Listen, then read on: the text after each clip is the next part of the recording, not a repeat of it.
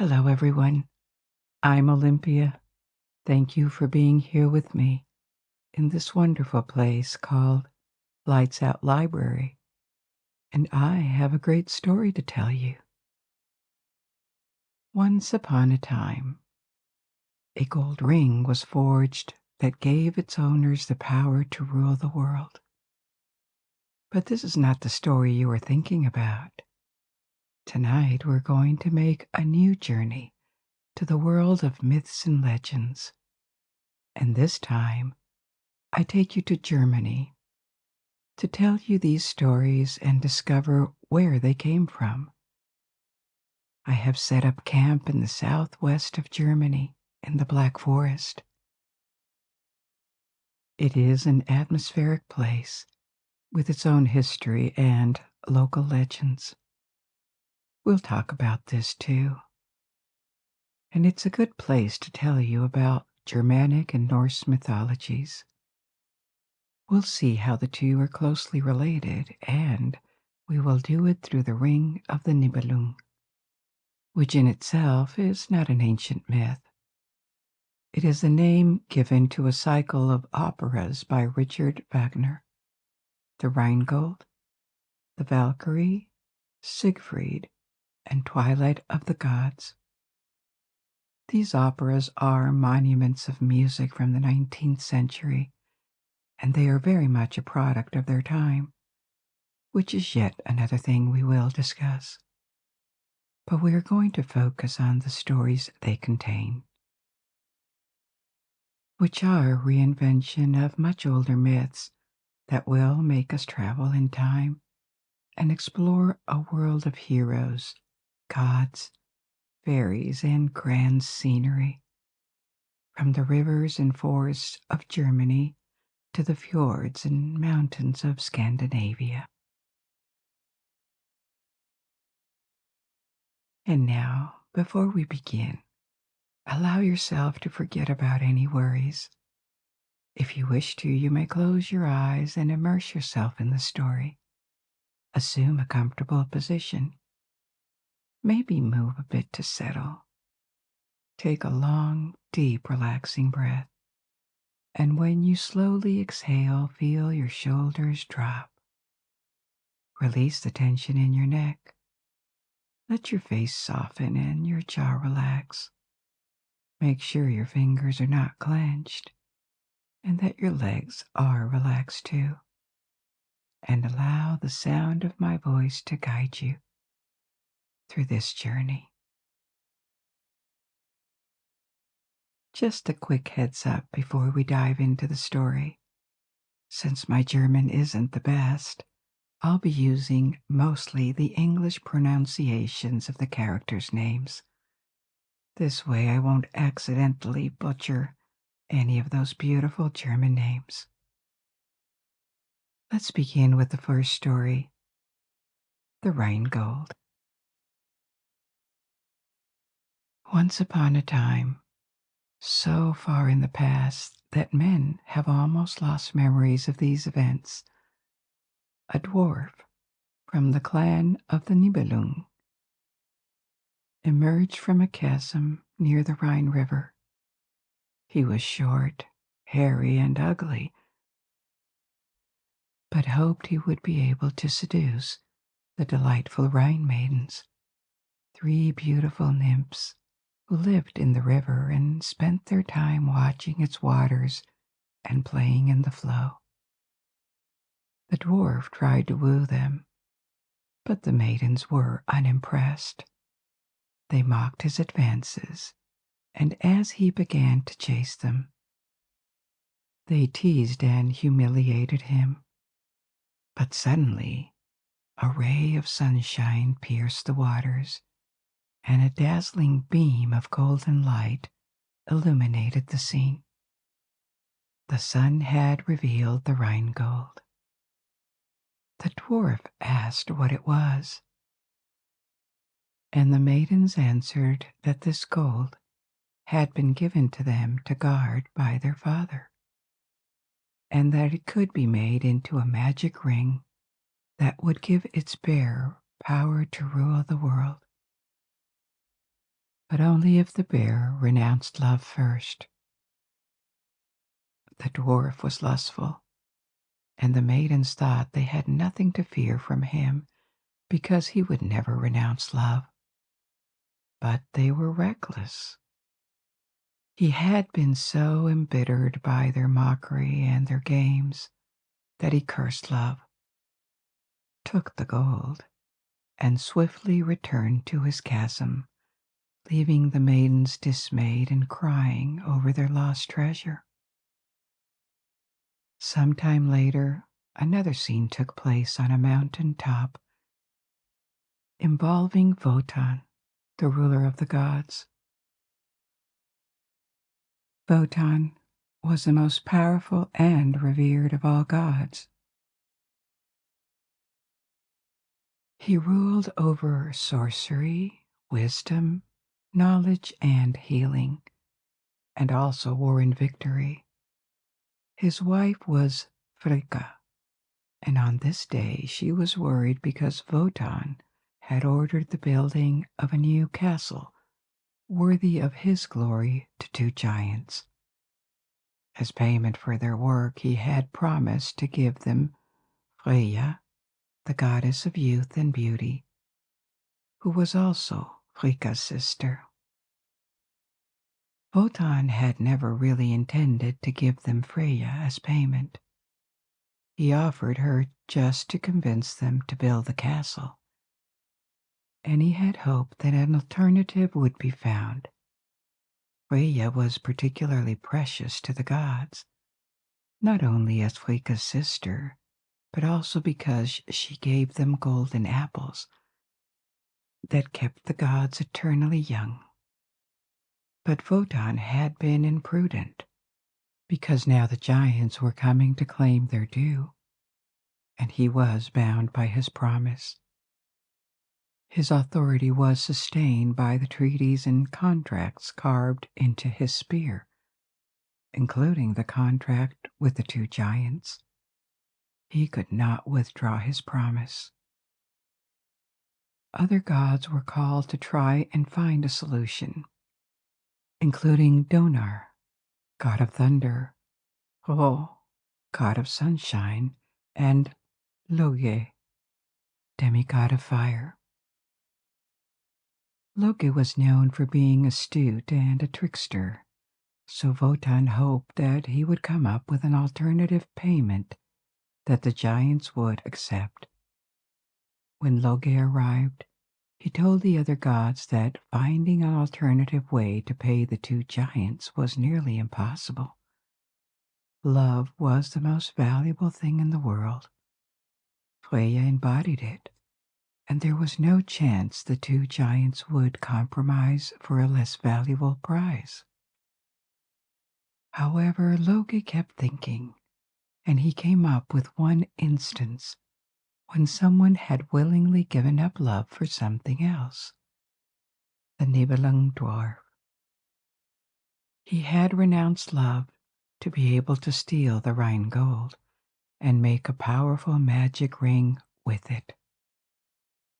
The giants were becoming impatient and asked for Freya to be delivered immediately. Wotan had to accept for now, but he offered to exchange Freya later against the Nibelung's gold. The giants agreed, but took Freya with them as a hostage, and they gave the gods only the rest of the day to bring the ring. Otherwise, they would keep Freya forever. Then they left, and immediately the gods began to age and weaken. Without waiting further, Wotan resolved to travel to the dwarf kingdom with Loge, whose intelligence and gifts might be useful to recover the gold. The Nibelung dwarf lived in Nibelheim, an underground kingdom. With the power of the ring, he had enslaved all the other Nibelung dwarfs, and he terrorized them. He had even increased his powers by forcing his brother to create a magic helmet for him. The helmet could make him invisible or change his form, and he used his power of invisibility to surprise and torment his subjects. The dwarf had always had a cruel and greedy nature, but the power given by the ring and now this helmet had made him even worse. Wotan and Loki met him, and he bragged about his powers and his plans to conquer the world using the power of the ring. However, power had not made him smarter, and Loki took advantage of this.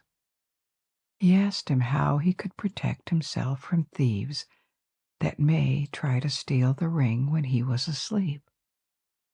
The dwarf replied that his helmet would hide him, and also that he could turn into any creature. Loki pretended to have doubts and requested a demonstration. Flattered to be able to show off his powers to the gods, the dwarf turned into a giant snake. Loki acted impressed but asked if he could also reduce his size, which could be useful for hiding. The dwarf transformed into a toad to demonstrate that he could.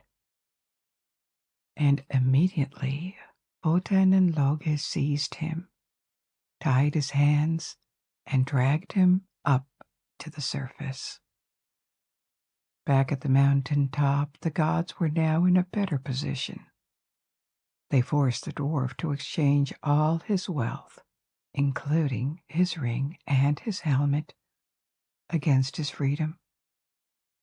They forced him to summon the other dwarfs, the Nibelungs, to bring up the hoard of gold, and they also took away the helmet and the ring from him. The dwarf was so crushed by his loss that he laid a curse on the ring until it should return to him. Whoever would possess it would live in anxiety of losing it and would eventually be robbed or killed. Wotan had now gathered the ransom, and when the giants returned with Freyja, he hoped he could give them only the gold and keep the magic helmet and the magic ring to increase his own powers. But the giants insisted they wanted everything. Wotan let go of the helmet first, but was not willing to cede the ring. As the negotiations were about to break, and the giants were preparing to leave with Freyja, the earth goddess, Erda, the mother of Donnerg and occasional lover of Wotan, appeared. She urged him to give up the cursed ring, warning him of impending doom if he didn't. Wotan was troubled, but finally surrendered. He agreed to give the ring. The two giants took possession of it and immediately began dividing the treasure between them. But the curse was already working. They began to argue over the gold and started a fight in which one of them died. Wotan was horrified when he saw this. The curse had terrible power and would continue to fall on the ring bearers until the end of times, or until the ring was returned to its creator. Peace had now returned, and Wotan took possession of his castle that he named Valhalla. Ho, the god of sunshine, created a rainbow bridge that stretched to the gate of the castle, and Wotan led all the gods across the bridge to the castle, all except Loge, who stayed outside and ruminated about how treacherous and reckless the gods had been. They had stolen, lied, and deceived to satisfy their appetite for wealth and power, leaving the Rhine maidens dismayed, who would never see their gold again. the dwarf, and the giants. There would be other episodes, and no one would live happily ever after. So this was the story of the Rheingold, the first of the 4 operas that constitute the Ring of the Nibelung by Wagner. I will tell you the 3 other stories further down the road. We will come back to the operas later. But first, let's take a look at the names of the characters. I use their German names, but they are far more famous under their Norse names. Wotan is Odin, his wife Frigga is Frigg, Freya is Freya, Donar, the son of Wotan and the god of thunder, is Thor. Thor, the god of sunshine, is Freyr, and Loge is Loki. It is not just that Wagner borrowed Norse gods for this story. Germanic and Norse mythologies are closely related, and they share a broadly similar pantheon and set of beliefs because they have a common origin. And Norse mythology is, in fact, a branch of Germanic mythology. Let's go back in time to understand where Germanic peoples come from. Because the way they had expanded and assimilated others, or had been assimilated, sometimes can be confusing. Germanic peoples are a group that is at the same time ethnic and linguistic. They are part of these Indo-European peoples, the Celts, the ancient Greeks, or the Romans. They migrated during the Neolithic from the east, and in their case, they settled in what is now the south of Scandinavia, in Denmark, the south of Sweden, and the south of Norway. They left archaeological remains dated from several thousands of years in this area, unified probably not politically, but by culture and similar languages. They didn't leave written documents that we know of from this period, and one characteristic of their culture is that they entered the Bronze Age relatively late, probably because the raw materials necessary to produce bronze were not available where they lived. What we call bronze is an alloy. It can be of different types, but it required copper, and there was no copper mining in the region at the time. So the production of bronze only started in the 2nd millennium BC, when Scandinavia became commercially connected by trade routes to the rest of Europe. During this period, which has imprecise dates roughly from 1800 BC to 500 BC, it seems more differentiation appeared between some of these Germanic tribes, and when the Iron Age began around 500 BC, several tribes crossed the Baltic Sea and expanded south of Denmark. In these new lands, they encountered Celtic peoples that were assimilated or repelled to the west towards France, Great Britain, Spain, or the north of Italy. The expansion was slower over several centuries, and it is more of a migration than a conquest. And as the Germanic peoples were approaching other cultural areas, their presence began to be acknowledged by civilizations that left written traces about them. The ancient Greeks knew that they lived in the Danube and Rhine regions, but they didn't differentiate them clearly from the Celts, and actually they referred to all of them as the Gauls, which for the Romans, who were closer and better informed, was a more specific term for the Celtic inhabitants of roughly modern France and Belgium. Rome and Germanic peoples finally clashed around the beginning of our era. The Romans distinguished between several peoples on their northern frontiers. West to east, they were the Gauls, then Germanic peoples living in their homeland that the Romans called Germania, between the Rhine and the Vistula rivers, and even further east, another people, the Sarmatians. But the thing that can be confusing is that to the Romans, Germania was a region, and the Germans its inhabitants. It doesn't exactly reflect the concept of Germanic peoples, which is based primarily on a culture and a language. In fact, Germanic peoples live beyond the limits of Germania in Scandinavia and around the Baltic Sea. For a long time, this Roman vision shaped the perception of this Germanic area until archaeology and the study of linguistics and the understanding of their origins extended the list of Germanic peoples. For example, to the Vikings in Scandinavia, or the Goths, who lived further east in what is now Ukraine and Romania.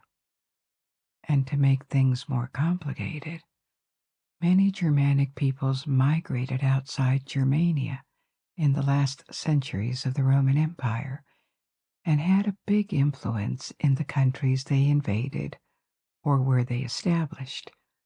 For example, the Angles and the Saxons in England or the Franks in France. Also, this Roman vision, and closer to us, the work of historians in the 19th century, may give us a false image of Germanic peoples. The Roman vision was incomplete because they had very little knowledge of what existed north of Germania in Scandinavia and east of it in Eastern Europe. Then, in the 19th century, in European nations, in order to consolidate the sense of nationhood, many historians and scholars elaborated a natural history that required ancestors and a narrative, a glorious one if possible. This is the moment when specific periods were chosen to start a national history. Italy had the Romans, France or the UK had the Celts, and Germany had the Germanic peoples. These national histories are not untrue technically, in the sense that yes, these peoples are some of the ancestors of modern inhabitants, and they occupied the land that they consider to be theirs. And they left a lot of cultural heritage, including monuments and parts of modern languages. But they are also a choice, because there had been inhabitants in these countries long before the Celts, or the Romans, or the Greeks, and other migration waves also arrived after. But to take the example of England and France, the pre-Celtic period was almost unknown at the time, and the post-Celtic period with Romans and Germanic invasions was not ancient enough, and also probably not glorious enough. You don't want to acknowledge that your national history begins with foreigners arriving.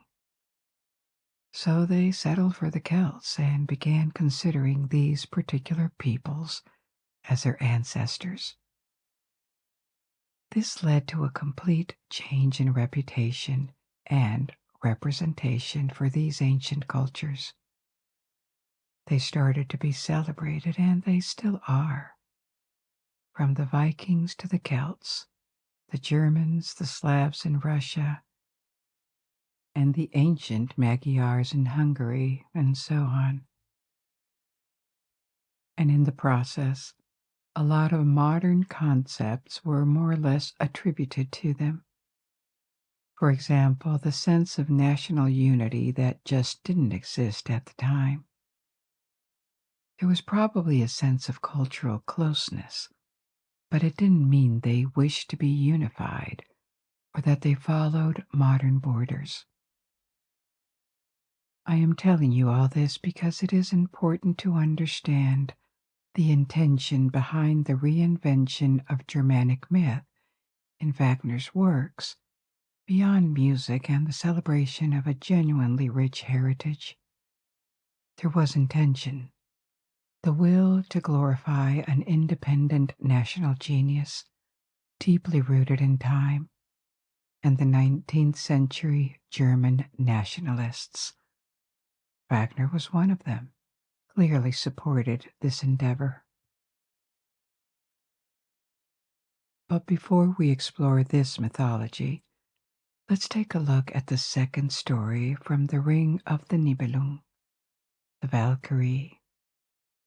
After the last episode's scenes, the gods entered the forest of Valhalla. Wotan had visited his lover, goddess Erda, the mother of Donar, Thor, and he had 9 more daughters with her called the Valkyries. Valkyries had been tasked to recover heroes who had fallen in battle and bring them to Valhalla, where they would protect the fortress in case it was attacked, especially if one day the Nibelung dwarf recovered his ring. Wotan had also wandered the earth, and he had fathered 2 other children with a mortal woman, twins, a boy called Sigmund and a girl called Sieglinde. The twins had grown separately, and they were aware of each other. They had lived together with their mother in a forest for a few years. But one day Sigmund had returned and found their home burned down, his mother killed, he never knew by whom, and his sister gone. He was a child at the time, and since then he had had no family. Wotan's hope in fathering Sigmund was to have a free hero, unlimited by the gods' treaties and contracts. This free hero would be able to do things for him, for example, recover the magic ring that the surviving giant had kept. This giant had become obsessed and anxious about protecting the ring as the curse dictated, and he had taken the form of a dragon to watch the gold and the ring in the depths of a cave in the forest. One day, Sigmund, Wotan's twin son, was chased by enemies in a forest. He was wounded and unarmed. A terrible storm was raging, and he needed a place to hide. He found a large dwelling built around a tree in the heart of the forest and entered to hide inside. He collapsed with exhaustion, but shortly after his entrance, his sister, Sieglinde, arrived. The twins had not seen each other for so long that they didn't realize they were family. They remained unaware that they were siblings. Sieglinde told him that he could stay and rest, but her husband, Hunding, would return soon. As hours passed, the two looked at each other with growing interest and emotion. They began to develop an attraction that should not have existed between siblings. Sigmund told her how he was followed by misfortune, and Sieglinde revealed she had a miserable life too. She had been forced into this marriage with Hunding, and a strange event had happened during the wedding. An old man had appeared and plunged a sword into the trunk of the tree around which the dwelling was built. Neither Hunding nor any of his companions had been able to remove the sword, and since then Singlinde was longing for the hero who would be able to draw the sword and save her. Sieglinde's husband, Hunding, finally returned, and seeing Siegmund, he revealed that he was one of his pursuers. He allowed him to stay for now, but the two would have to fight in the morning. Sieglinde drugged her husband's drink to give Siegmund a chance to escape, but instead, as Hunding was now sleeping, the hero expressed his love for her, and she reciprocated. He then drew the sword from the tree, becoming the first man to be able to do it. This was a powerful magical sword that he named Notung, and he declared that he would now be Singlinde's protector. As they continued to exchange kisses and tell their lives, the two realized that they were twins, but their attraction was too strong to resist, and at the risk of defying the laws of nature, they swore eternal love. These events had not gone unnoticed by the gods. Wotan was watching Sigmund, who he hoped would be the free hero he needed to accomplish the tasks that his own promises and contracts forbade him to accomplish personally. So he called his favorite Valkyrie daughter, Brunhild, and instructed her to protect Sigmund in his battle with Sieglinde's husband, Hunding. But as he was giving his instructions, his wife, Frigga, arrived. She was a goddess of family and moral values, and was displeased by what was happening. She argued that Sigmund and Sieglinde had to be punished for their incest and adultery. She also criticized Wotan for trying to use Sigmund as a pawn who would act in his place, arguing that it was hypocritical of him and equivalent to breaking his promise. Wotan was taken aback by her arguments and defeated, so he reluctantly agreed to change his orders to Brunhilde, the Valkyrie, and ordered her to give the victory to Hunding, Sieglinde's husband, and take Sigmund to Valhalla, where fallen heroes were gathered. At dawn, Brunhilde arrived on the field where the two men were going to fight, and told Sigmund his death was impending because the gods had decided already, but that she would take him to Valhalla. Sigmund refused to follow her once he would be dead, and Sieglinde desperately pleaded their case. Brunhilde had a good heart under her appearance of a fierce warrior, and she was moved by their story and genuine love. After hesitating, she decided to defy Wotan's orders and grant victory to Sigmund. The fight began, and with Brunhilde's powers helping him, Sigmund quickly overpowered Hunding. But as he was going to kill his opponent, Wotan suddenly appeared. The ruler of gods had kept watching what happened and seen with great displeasure that his own Valkyrie daughter was disobeying his orders. With his spear, he shattered Sigmund's sword, Nothung, and the fight was reversed. Hunding stabbed Sigmund and the hero died. In anger, Wotan also struck Hunding, leaving the fight without a victor. afraid of Wotan's wrath, but decided to not abandon Sieglind, Brunhilde picked up the fragments of the sword and fled the scene on horseback with the surviving twin. Brunhilde called her sisters, the other Valkyries, to gather on the mountain top where she could beg them for help. But the other Valkyries were too afraid of Wotan to defy him. Desperate with the death of Siegmund, Sieglinde cried and declared that she no longer wanted to live. But Brunhilde revealed to her that she was now pregnant and urged her to stay alive for her child's sake.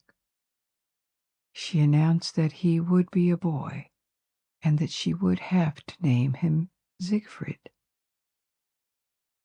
Then she gave her the fragments of the sword and instructed her to flee as far as possible.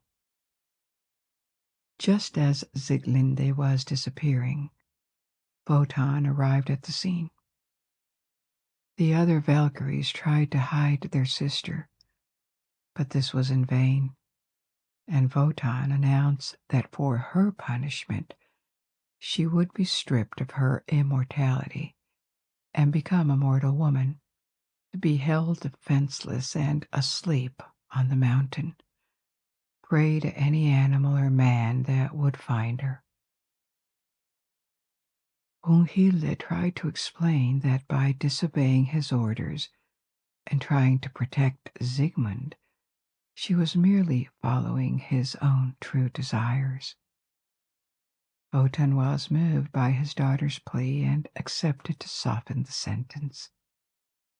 She would be held on the mountain, but surrounded by a circle of eternal fire that would protect her from all but the bravest of heroes.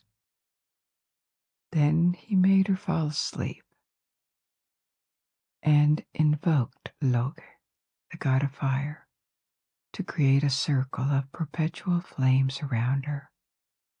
And finally he slowly departed, abandoning to her tragic fate the fallen Valkyrie, doomed by her own humanity. Much more will happen, but for now let's take a look at the sources of these stories and characters. I told you earlier that Germanic peoples had origins in the south of Scandinavia. And as you can imagine, this is why Norse and Germanic mythologies are related. Norse mythology is considered a branch because with the expansion of Germanic peoples in Europe, reaching Central and Eastern Europe, the north of Scandinavia, and various islands, including Iceland, divergence happened, and it was reinforced with Christianization that reached Scandinavia much later. So Norse mythology was kept alive for centuries more. It became associated with the Vikings, and there are a lot of Germanic myths and gods that are pretty well known in popular culture, but under their Norse version. Now, the stories I am telling you tonight are not really mythology. They are a reinvention from the 19th century. A good comparison would be recent movies based on Greek mythology that are entertaining, maybe, but not really considered works of art like Clash of the Titans or Wrath of the Titans. Wagner used characters, situations, anecdotes, and places, but they are completely rearranged in a way that doesn't really follow ancient mythology literature.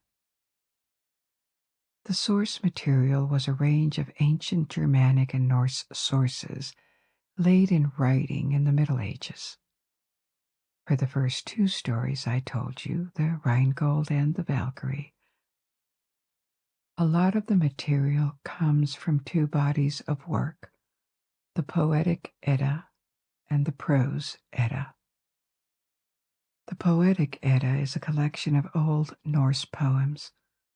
They are anonymous, and they tell about fragments of Norse mythology in a way that can be compared with epic poems from ancient Greece. The Prose Edda is a work of literature written in the 13th century in Iceland by a historian and scholar called Snorri Sturluson. This document is our primary source of knowledge about Norse mythology, which makes it invaluable, but it only dates from the Middle Ages. And the myths it refers to, the gods, the cosmology, all of this took shape thousands of years earlier. This means that our knowledge of what ancient Germanic tribes really believed in is uncertain. Probably that the myths evolved and formed over centuries. Some parts were added, others were forgotten. Only one version of them, a late one, is available to us. Even though there are sources, our knowledge of ancient Germanic myths is not documented over time like it is to an extent for ancient Egypt, China, or Greece. But there are more sources to Wagner's works. It is also based on fragments of Germanic medieval literature, and one major work in particular, written in Bavaria at the beginning of the 13th century.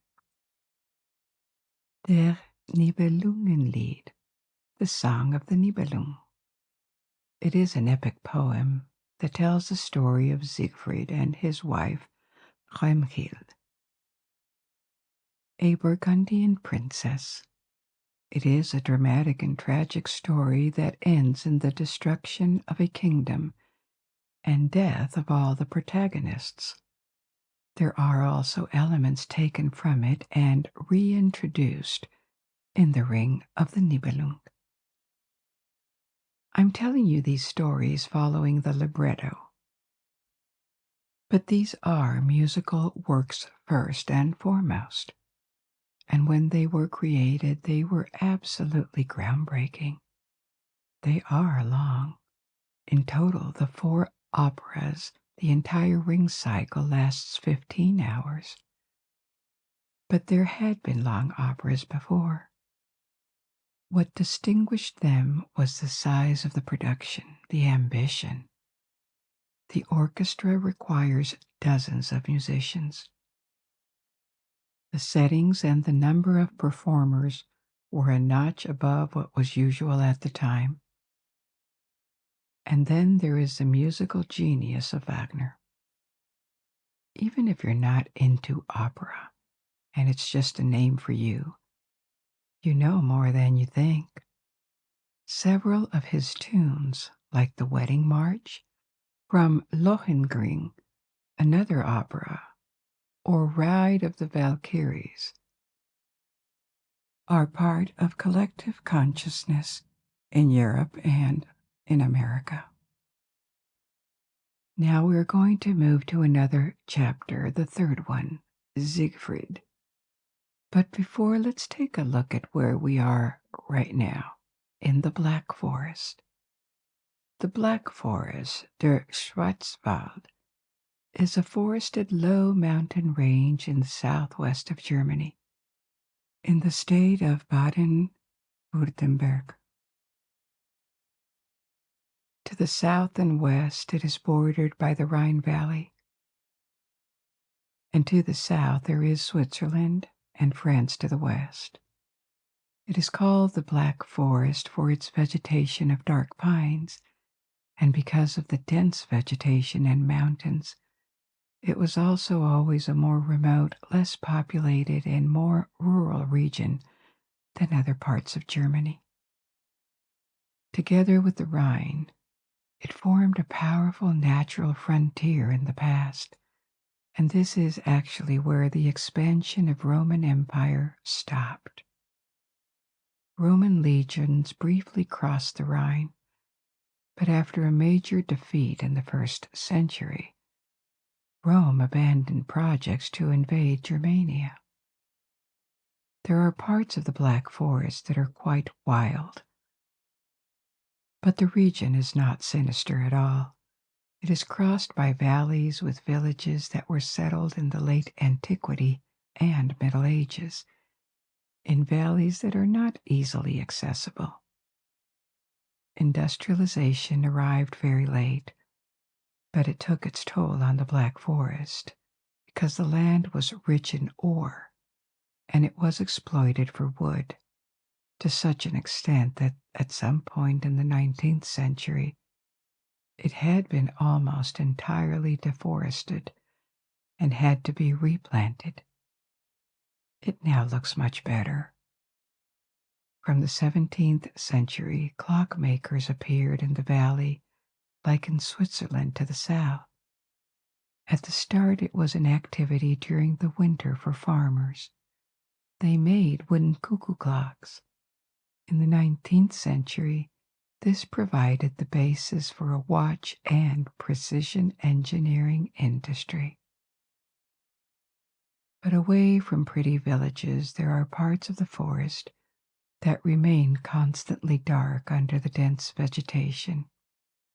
And there's a number of legends surrounding these almost impenetrable areas where wolves, fairies, and ghosts dwell. The brothers Grimm lived near the Black Forest in their childhood, and the forest inspired some of their best known tales, like Snow White and Hansel and Gretel.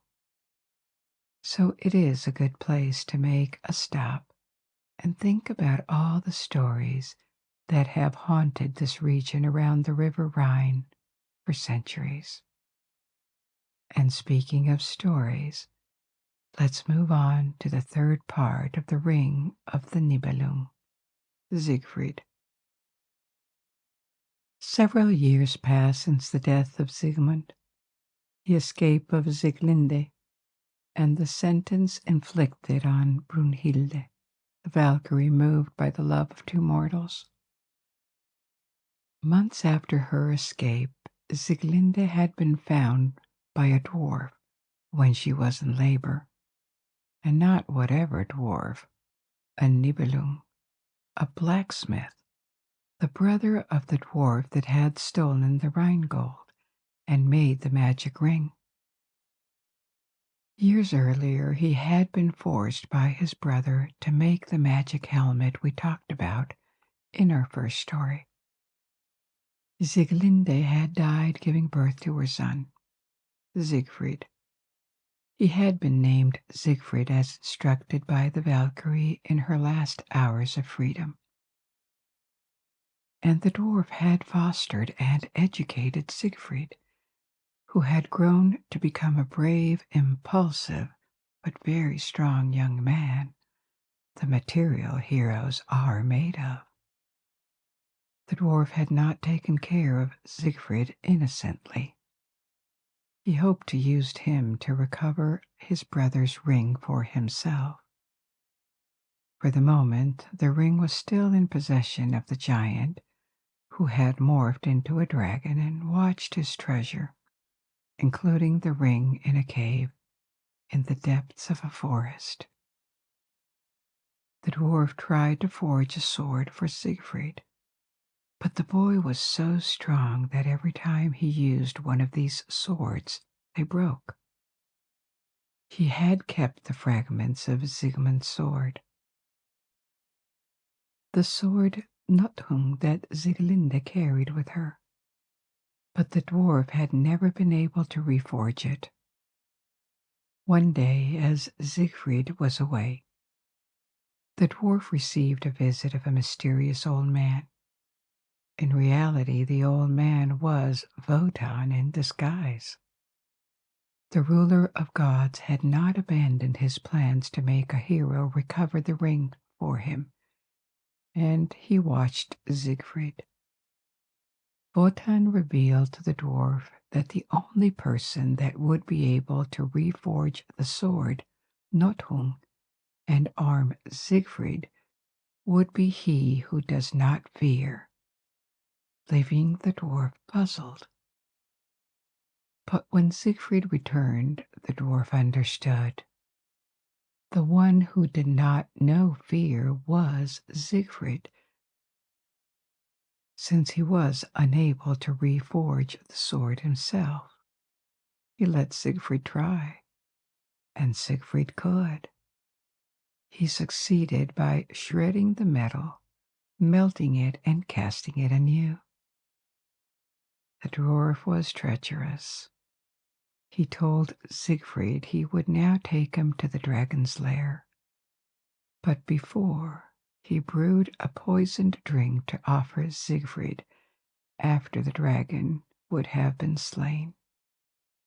He planned to kill his protege once he would have slain the dragon and keep the treasure and ring for himself. The two departed to the dragon's lair. The entrance of the dragon's cave was deep into the forest, and the dragon was sleeping inside, ready to wake up any time an intruder would approach. At daybreak, the two arrived, but they were not alone. Wotan, in disguise as an old man, was also near the entrance, staying hidden, and so was the Nibelung dwarf from the Rheingold story, who never accepted the loss of his ring and now lived near the cave's entrance, waiting for the moment when he would be able to recover his treasures. He hid too when his brother and Siegfried arrived. Siegfried entered the cave and woke up the dragon. The dragon was strong, and no mere human could have ever vanquished it. But Siegfried was the grandson of Wotan. He was armed with the sword Nibelung, and he was so fast and agile that the dragon could not hit him. He finally managed to stab the monster in the heart with his sword, and the dragon agonized. But when Siegfried withdrew his sword from the dragon's heart, his hands were burned by the dragon's blood. He put his finger in his mouth to taste the blood, and this gave him the power to understand the language of animals and read the thoughts of living creatures. When Siegfried exited the cave carrying the ring and the magic helmet, the dwarf, the foster parent, proceeded with the next phase of his plan and offered him the poisoned drink. But Siegfried could now read the treacherous thoughts, and he understood the dwarf was trying to get rid of him. He stabbed the dwarf. Siegfried could now understand the language of birds too, and he heard a wood bird sing to him about a woman sleeping on a rock surrounded by fire. He followed the bird. He arrived where Brunhilde the Valkyrie had been sleeping since before his birth. The fire circle was terrifying, but Siegfried ignored fear, and he crossed it. Brunhilde was the first woman he had ever seen, which at first made him afraid for the first time in his life. But he resolved to kiss her, which woke her up from her magical sleep. As the two stared into each other's eyes, they felt an irrepressible love mounting from the deepest of their souls and bodies. This was the third part of the ring, Siegfried. But stay alert, because the last part is beginning. The end is approaching. It is now time for Côte de Meron, Twilight of the Gods. Siegfried and Brunhilde were still on a mountain top, surrounded by magic fire. The flame of their new love was intact. But Brunhilde knew she couldn't keep the hero and had to send him off to new adventures. Little did she know that sending him away would start a tragic chain of events with incalculable consequences for them, the gods, and the entire world. She urged him to keep their love in mind and come back later, and gave him her shield and her horse as a pledge of fidelity. Siegfried gave her the ring, the most powerful artifact in the world that had already caused so many deaths since it had been forged by the Nibelung dwarf. Siegfried started a new journey and took the direction of the river Rhine. News of Siegfried's exploits and Brunhilde's awakening had reached regions nearby, and by the Rhine there was a town and a castle owned by the Gibelungs, a noble dynasty. The lord was Gunther.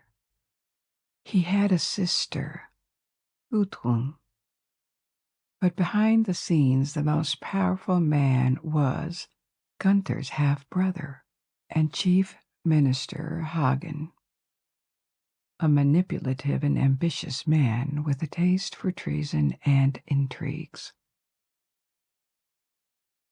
Gunther, the lord, and his sister Gudrun were still single. Hagen had heard that Siegfried would soon arrive at the hall of the Gibelungs, and he suggested a plan.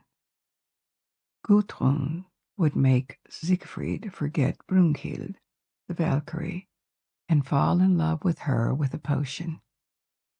He would be a perfect husband. And once Siegfried would have forgotten his past, he could win Brunhilde for Gunther. Gudrun and Gunther agreed enthusiastically to the plan, but Hagen was manipulating them. His real plan was to put his hands on the ring and use its power. Soon Siegfried arrived, and Gunther extended his hospitality to the hero, who was unaware of the Gibelungs' real intentions. The power to read thoughts given by the dragon's blood had already vanished. Gudrun offered him the love potion as a drink, and Siegfried toasted to his love for Brunhilde for the last time. The potion worked. Siegfried immediately lost his memory of the Valkyrie and fell in love with Gudrun instead. In his drugged state, he offered to win a wife for Gunther, who told him about Brunhilde and the magic circle of fire that only a fearless hero could cross.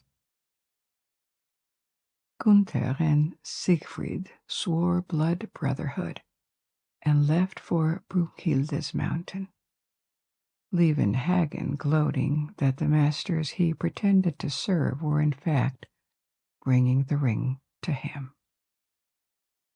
Siegfried arrived at the fire circle, and using the power of the magic helmet, he took the appearance of Gunther to cross it. Then he claimed Brunhilde as his wife.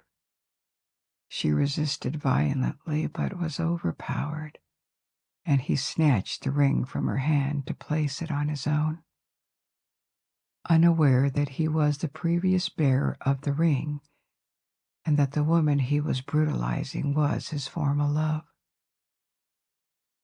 Brunhilde was taken by force to the hall of the Gibelungs, and all their vassals were called for the wedding with Gunther.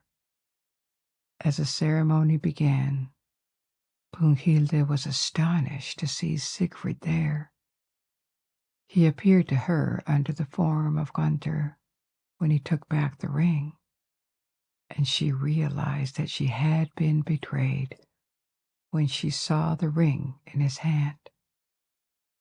In front of Gunther's vassals, she accused Siegfried of having seduced her himself before and having betrayed his promises. Siegfried swore this was untrue sincerely, as he had no memory of all this. The wedding took place, but as the guests were attending the party, Gunther, Brunhilde, and Hagen stayed apart. Hagen suggested Siegfried should be killed because Gunther had been humiliated at his own wedding, and the Lord agreed. So did Brunhilde. Heartbroken by what she believed to be the treason of her only true love, she told them that Siegfried could be vulnerable to a stab in the back, and the conspirators decided to lure Siegfried on a hunting trip and murder him. A few days later, the hunt took place. At one point, Siegfried stayed away from the hunting party and went to the bank of the Rhine. There he met the 3 Rhine maidens, who were still mourning the loss of the Rhine gold, and the nymphs urged him to return the ring to avoid its curse, but he refused and rejoined the hunters, sealing his fate.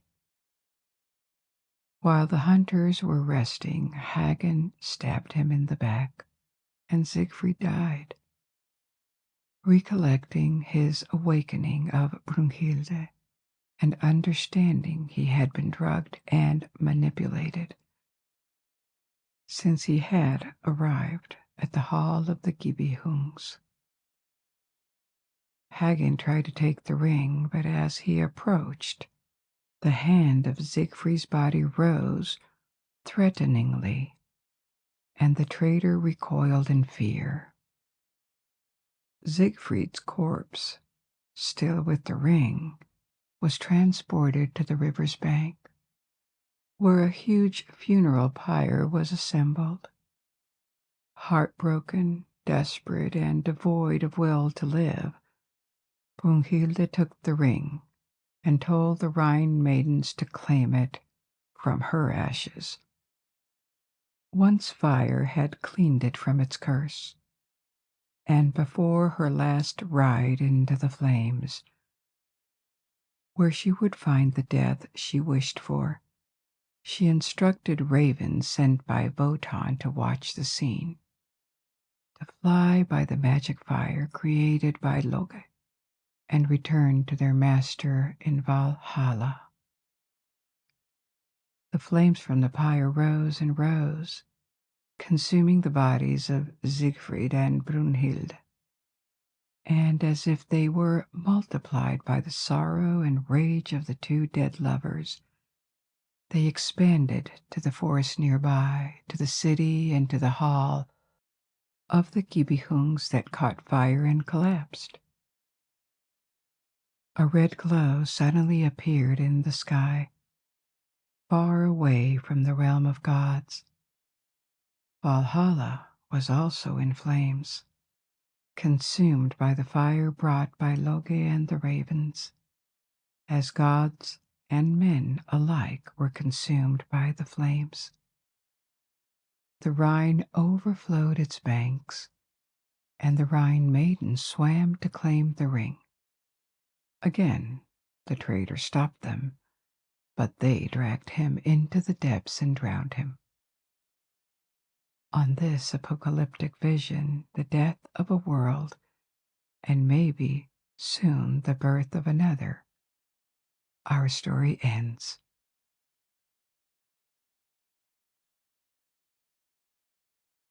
Tonight, we are in a forest in the south of Mexico, in Yucatan, surrounded by lush vegetation, flowers, and the soft sound of water drops falling from the leaves. We have a lot of stories and history to explore. So please, make yourself comfortable and let your imagination travel with me Travel above the desert, the mountains, the shores, and the jungles of Central America and Mexico.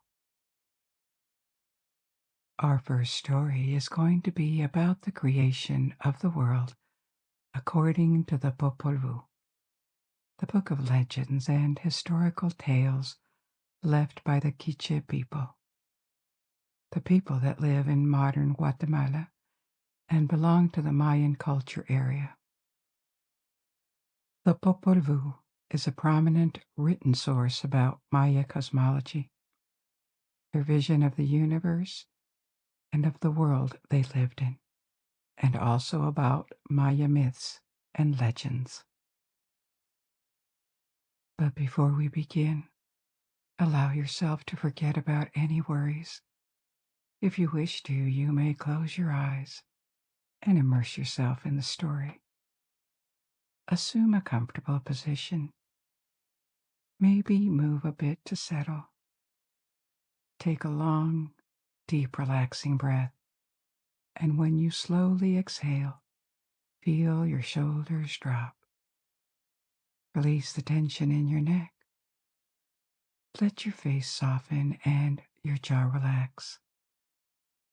Make sure your fingers are not clenched and that your legs are relaxed too. And allow the sound of my voice to guide you through this journey.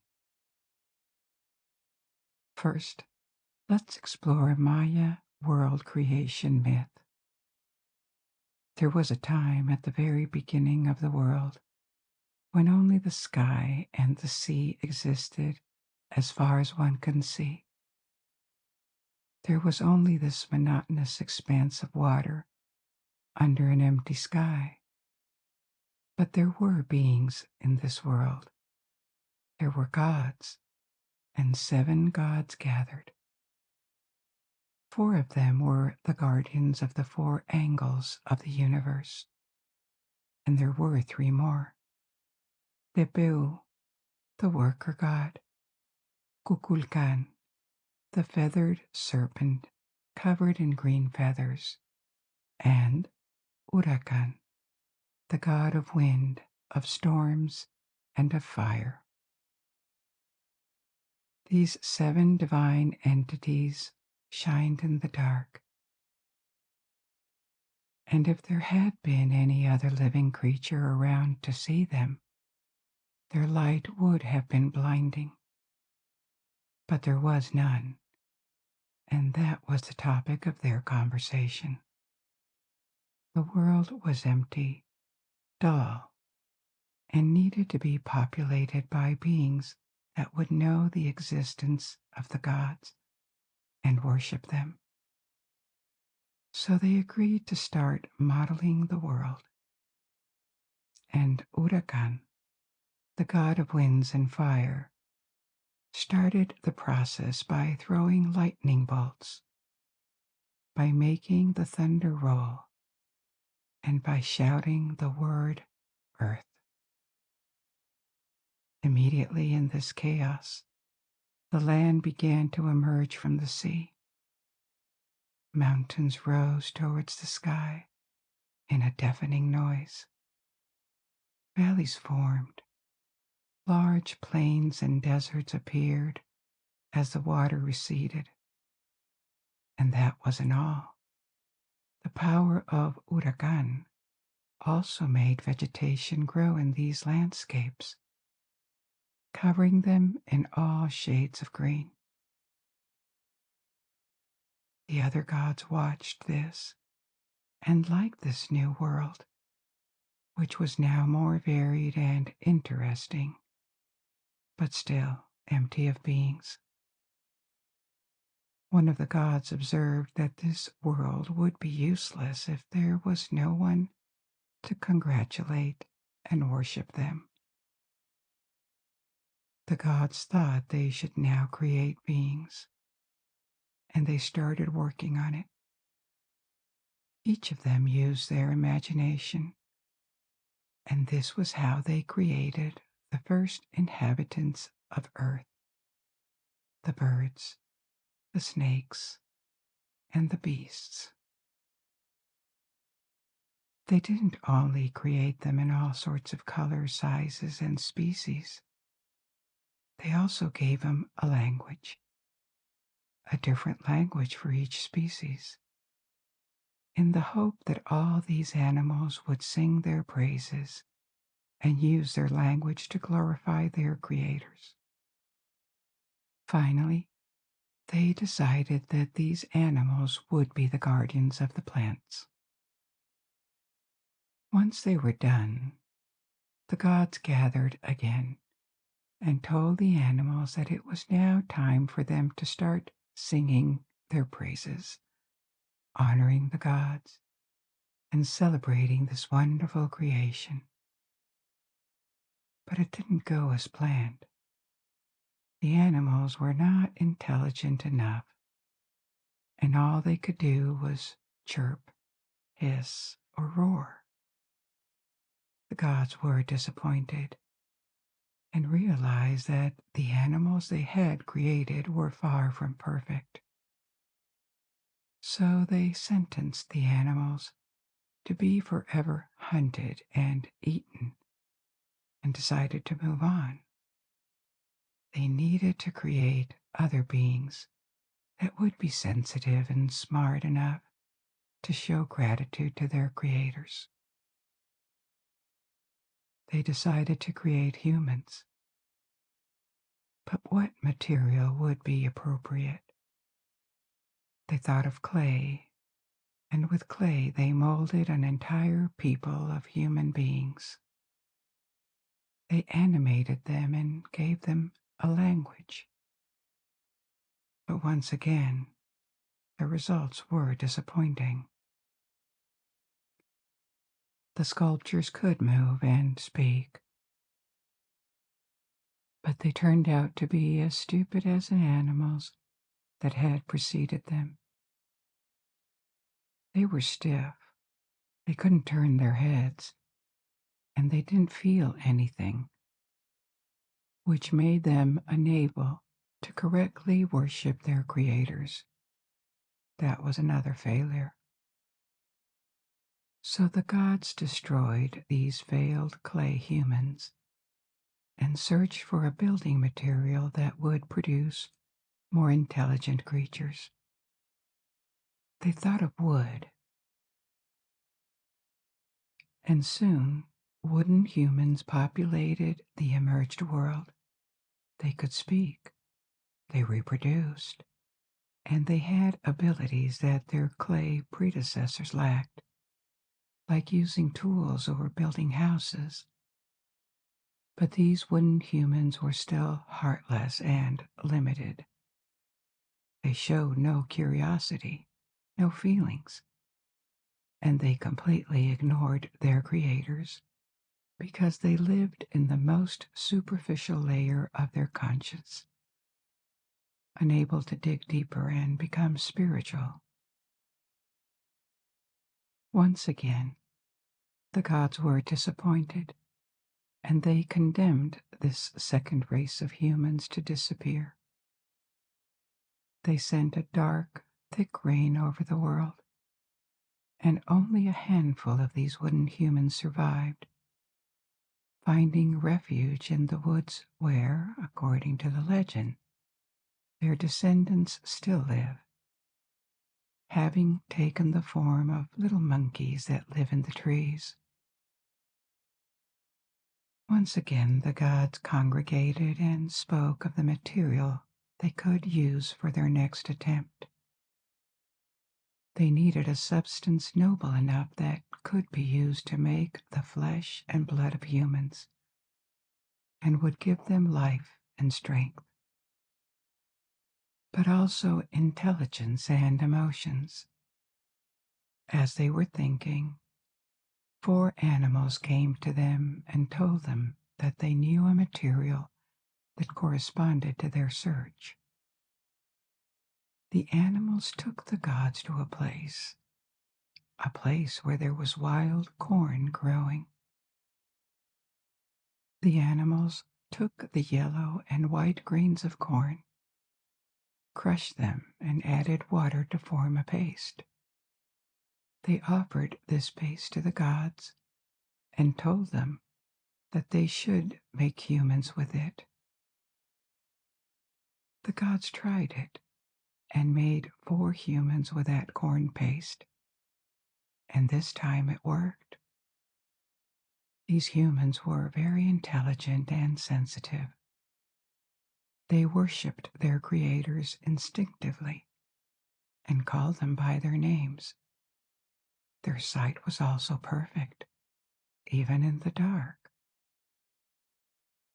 They could see so far away that they saw the limits of the universe and could not only see, but understand the true nature of the cosmos. And they were so smart that they quickly became as knowledgeable and capable as the gods. This was starting to become worrisome for the gods. Maybe these humans were a bit too perfect. So the gods decided to limit their powers. They obscured their sight. The 4 men could no longer see the whole universe. Instead, they were now limited to their immediate surroundings. And with the loss of this perception, the loss of the understanding of the nature, the dimensions, and the limits of the world, the men lost most of their wisdom and intelligence. Sentenced as they were to live in a world they could not really comprehend, lost in a partial vision that would make them develop ill-informed prejudices and desperately search for a meaning that they were now unable to grasp. Still, some of their intelligence and sensitivity remained, and the gods were satisfied. As the night came, they formed the 4 women with the same corn paste, also blinding them to the true reality of the universe. And when the men woke up in the morning, they found their new companions, the 8 ancestors, 4 men and 4 women of the Quiche people were born, and they would multiply until one day their descendants would retell this story in the Popol Vuh. As always, in world creation myths, this one provides an explanation for the origin of the world and of humans, with some aspects that remind us of other creation narratives. For example, forming humans with clay or food, the creation of humans happening at the end after the creation of animals, the appearance of land in a world where there was only sea at the beginning, and the creation of women on the model of men once men had been validated. These are elements that appear in different creation narratives from around the world, including the Bible. And as always, the story provides explanations about the place of humans in the world, typically as the last and favorite creation of God or gods, and also the most complicated one, with its flaws and abilities that distinguish us from the animal kingdom. Now, there is not one Mesoamerican mythology, far from that, with its different cultures and thousands of years of independent cultural development before the arrival of Europeans. Mesoamerica, which corresponds to the southern half of Mexico and several countries of Central America, had a wealth of cultures that rose and sometimes fell long before the end of the pre-Columbian period. The most famous are the Olmecs, the Toltecs, the Maya, and the Aztecs. But there were more, and they had big differences, yet they were in contact. They showed similar levels of technical development and shared many cultural traits. Their aesthetics, their production of crafts, and their works of art, their societies, their vision of the world, their beliefs, and their myths were at the same time different but connected. It is a bit like the Fertile Crescent in the Middle East, another cradle of human civilization. Different cultures and ethnicities that were separate, but also sharing cultural traits that spread to the entire region and came back transformed as cultures and states rose and fell throughout many centuries.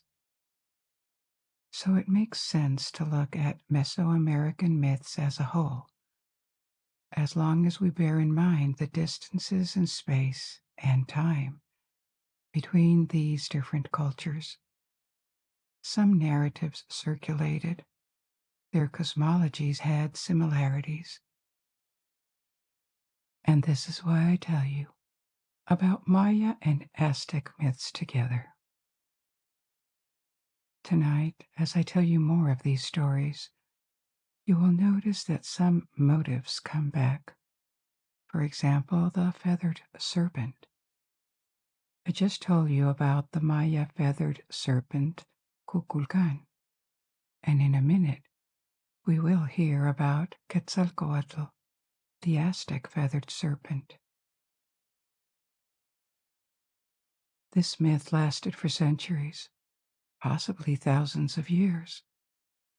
When the Aztecs rose in the northern part of Mesoamerica and central Mexico, the Maya had long passed their peak as powerful and wealthy city-states. Maya culture had survived the abandonment of these large Maya cities like Palenque, Chichen Itza, or Tikal. But politically and militarily, the Maya had declined so much that they could barely oppose the conquest by Spanish conquistadors when they arrived in the 16th century. This was the time when the Popol Vuh, this text about mythical tales, the history, cosmology, and the gods of the ancient Maya, was composed by the Quiche. These people that belong to the Maya cultural area. The story I just told you is not necessarily the only Maya creation history. It is just one that the Quiche happened to have and compiled in the Popol Vuh. But it is well possible that this is just one tradition, one version of the story, and maybe Maya mythology was way more diverse. We cannot know for sure because lots of writings were lost. They were lost before the Spanish arrived in the south of Mexico, because the Maya had declined centuries earlier, and also after, as the Maya population was converted to Christianity. Most Maya texts were destroyed because they were considered pagan. We do not know to what extent exactly, but part of their body of legends, and maybe historical texts too, were lost like this. So it is a bit like Norse mythology, which I have already told you about in past episodes. We know it through very few sources. In the case of the old Norse mythology stories, these sources are mainly the poetic and the prose Eddas. that are texts written in Iceland at the very end or even after the Old Norse period. And in the case of the Maya, there is the Popol Vuh and a few other texts written in the 16th century, at the time when pre-Columbian cultures of Mexico were being dramatically hit and changed forever by the Spanish conquest. So the Popol Vuh, like the Eddas written in Iceland, are like the late remains of dying worlds, which make them very precious culturally, but they may only contain the tip of an iceberg of narratives and beliefs that has entirely disappeared. So I told you about the diversity of civilizations that rose and fell in Mesoamerica. They were diverse, but also in contact. And a good way to illustrate this is to look at another, different creation myth. This time we're going to travel north to central Mexico, and I'm going to tell you about the myth of the 5 suns. The narratives of the Nahuas, one of the indigenous people of Mexico, to which the Toltecs, the Tlaxcaltecas, or the Mexica, the Aztecs belong. You will recognize specific details that were also part of the Maya myths, and the story goes like this. We think we live in the only world that ever was, but this is not true. We are in the 5th world to ever exist. Before our time, there were 4 different worlds, topped by 4 different suns. And the tumultuous story of these 5 worlds and their 5 suns goes as follows. The world began when the universe was only void, and from this void happened the greatest miracle ever.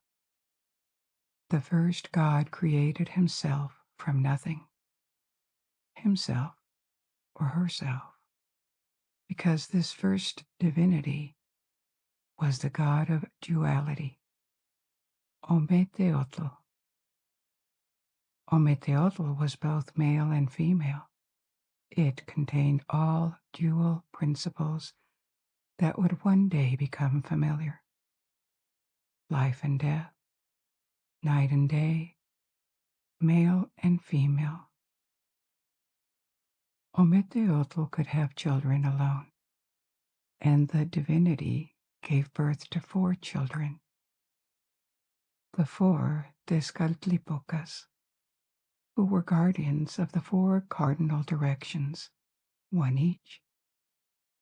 The guardian of the west was Quetzalcoatl, the white-feathered serpent, god of light, wind, and knowledge. Opposite to him, to the east, was Xipe Totec, the red god of gold, agriculture, and the seasons. The guardian of the southern corner was Huitzilopochtli, the blue god of the sun and war. Finally, to the north was Tezcatlipoca the Black. He was the god of judgment and magic. These 4 gods, these 4 brothers born from Ometeotl, created the world and space between them. And the center of this world was the city of Teotihuacan, meaning the birthplace of the gods. The 4 gods populated this world with other gods that they created, especially Tlaloc, the god of rain and fertility. On the land they had made emerge in the middle of the ocean, they put animals and a race of giants. This world needed light, and for this it needed a sun. one of them had to become a sun. Tezcatlipoca, the Black Guardian of the North, was chosen to fulfill this role. He transformed into a sun. But maybe because of his dark nature, Tezcatlipoca could only become a half-sun, and the world stayed quite dark. Still, life continued like this for a while.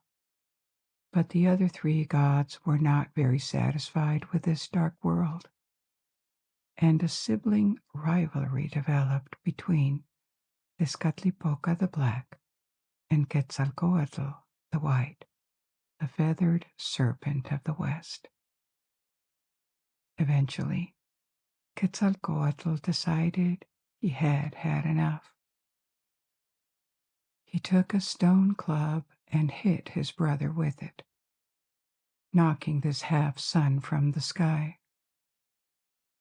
Tezcatlipoca was infuriated at having lost his place as the sun, and as revenge, he sent his jaguars to eat all the people of this world. It was only fair to him that if he could not be the sun, no one would live in this now completely dark world. Ravaged by the jaguars of Tezcatlipoca, this world died. And this is how the first world under the first sun disappeared. The time for a second sun had come. The gods created new humans who were smaller, of regular size, and they repopulated the world. Ravaged by the wrath of Tezcatlipoca the Black, now Quetzalcoatl the White, the feathered serpent of the West, served as the new sun, the second sun. Under him, a new civilization developed on Earth. But contrary to his expectations, this new breed of humans failed the gods. Instead of worshiping them and following their teachings, the men became greedy and corrupt.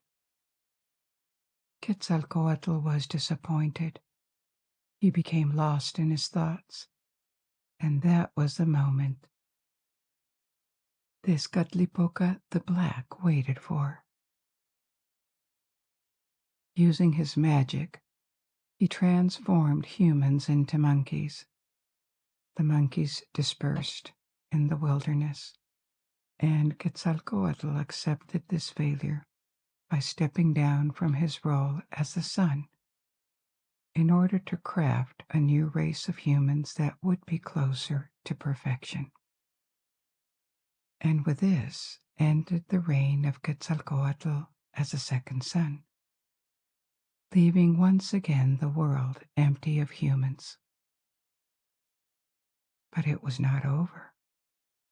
The gods had created new humans and repopulated the world with them. So a new sun, a third one, was now needed. Tlaloc, the god of rain created by the four brothers at the start of the universe, was chosen to be this new sun. But Tezcatlipoca, the Black Guardian of the North, had not been appeased yet, and was still furious for having been knocked off the sky in his role as the first sun. In retaliation, he captured Xochiquetzal, who Tlaloc was in love with, the goddess of beauty and fertility. Tlaloc became so consumed by her disappearance that he no longer fulfilled his role as god of the rain. Now turned into a sun, he warmed the earth, but without rain, a great drought began, and the people of the world went hungry and thirsty. They prayed desperately, but the god was too distracted, and the drought seemed it would last forever. Finally, Tlaloc had a fit of rage one day and sent a rain of fire upon the earth. What remained of vegetation and people was consumed, leaving only ashes in the emerged world. After that, Tlaloc abandoned his role as the sun and went into hiding, overwhelmed by grief. This was how the world was destroyed again, and the age of the third sun ended, leaving only a lifeless, barren land plunged into darkness. Still, the gods did not abandon their idea to create a world. They worked together to create a new earth, fertile again, and life reappeared on it after the devastation caused by Tlaloc. A new sun, the fourth one, was necessary, and this time the choice of the gods went to a goddess, Chalchiutlique, the goddess of water, the sea, and rivers. Chalchiutlique was renowned for her capacity to be tender and loving. She was popular among gods and people, and so she was believed to be a good choice, and indeed, a happy and harmonious period began on earth. Animals lived their lives and multiplied. Humans praised the gods and were generally happy under the warmth and light given by the fourth sun. And the gods finally felt proud of their creation. All the gods save one. Tezcatlipoca the Black was angry and resentful as ever, and couldn't stand to see a happy world under another sun than him. Full of venom, he approached Chalchiutlique and told her that she was not really sweet and loving, that it was just a facade to gain the people's praise. He said to her that deep down she was fake and selfish. Chalchiutlique was so crushed by these mean words that she started crying.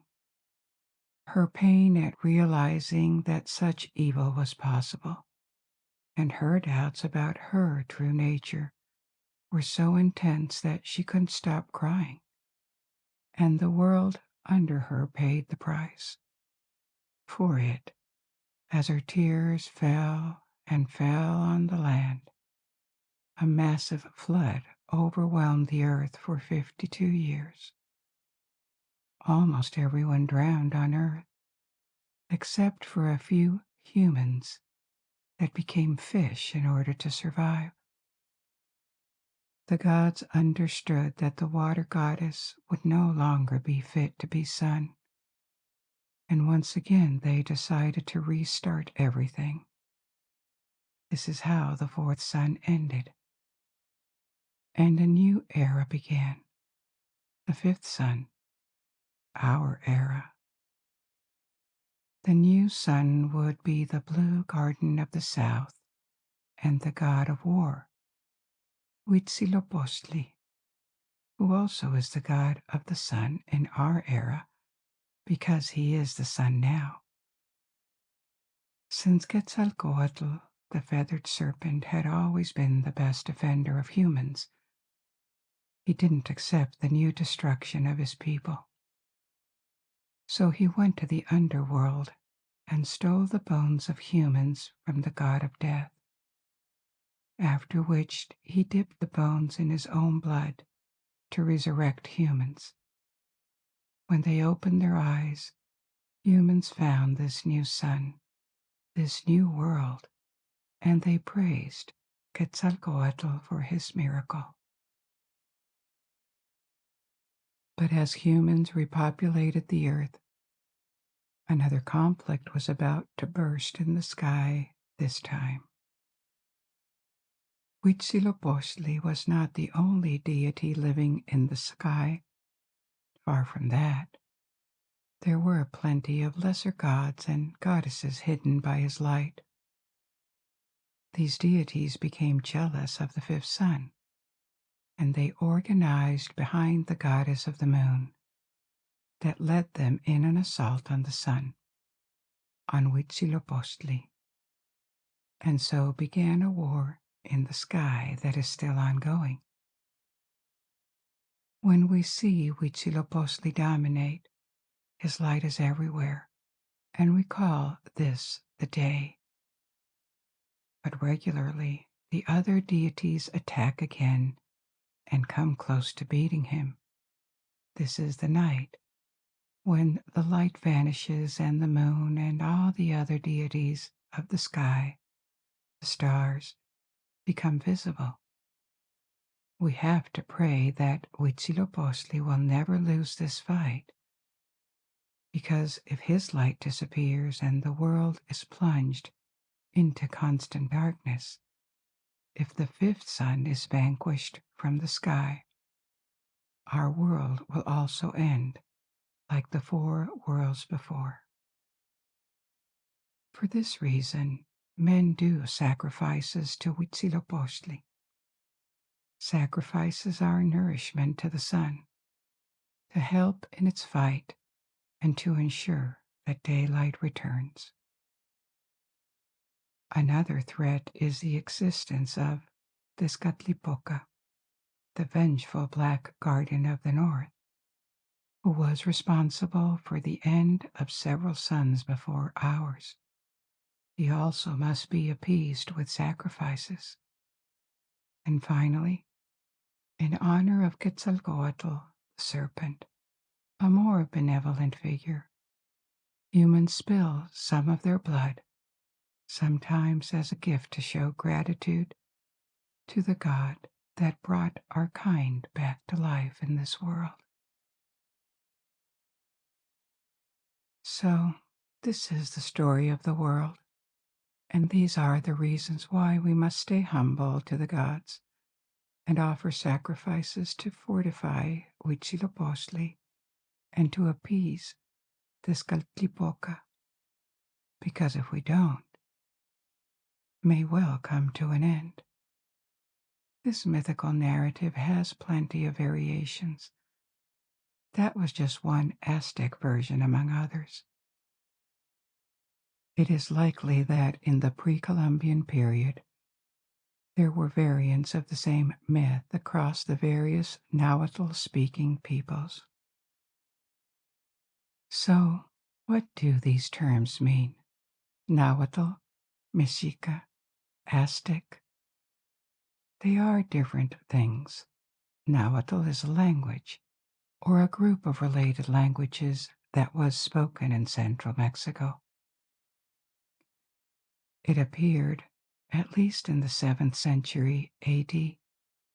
Even though Spanish is by far the main language in modern Mexico, Nahuatl has not disappeared and still has around 1.7 million native speakers today, most of them still living in central Mexico. Now, Nahuatl was the language of the Mexica, and the Mexica are a people who lived essentially in the Valley of Mexico in pre-Columbian times. Aztec is a word that is a bit imprecise, because it can refer at the same time to a civilization, a state, the Aztec Empire, or sometimes to a people. These people, being the Mexica, but not all the Mexica, were part of the Aztec Empire, at least at the beginning, before they were subjugated. Initially, this famous Aztec Empire was an alliance of 3 Mexica city-states, Tenochtitlan, which was located at the center of what is now Mexico City, built on an island on a lake which has now disappeared under the capital of Mexico and it's more than 20 million inhabitants. And the other two cities were Texcoco and Tlacopan. This triple alliance conquered much of central Mexico. It expanded well beyond the valley where it had originated, with a mix of war and diplomacy. So the Aztecs subjugated various other peoples, turning them into kinds of vassals with what seems to have been a lot of brutality. When the Spanish arrived in Mexico in the 16th century, one of the reasons for their successful conquest of the Aztecs was the revolt of these peoples against their former masters, which dislocated the Aztec Empire. Now, Aztec is also the name of a civilization, one of several from Mesoamerica, because even though the Aztec Empire emerged only a century before the Spanish conquest, it was relatively short-lived. It covered a cultural area in central Mexico with a specific culture that carried the legacy of previous cultures, but forming a powerful, coherent state for decades. This is why this Nahuatl-speaking and Mexica-dominated empire of the Aztecs is also called a civilization. What we call Aztec mythology is in fact the body of myths of several groups of Mexica ethnicity and Nahuatl language. We already named some of their main gods and goddesses in the story of the five sons, but the complexity of their pantheon went well beyond that. One thing that can be confusing for people who know more about Middle Eastern and Mediterranean antique pantheons, Egypt, Greece, Rome, is that the Aztec gods had areas that they were responsible for. Concepts attached to their names like war, sun, fire, rain, death, which is familiar. But there were several of them for each concept, with subtle variations, and sometimes different gods were in charge of the same thing. For example, there were several water deities. I told you about Tlaloc, the god of falling water, rain, and also lightning and thunder. Tlaloc, together with Huitzilopochtli, reportedly the god of war and the fifth sun, as we have seen, were two of the most popular gods of the Aztecs. They had huge monuments, huge pyramids at the center of the capital, Tenochtitlan. Apart from Tlaloc, another deity of water was Chalchutlicue, the fourth sun, the goddess of horizontal water, streams, rivers, lakes, and seas. And there were more. Another water god was Atlawa, who was apparently revered by fishermen, but not alone. There was a second god of fishing and bird catching, also a god of water called Opochitli. There are even more gods of the sky, more than a dozen main ones that are identified separately, including the four guardians of the cardinal directions. There was a god of the sun, Tonatiuh, which was about the concept of sun, whereas the actual sun was the god Huitzilopochtli, as we have seen. Another characteristic of the Aztec pantheon is that it seems to have been in constant evolution. When new peoples were conquered, their beliefs were not eliminated or even rejected. They were allowed to go on with their rituals and deities, which would sometimes be added to the Aztec pantheon and venerated in the capital. For example, the god Xipetotec, which was one of the four guardians in the story of the five sons, the deity of the east associated with the color red, was initially a god of another people, the Tlapanecas. And obviously, as the Aztecs were a late civilization in Mesoamerica, emerging after thousands of years of culture, they inherited beliefs from before that were widespread in the entire region. As I mentioned before, the feathered serpent Quetzalcoatl is in fact a figure that appeared across the entire Mesoamerica, beyond the differences in languages and ethnicities. It is an equivalent to the Maya feathered serpent Kukulkan, the same from the villain, Tezcatlipoca, the god of the north, which appears as an antagonist opposed to the more benevolent Quetzalcoatl, Quetzalcoatl being the bringer of life for mankind, whereas Tezcatlipoca is the destructor or the one that schemes to cause destruction. Other Mesoamerican pantheons had an equivalent to this malevolent or evil figure, with similar attributes that show the circulation of cultural traits from the Maya region all the way north to central Mexico, and probably even beyond. After the conquest, quickly came the time of conversion to Christianity, and all natives were invited to abandon their old beliefs to embrace Catholicism. When I say invited, I mean forced. That was the kind of invitation they could not really refuse. It was enforced, sometimes brutally, when needed.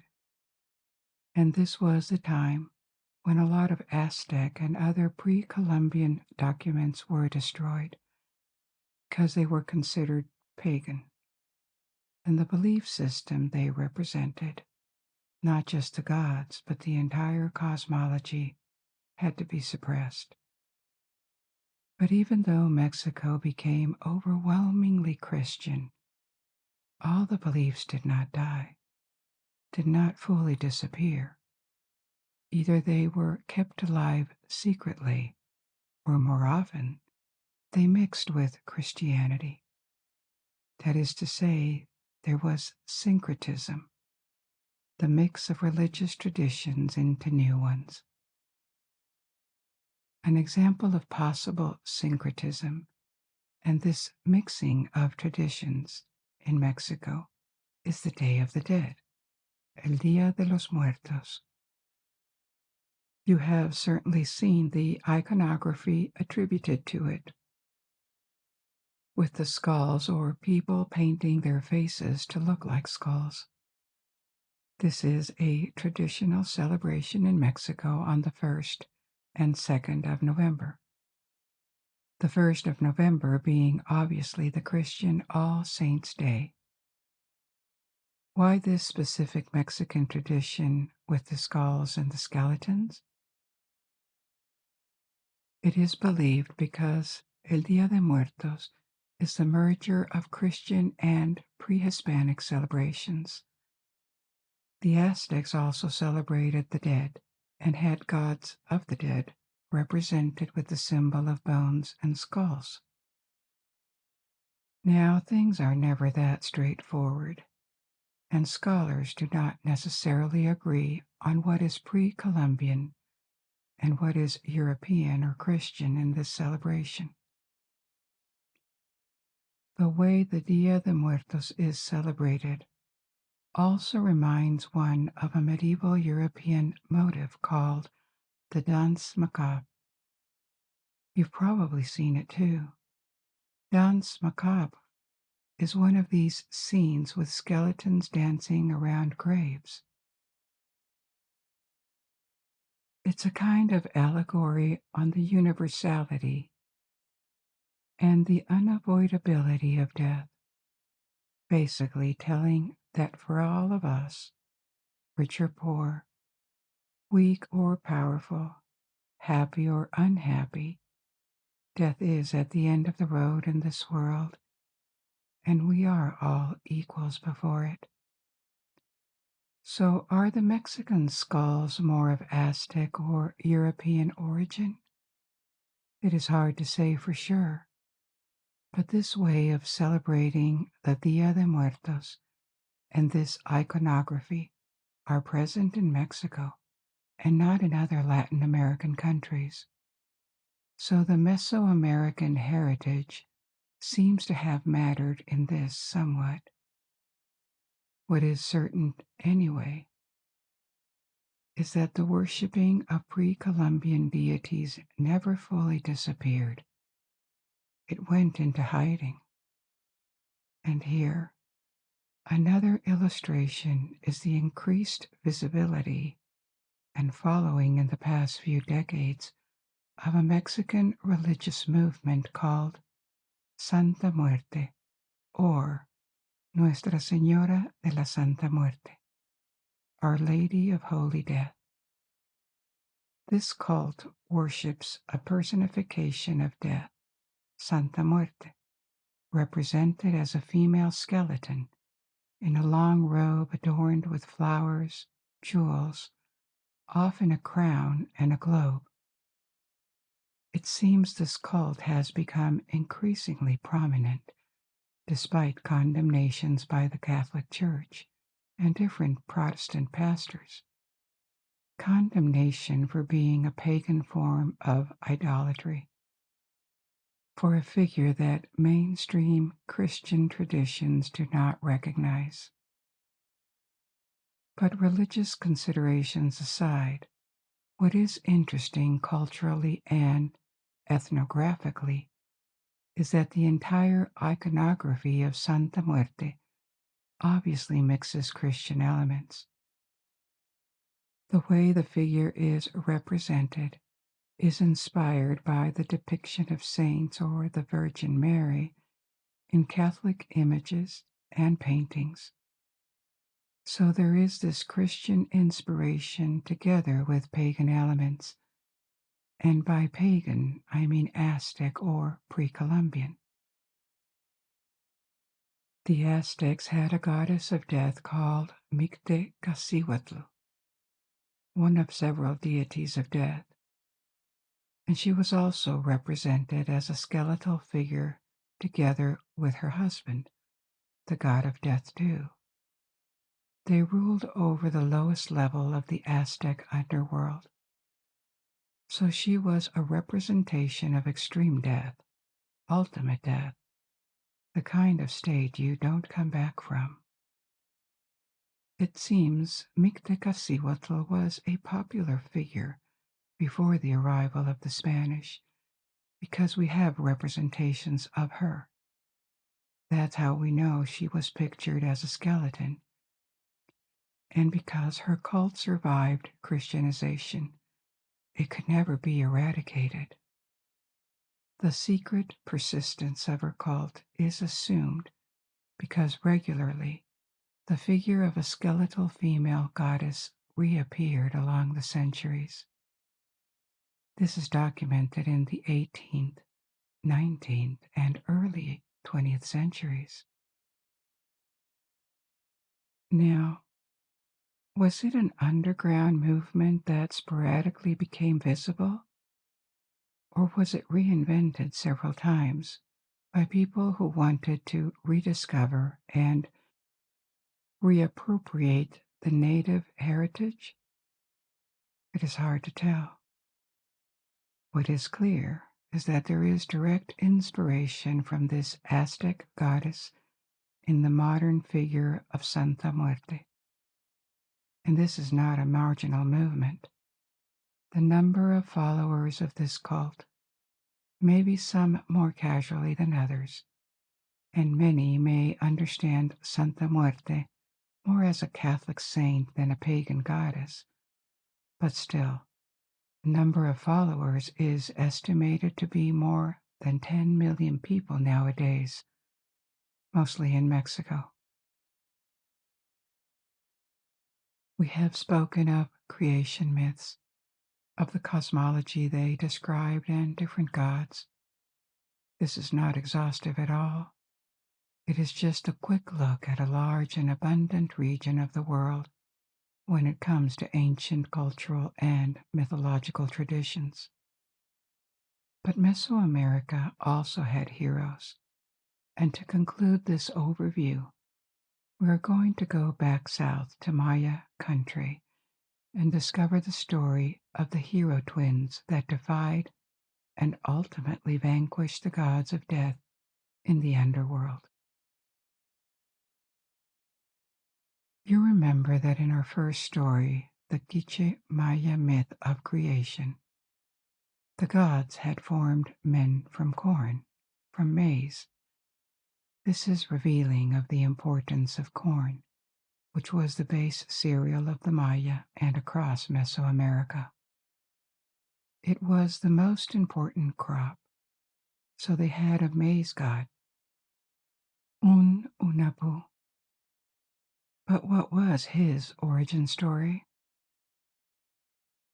Once upon a time, there were two sons that were twins, Unapu and Ixbalanque. The two twins turned out to be very good at the traditional ball game, which consisted of throwing a ball through a vertical ring attached to a wall, only using elbows and knees. But the two brothers used to play on a court that was just above the place where the gods of death lived, in Xibalba, the underworld.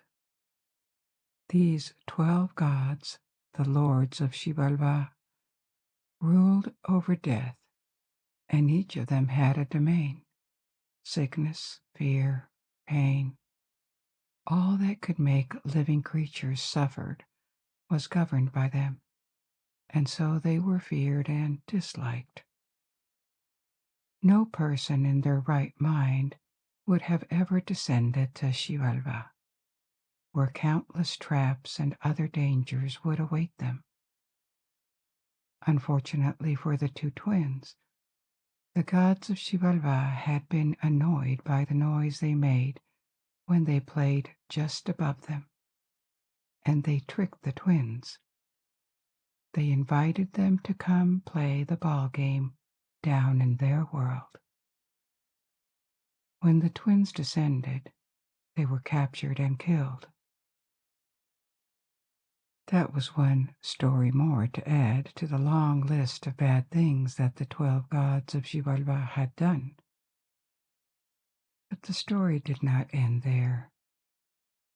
When Unapu was not completely dead, his head, which had been severed, could still talk. And one day, the head was found by a princess who talked to it. Such was the power and the fertility of Unapu that she became pregnant. The princess gave birth to twins, and they were educated in the memory of their father and knew what had happened to him. They also turned out to be gifted at the ball game, and they played on the court where their father and their uncle had once played, just above the home of the 12 gods of Xibalba. Once again, the gods heard the noise they made.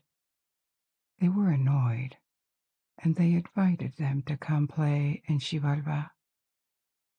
The gods had all sorts of traps in their realm: a river of blood, another one full of scorpions, holes in the ground, and if by chance visitors survived all this, they would defeat them on the ball game court and take their lives as a price of their defeat.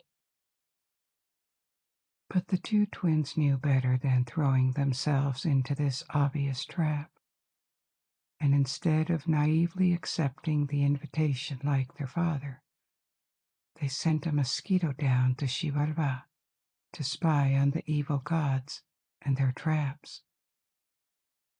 The mosquito returned and told them everything so that they arrived prepared. They avoided all the traps, and it came down to the ball game in the ball game court of Xibalba. And there, the two twins turned out to be so good that they defeated the evil gods playing against them, the same two gods that had killed their father years earlier. They killed two evil gods, and because of that, they could bring back their father, coming back to life. When Hunahpu had completed the first of many cycles, he had died, disappeared underground, and come back to life. He became the god of maize, and the very same material our kind was formed with. Just like corn, we appear, we grow, we die, and we disappear, but never fully. Via our offspring, part of us reappears, grows, lives, dies, and so on, in a succession of cycles that will last as long as the gods allow our world to exist.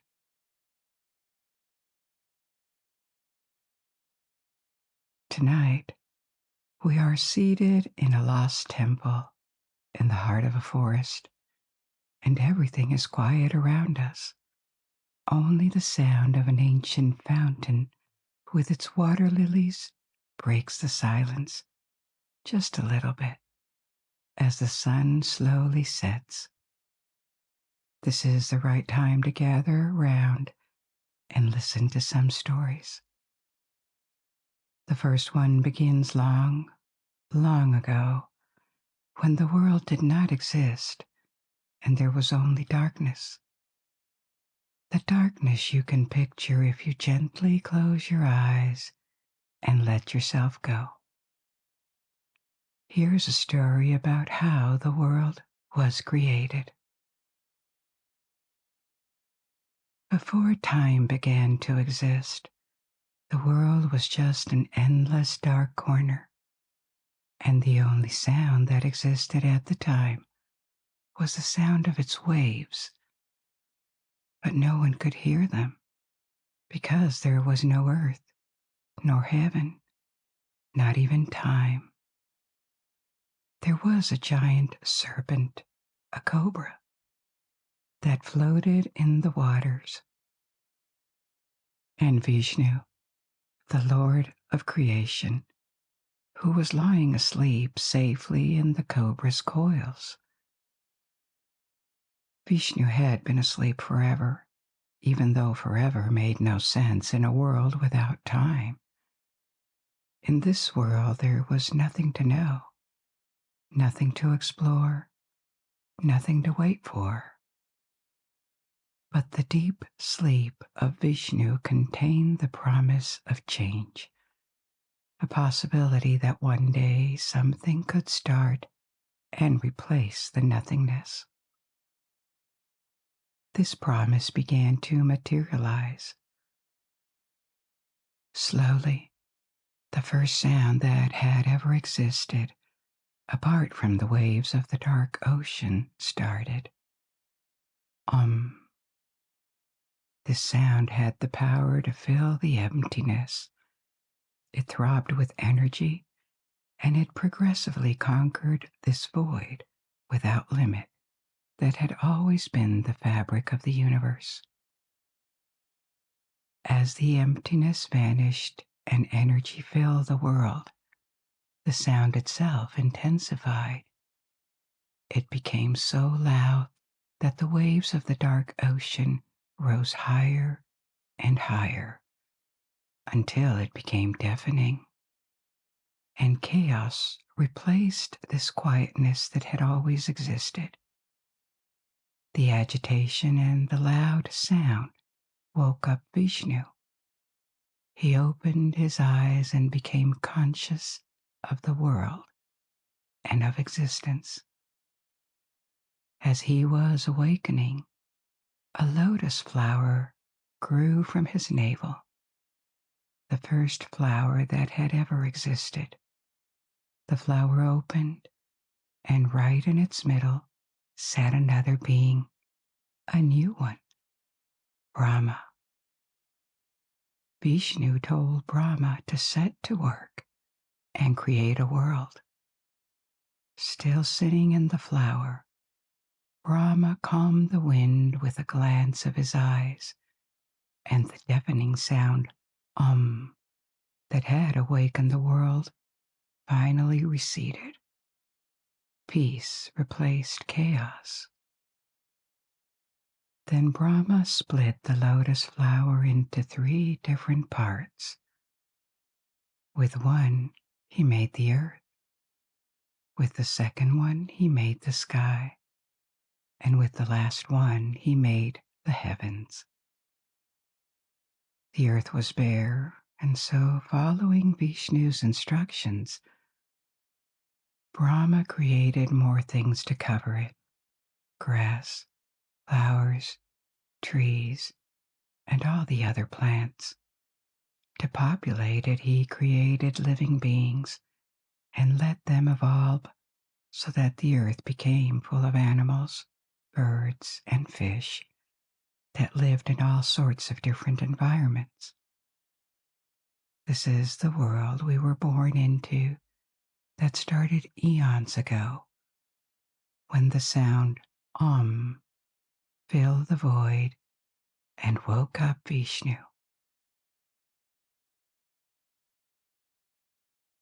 The story I just told you was only one of many different creation stories in the Hindu tradition. Some are connected to it and include variations. Others are completely unrelated. For example, in another creation story, life came from the cracking of an enormous primordial egg from which all the life in the universe was born. In other stories that also involve Brahma, he didn't start creating the world following Vishnu's instructions. He existed alone, and out of loneliness, split himself into 2 parts to create a male and a female that were the ancestors of all beings. Yet in other Hindu texts, it is said that nobody can know how the universe came into existence. Maybe even the gods cannot know. Or an explanation that sounds almost scientific is provided. There would be a single source of everything from which primary elements came, and their combinations and recombinations, determined by the laws of nature, would have led to the universe as it is.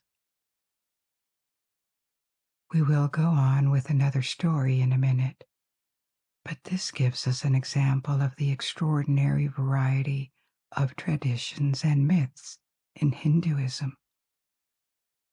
This religion has hundreds of millions of followers. It is the 3rd biggest in the world by number of practitioners. It has a long and tumultuous history that we will also explore later.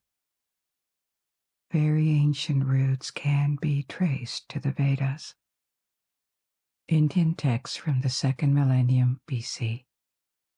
And after so many centuries of evolution, different traditions, practices, and beliefs abound under the general term of Hinduism.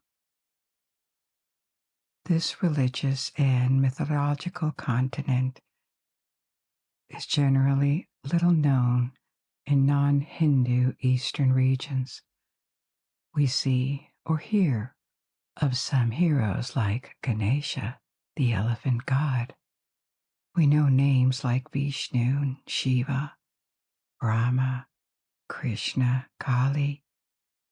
But these are just the tips of an immense iceberg that we will explore a little bit tonight, together with the stories that feature gods, heroes, and wonders. It is all going to be easy to follow, and we will take things one by one. Just let me do the work.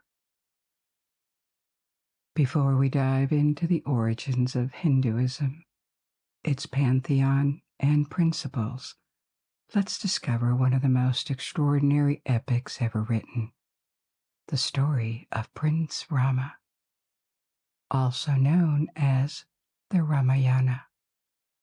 Make yourself comfortable because this one is long. Once upon a time, a king named Dashratha reigned over a kingdom called Ayodhya. The king was respected, his kingdom was prosperous, and he had 3 beautiful wives. The only thing lacking in his happiness was a son. None of his wives had had one, only girls, and Dashratha needed an heir.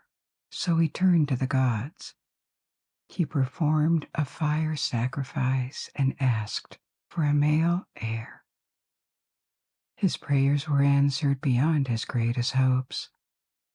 Vishnu, one of the most powerful gods that many regarded even as the supreme being, had heard the plea and decided to act in the king's favor. He gave him not 1 but 4 sons. All 3 wives became pregnant, and one of them had twins. The first son to be born was Rama, and soon followed the 3 brothers, Bharata, and the twins, Lakshmana and Shatrughna. What the king ignored was that each son had been endowed with the essence of God, Vishnu. They were part of a plan. The gods were oppressed by a powerful demon, Ravana. But despite their powers, they could not act directly because only a mortal could destroy Ravana. And so Vishnu had opted to be born into mortality so that he would be able to combat the demon. The mortals ignored this plan for now, and it was with joy and gratefulness that King Dashratha received his 4 sons. The boys were all reared as the princess of the realm and received an education that was suitable for their rank. They learned the scriptures to be cultured and wise, and the art of war to also become strong warriors. 16 years passed, and all princes grew in strength and beauty. When Rama was 16, a sage visited the court of his father in search of help against demons that disturbed the rights and oppressed the population of his village.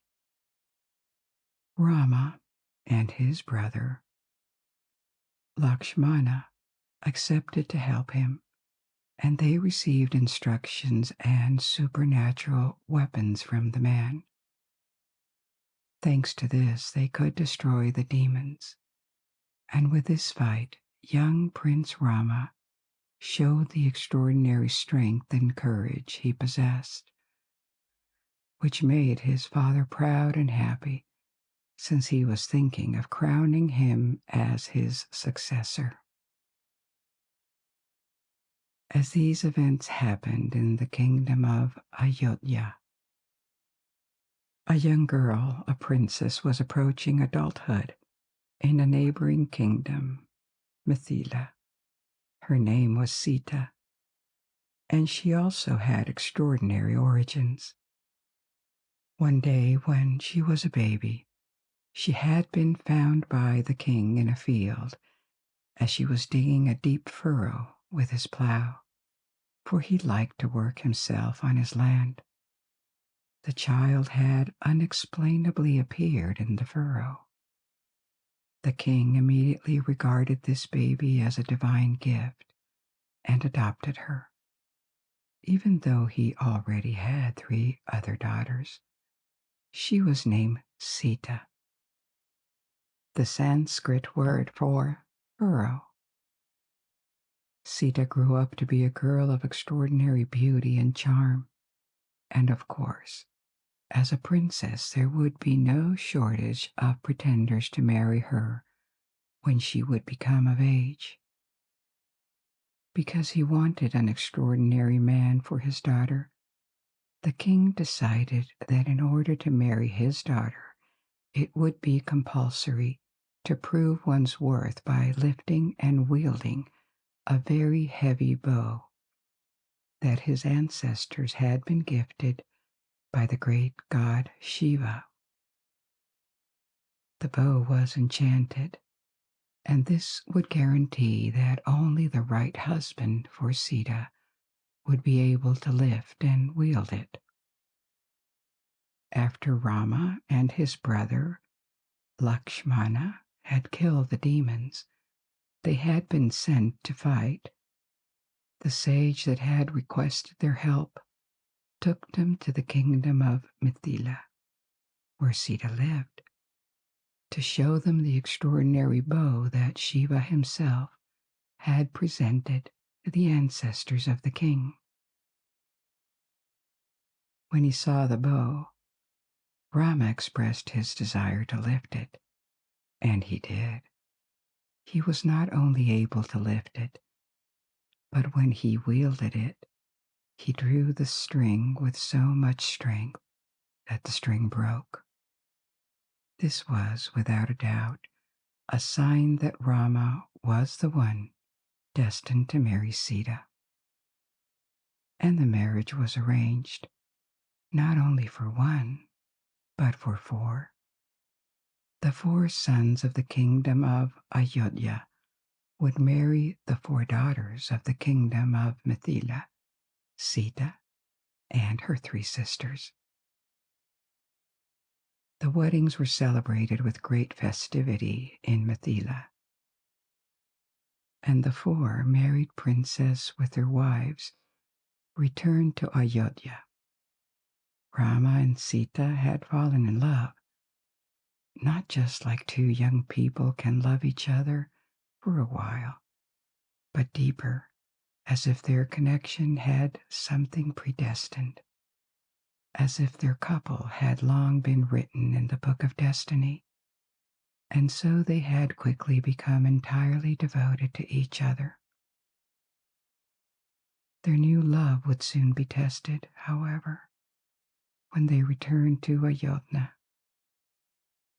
The now old king had decided to crown Rama and make him his successor to the throne officially.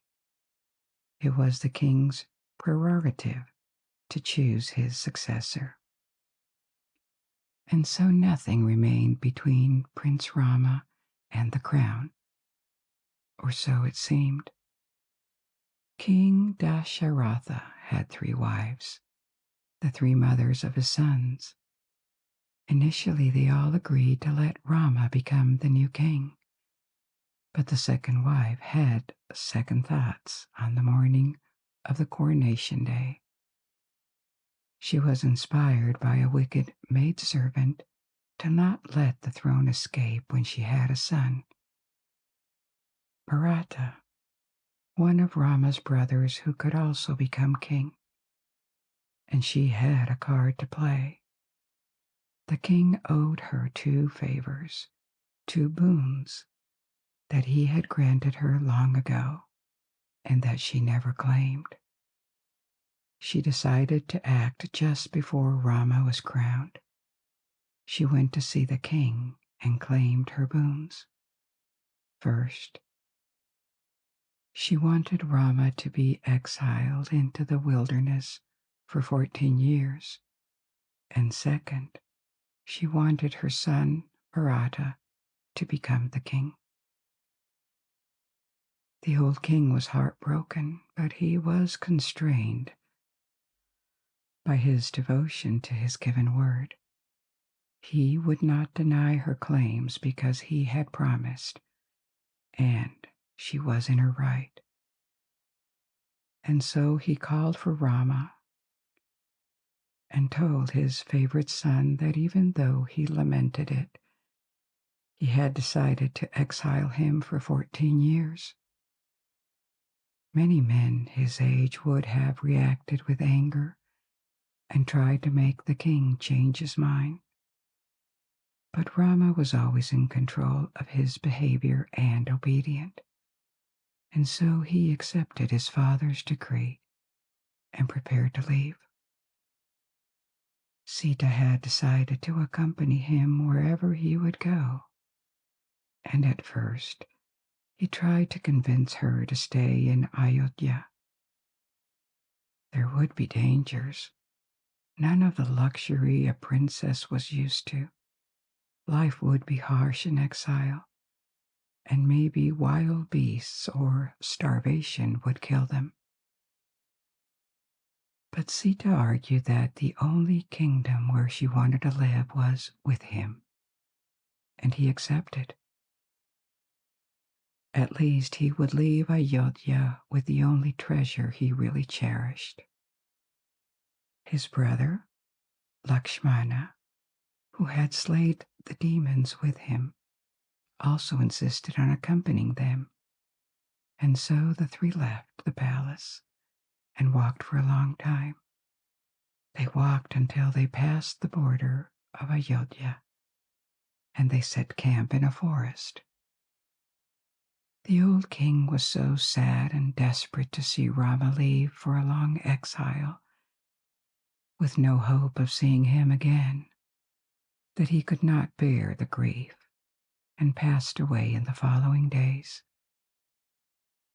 Ayodhya was left without a king, because all these events had taken place in the absence of Bharata, the son propelled to the head of the kingdom by his mother's scheming.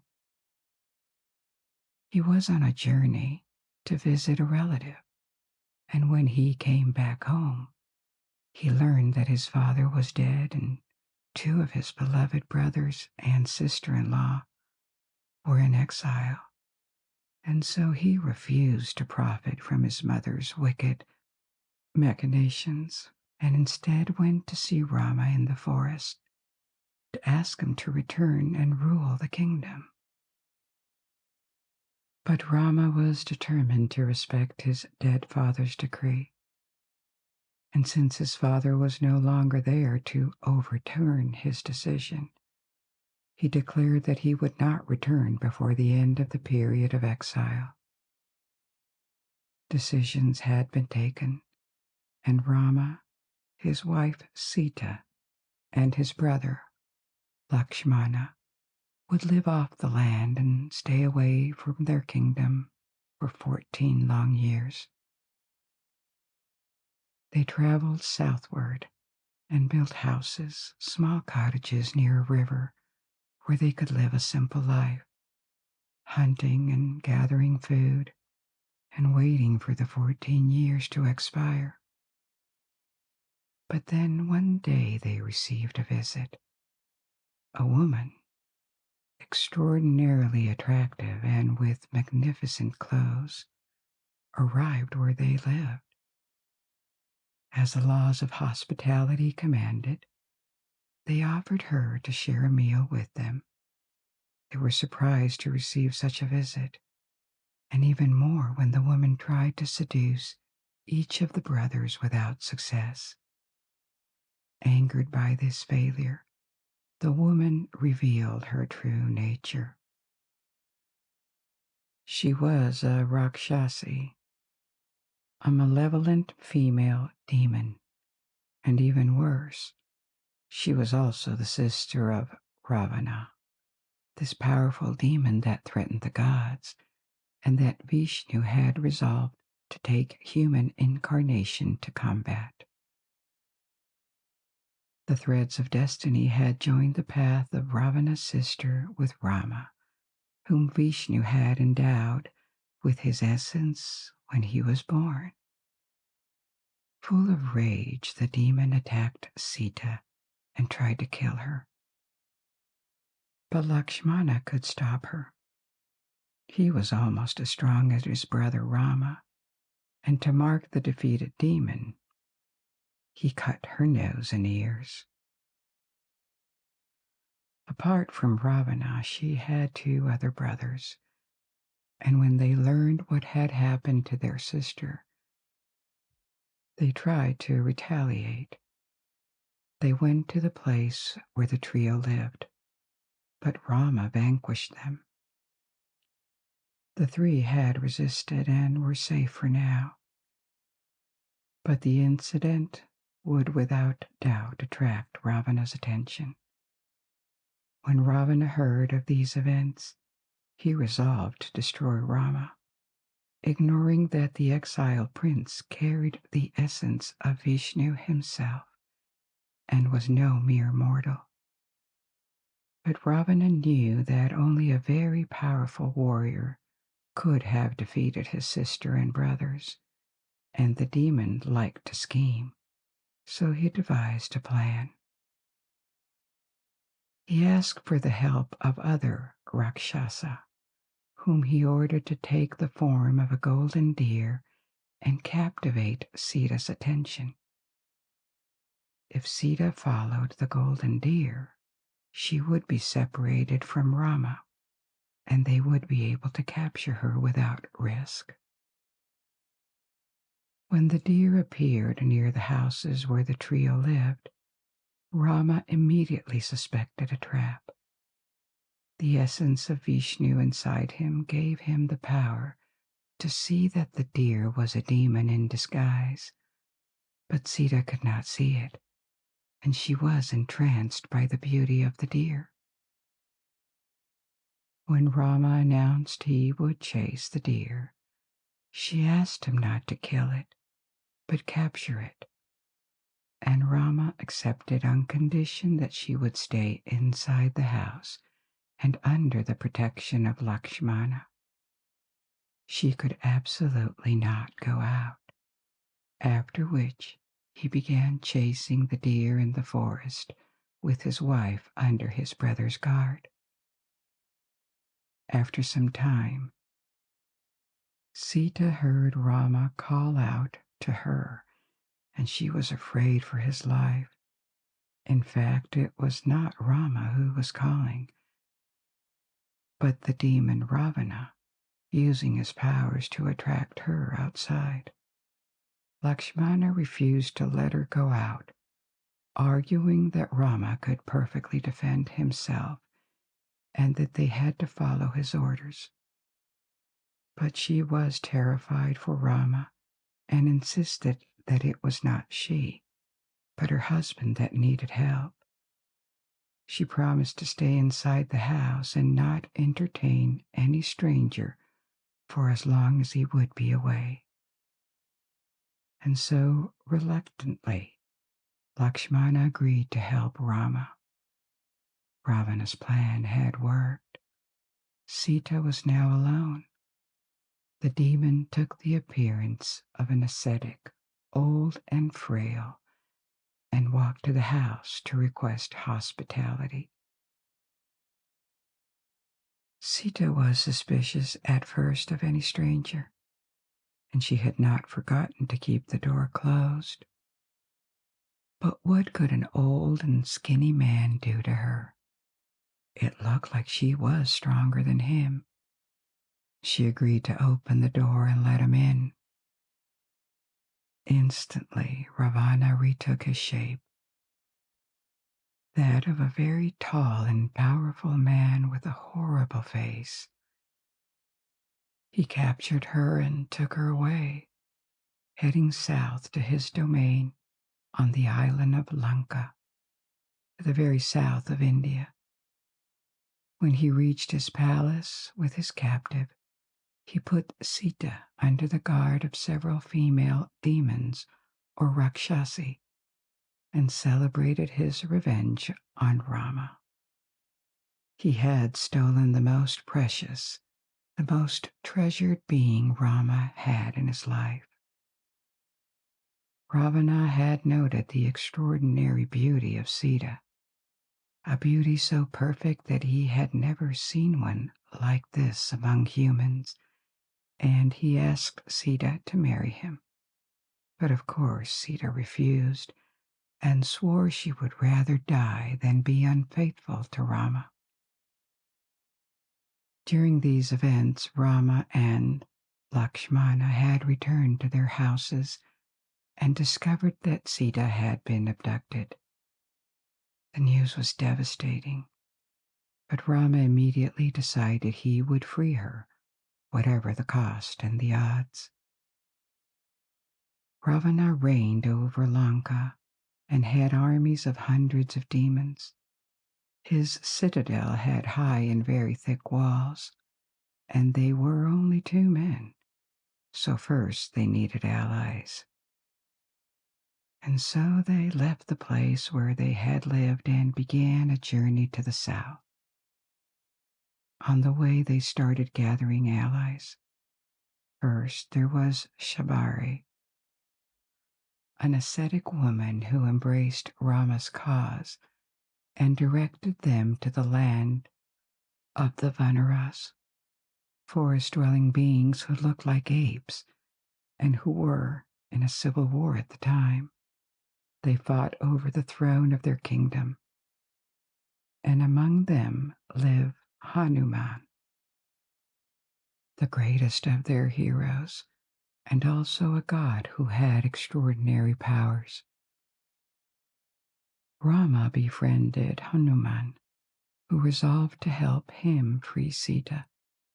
But Rama and Lakshmana needed more allies, an entire army, and so they accepted to help the pretender of the Vanara kingdom to seize the throne against the promise that he would later help them fight Ravana. And so it was done. Rama fought alongside the apes to retake their capital and contributed to give them victory, after which he could count on their support. Of all the new friends and allies of Rama, the most powerful and faithful was Hanuman, the ape hero.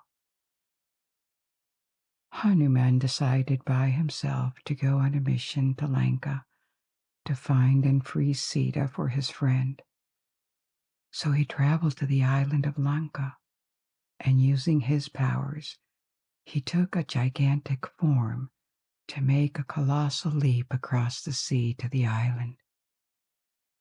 On the way, he also met many challenges that form a secondary epic within the Ramayana. He had to face demons.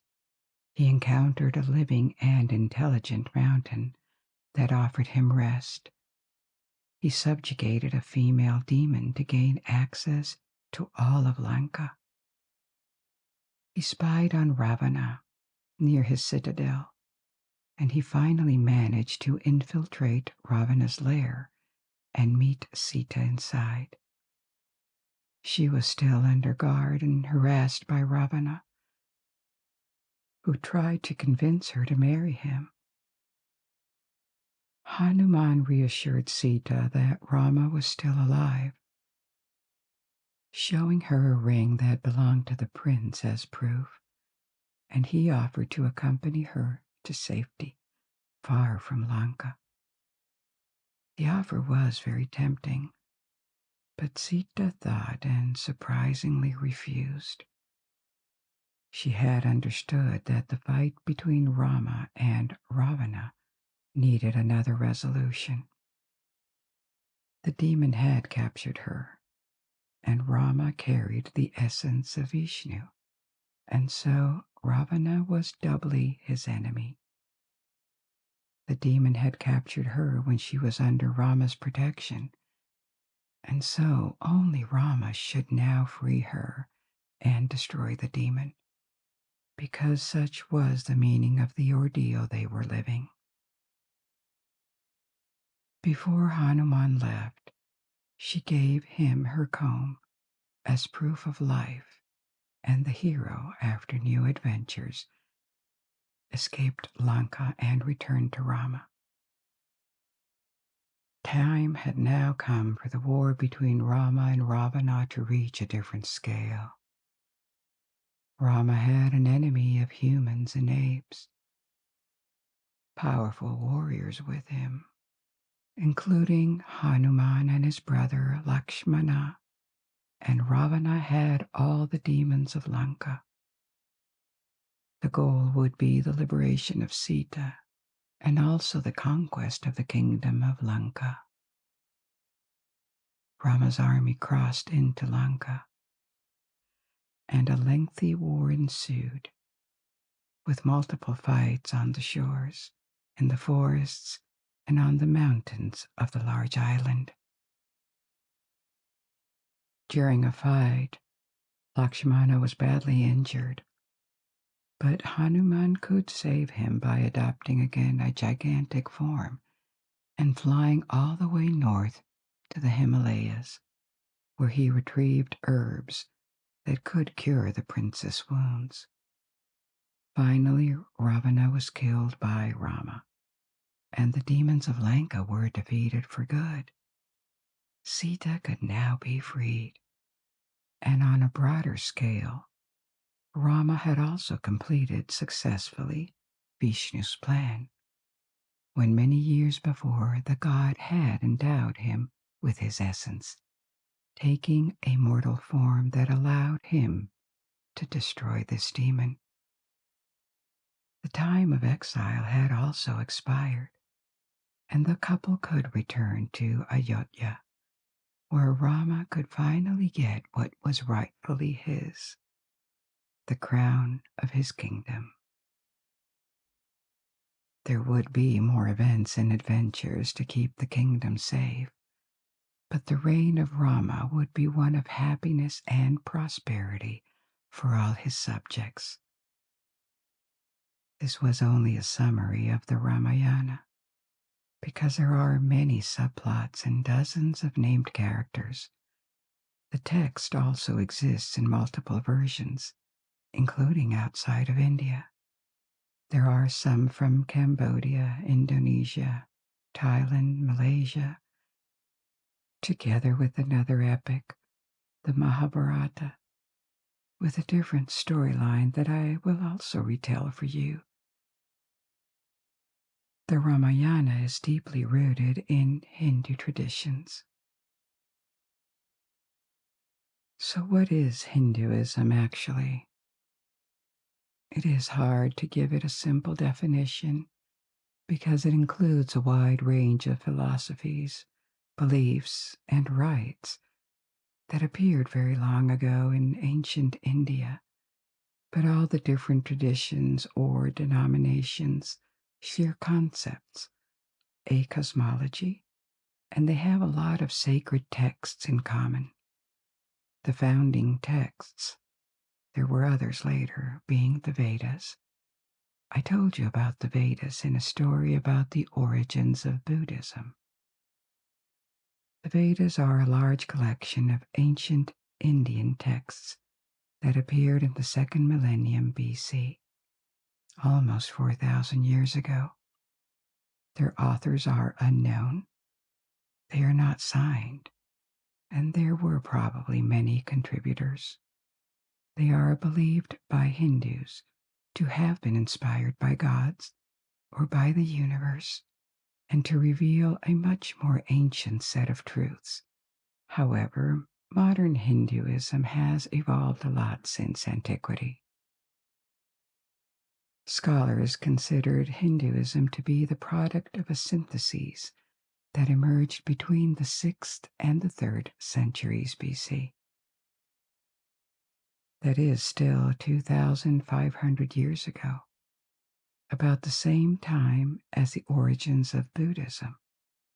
This Hindu synthesis gathered a lot of Indian religious traditions, including Brahmanism, an ancient polytheistic religion centered on the cult of Brahma, and also multiple regional Indian traditions and deities.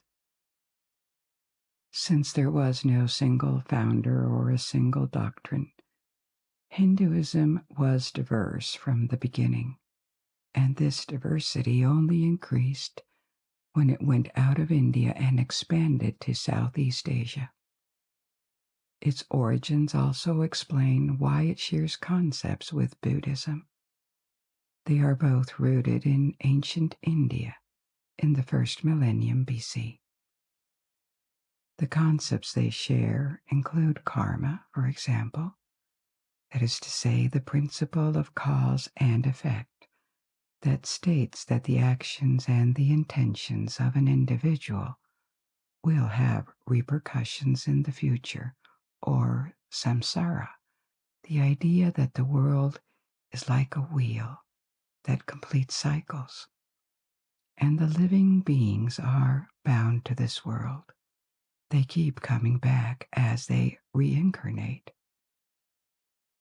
Currently, there are 4 main denominations of Hinduism.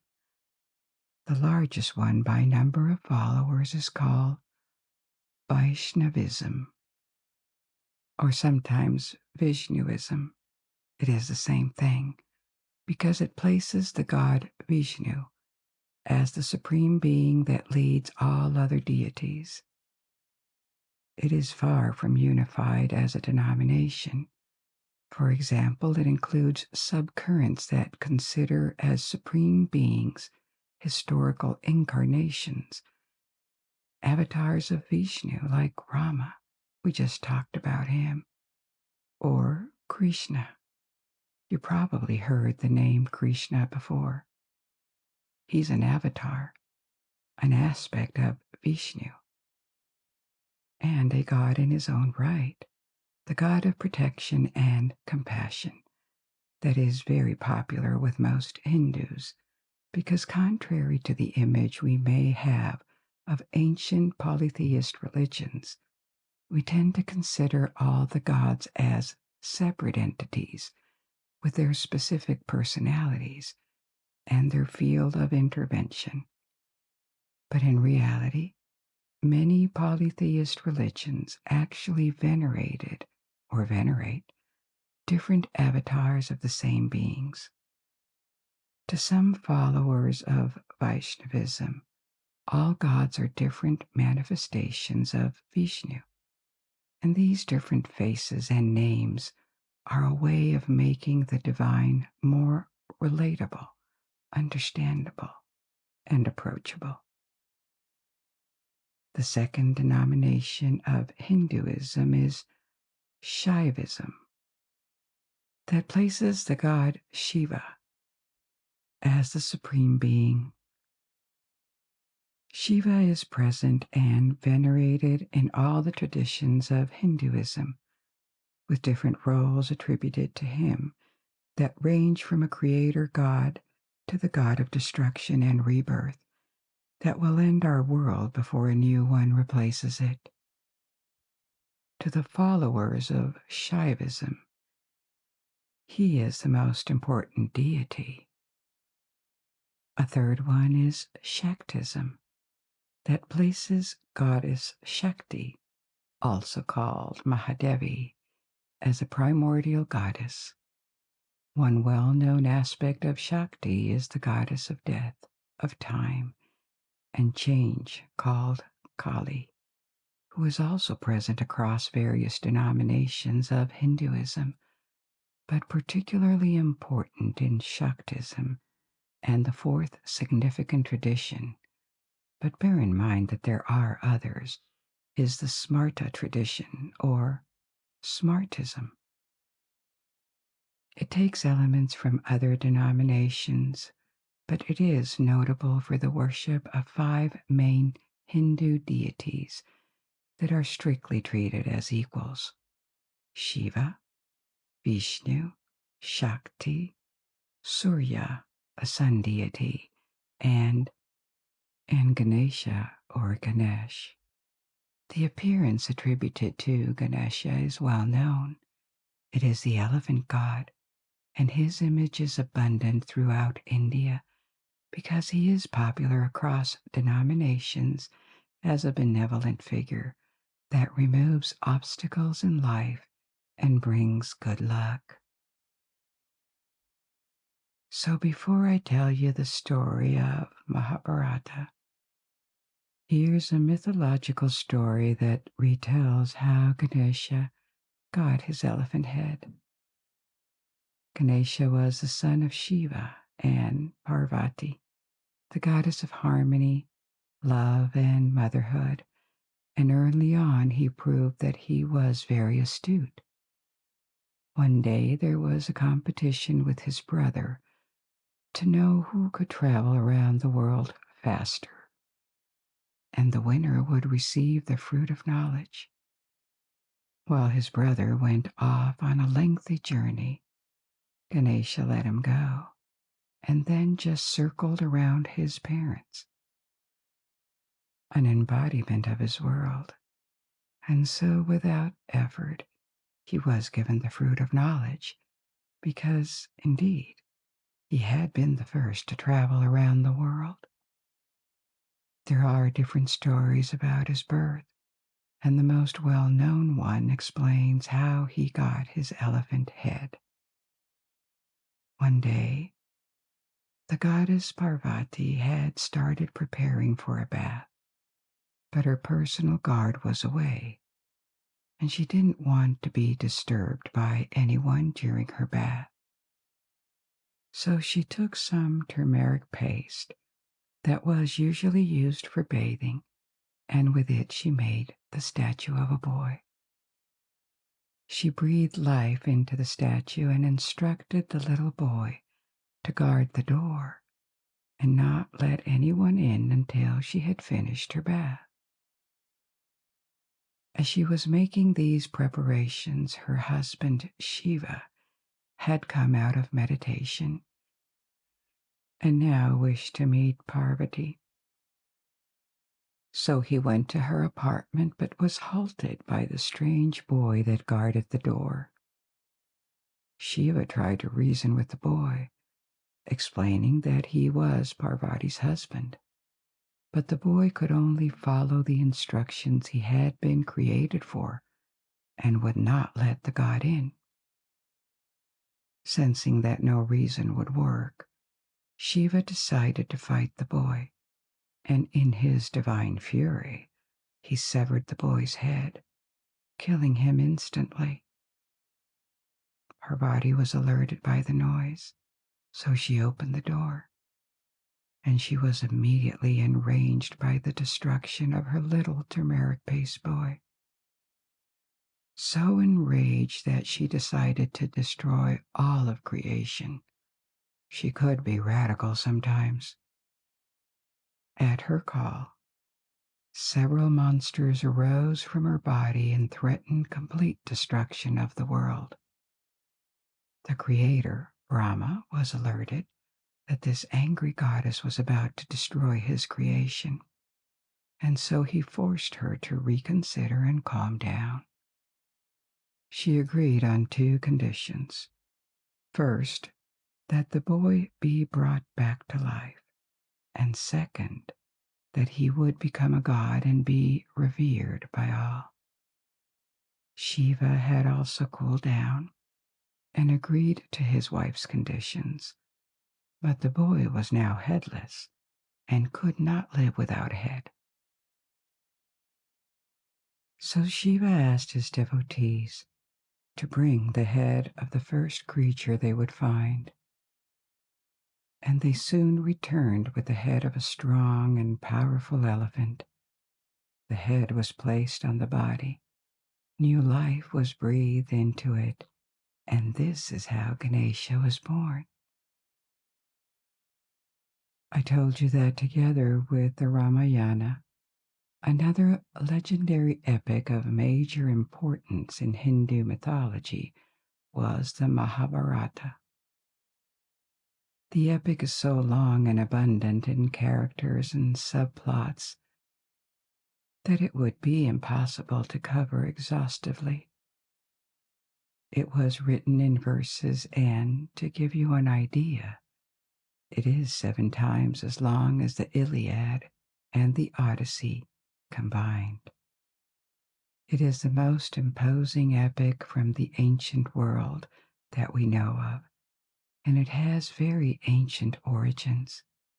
Some of the stories it contains were probably transmitted orally for centuries before they were put in writing. The present form of the epic appeared around 400 AD, and it contains a wealth of mythological material with spiritual, moral, and political significance. But everything is arranged around the central heroic narrative that tells of the struggle for the control of a kingdom between two groups of cousins, the Kauravas and Pandavas. The story begins with two brothers, two princes, Dhritarashtra, who was supposed to become king, but he was blind, and this made him unfit to rule. So on his father's death, he was passed over in favor of his younger brother, Pandu. Pandu was afflicted by a curse that prevented him from having children, also a problem for a king. So his wife asked the gods to father children in Pandu's name, and the gods responded. Dharma, Indra, and other male gods made Pandu's wives pregnant, and several princes, 5 of them, were born as divine heirs to Pandu. Pandu's blind brother, who had been denied the throne, also had children, and 2 clans formed with these 2 groups of cousins.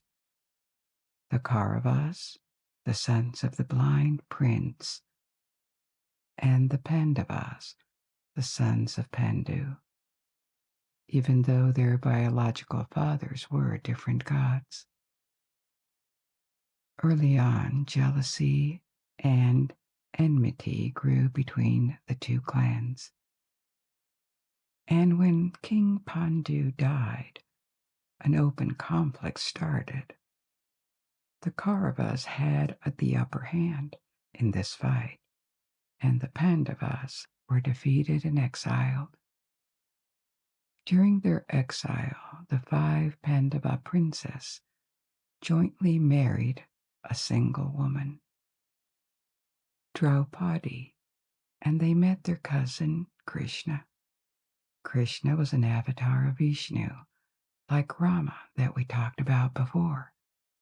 And before befriending the Pandavas, Krishna had already accomplished extraordinary deeds. He had helped people and overthrown his uncle, who was a tyrant, to reinstate the rightful king of the kingdom he came from. Krishna became a close friend and companion of the 5 Pandavas. Eventually, they all decided to go back to their kingdom and face the Kauravas for the second time. But again, they lost. It was decided that everything would be settled in a game of dice against the eldest of the Kauravas. But luck was not on their side, and the Pandavas were condemned to exile for 12 years to the forest. For 12 years, the Pandavas lived in the wilderness and prepared their revenge, carefully collecting allies and building up an army. Finally, they prepared to settle the feud with their cousins by an open war in the hope that force would be the way of retrieving their kingdom. The armies of the Kauravas and the Pandavas met for a series of great battles on the field of the Kurukshetra in the north of India, close to Delhi. After numerous fights, exploits, and heroic actions on both sides, victory was finally theirs, and all the Kauravas were annihilated, ending their branch of the family, but at a terrible cost. only the 5 Pandava brothers and Krishna survived. After this great victory, they set out for heaven now that their faith on earth had been accomplished, and ultimately, and after new adventures, they were reunited with their enemies in the heavens to enjoy perpetual bliss, each of the parties having accomplished their destiny. So this is the main plot line of the Mahabharata, but it doesn't do justice to the abundance of this work. It barely occupies 1/5 of it. The rest are individual stories of the many characters involving gods, demons, and all sorts of fabulous creatures. We are nearing the end of tonight's stories, but before I leave you, here is the last legend, the most famous one, about the goddess called Durga. Durga is one of the principal aspects of the primordial goddess Shakti, an aspect under which Shakti turns into a fierce warrior that at the same time confronts enemies and protects children and humanity in general. Her legend centers around combating evils and demonic forces that threaten peace and prosperity. She is also one of the most revered and popular deities in modern Hinduism. One of her famous stories is how she was centered to slay Mahishasura, the demon. Mahishasura was a demon who had the appearance of a half man, half buffalo, who had been captured and punished by Brahma long ago. Brahma had condemned him to severe penance. The demon was to pray, fast, abstain from any violence, and generally correct his behavior and character. Years passed, and Mahishasura behaved well, strictly following Brahma's directions and instructions. Brahma was pleased by his devotion and appeared to him, announcing that he would grant him a favor, a boon, as a reward for his good behavior. The demon asked God for immortality, but even though it would have been in his power, Brahma refused, stating that all must die one day, that demons were not gods and that the laws of nature could not be violated, including by one who had created them. Mahishasura was disappointed and thought for a while. He did not want to lose his credit with Brahma, and he asked for a more modest favor, that only a woman would be able to kill him. He thought all women were weak and no match for his strength, so this power would be the next best thing after immortality, because, in practice, no one would be able to kill him. Brahma thought that this was acceptable and granted him the favor. Mahishasura became invincible to all males. As soon as he was invested with this new power, the demon stopped pretending he was devoted to Brahma and embraced again his evil nature. He mistreated innocent people, he caused destruction, and as he gained confidence, he even began to invade the world. He was confident that no man could stop him, and he didn't fear women since they were powerless against him. Or so he thought. The devas, the gods, were worried and met in council. The Supreme Trinity, Vishnu, Brahma, and Shiva, They all combined their powers to create a warrior woman with many arms, one so brave and strong that she would be able to face Mahishasura. They had given her a replica of their own weapons and a lion as a mount. And so Durga was created and became the weapon of the gods. Durga reached Mahishasura's palace on her lion and defied the demon. Laughing, thinking he was invincible, the demon attacked the goddess, taking different forms, and the fight lasted for a very long time. Each time Durga was about to triumph, the demon changed form and the fight restarted. Finally, as Mahishasura was shifting again to the form of a buffalo, she managed to hit him during this transformation, which was his weak point.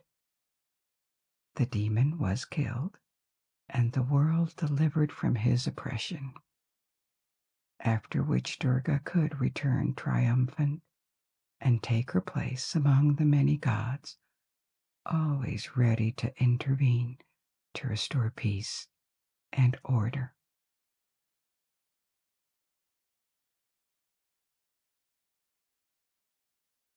Once upon a time, Zeus, the king of all gods, had an affair with a mortal woman.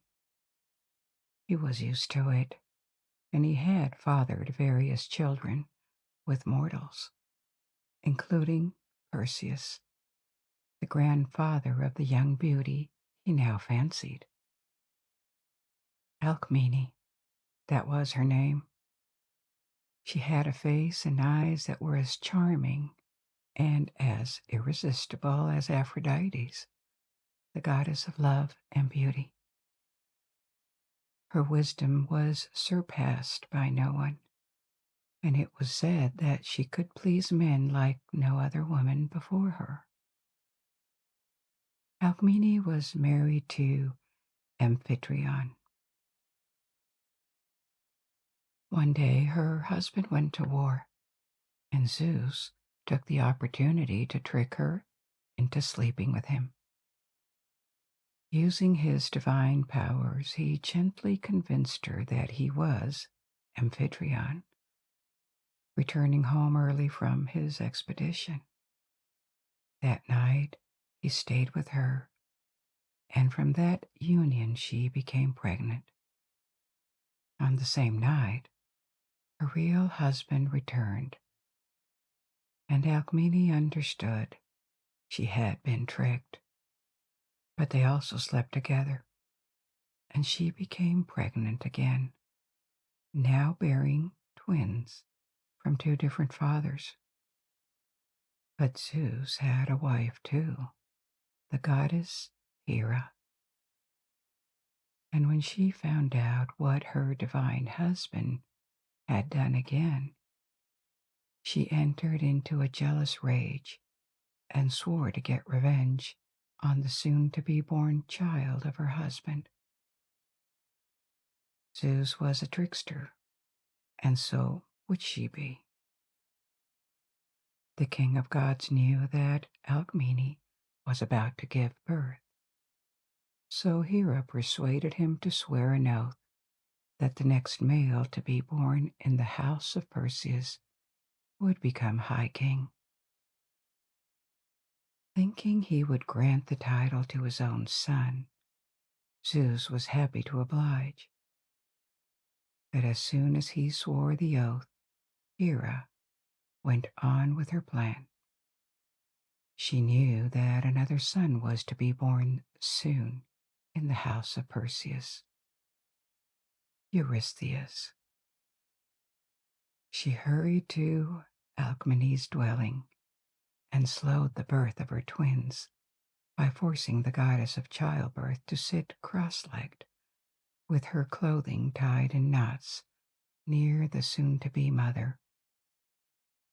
This caused the twins to stay trapped in the womb, and then she caused Eurystheus to be born prematurely, making him the High King in place of Zeus's son. She too could fool her adulterous husband, whose son would have no title.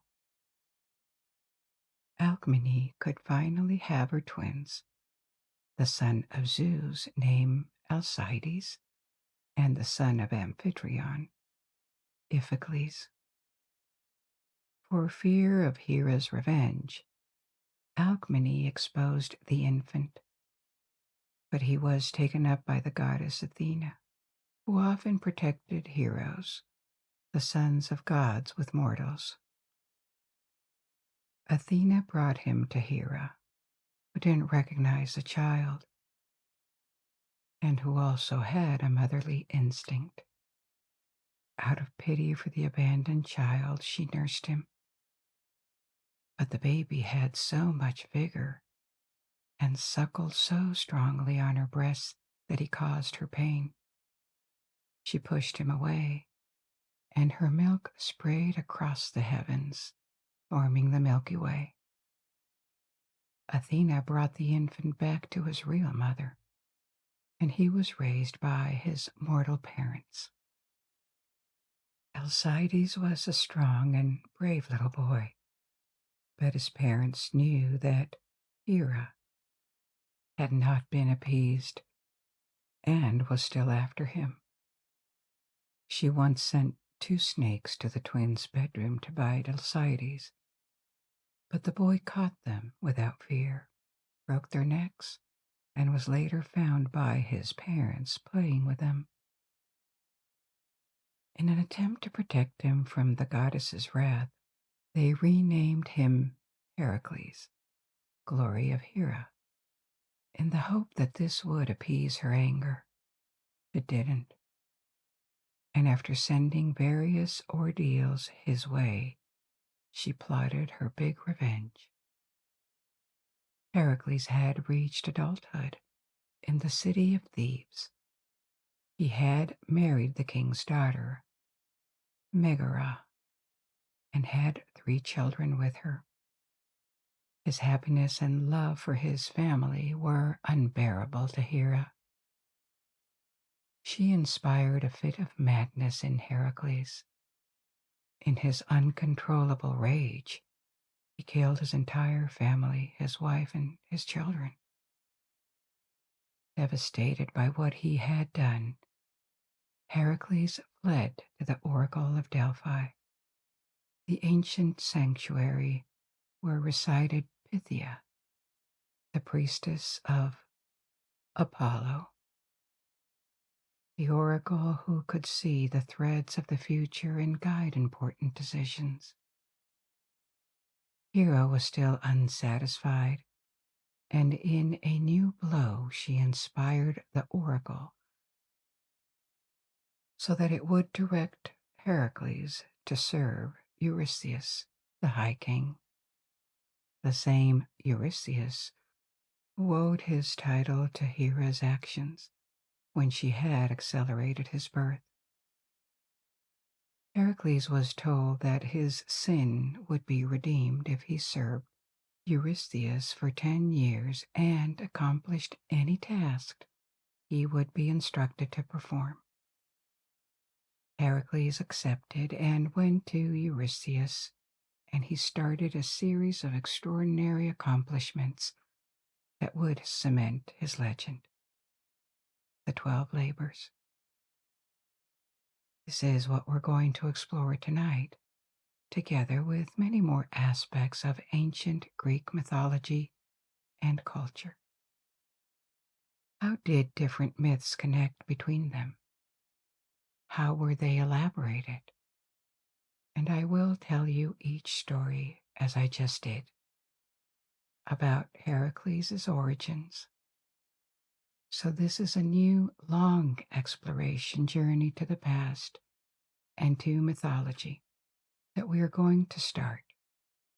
One that will take us to dangerous marshes, to the lairs of monsters like the Hydra, to the land of the Amazons,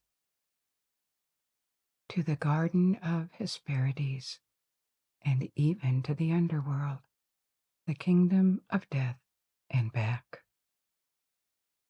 Now let's resume the story of Heracles, starting with his first labor.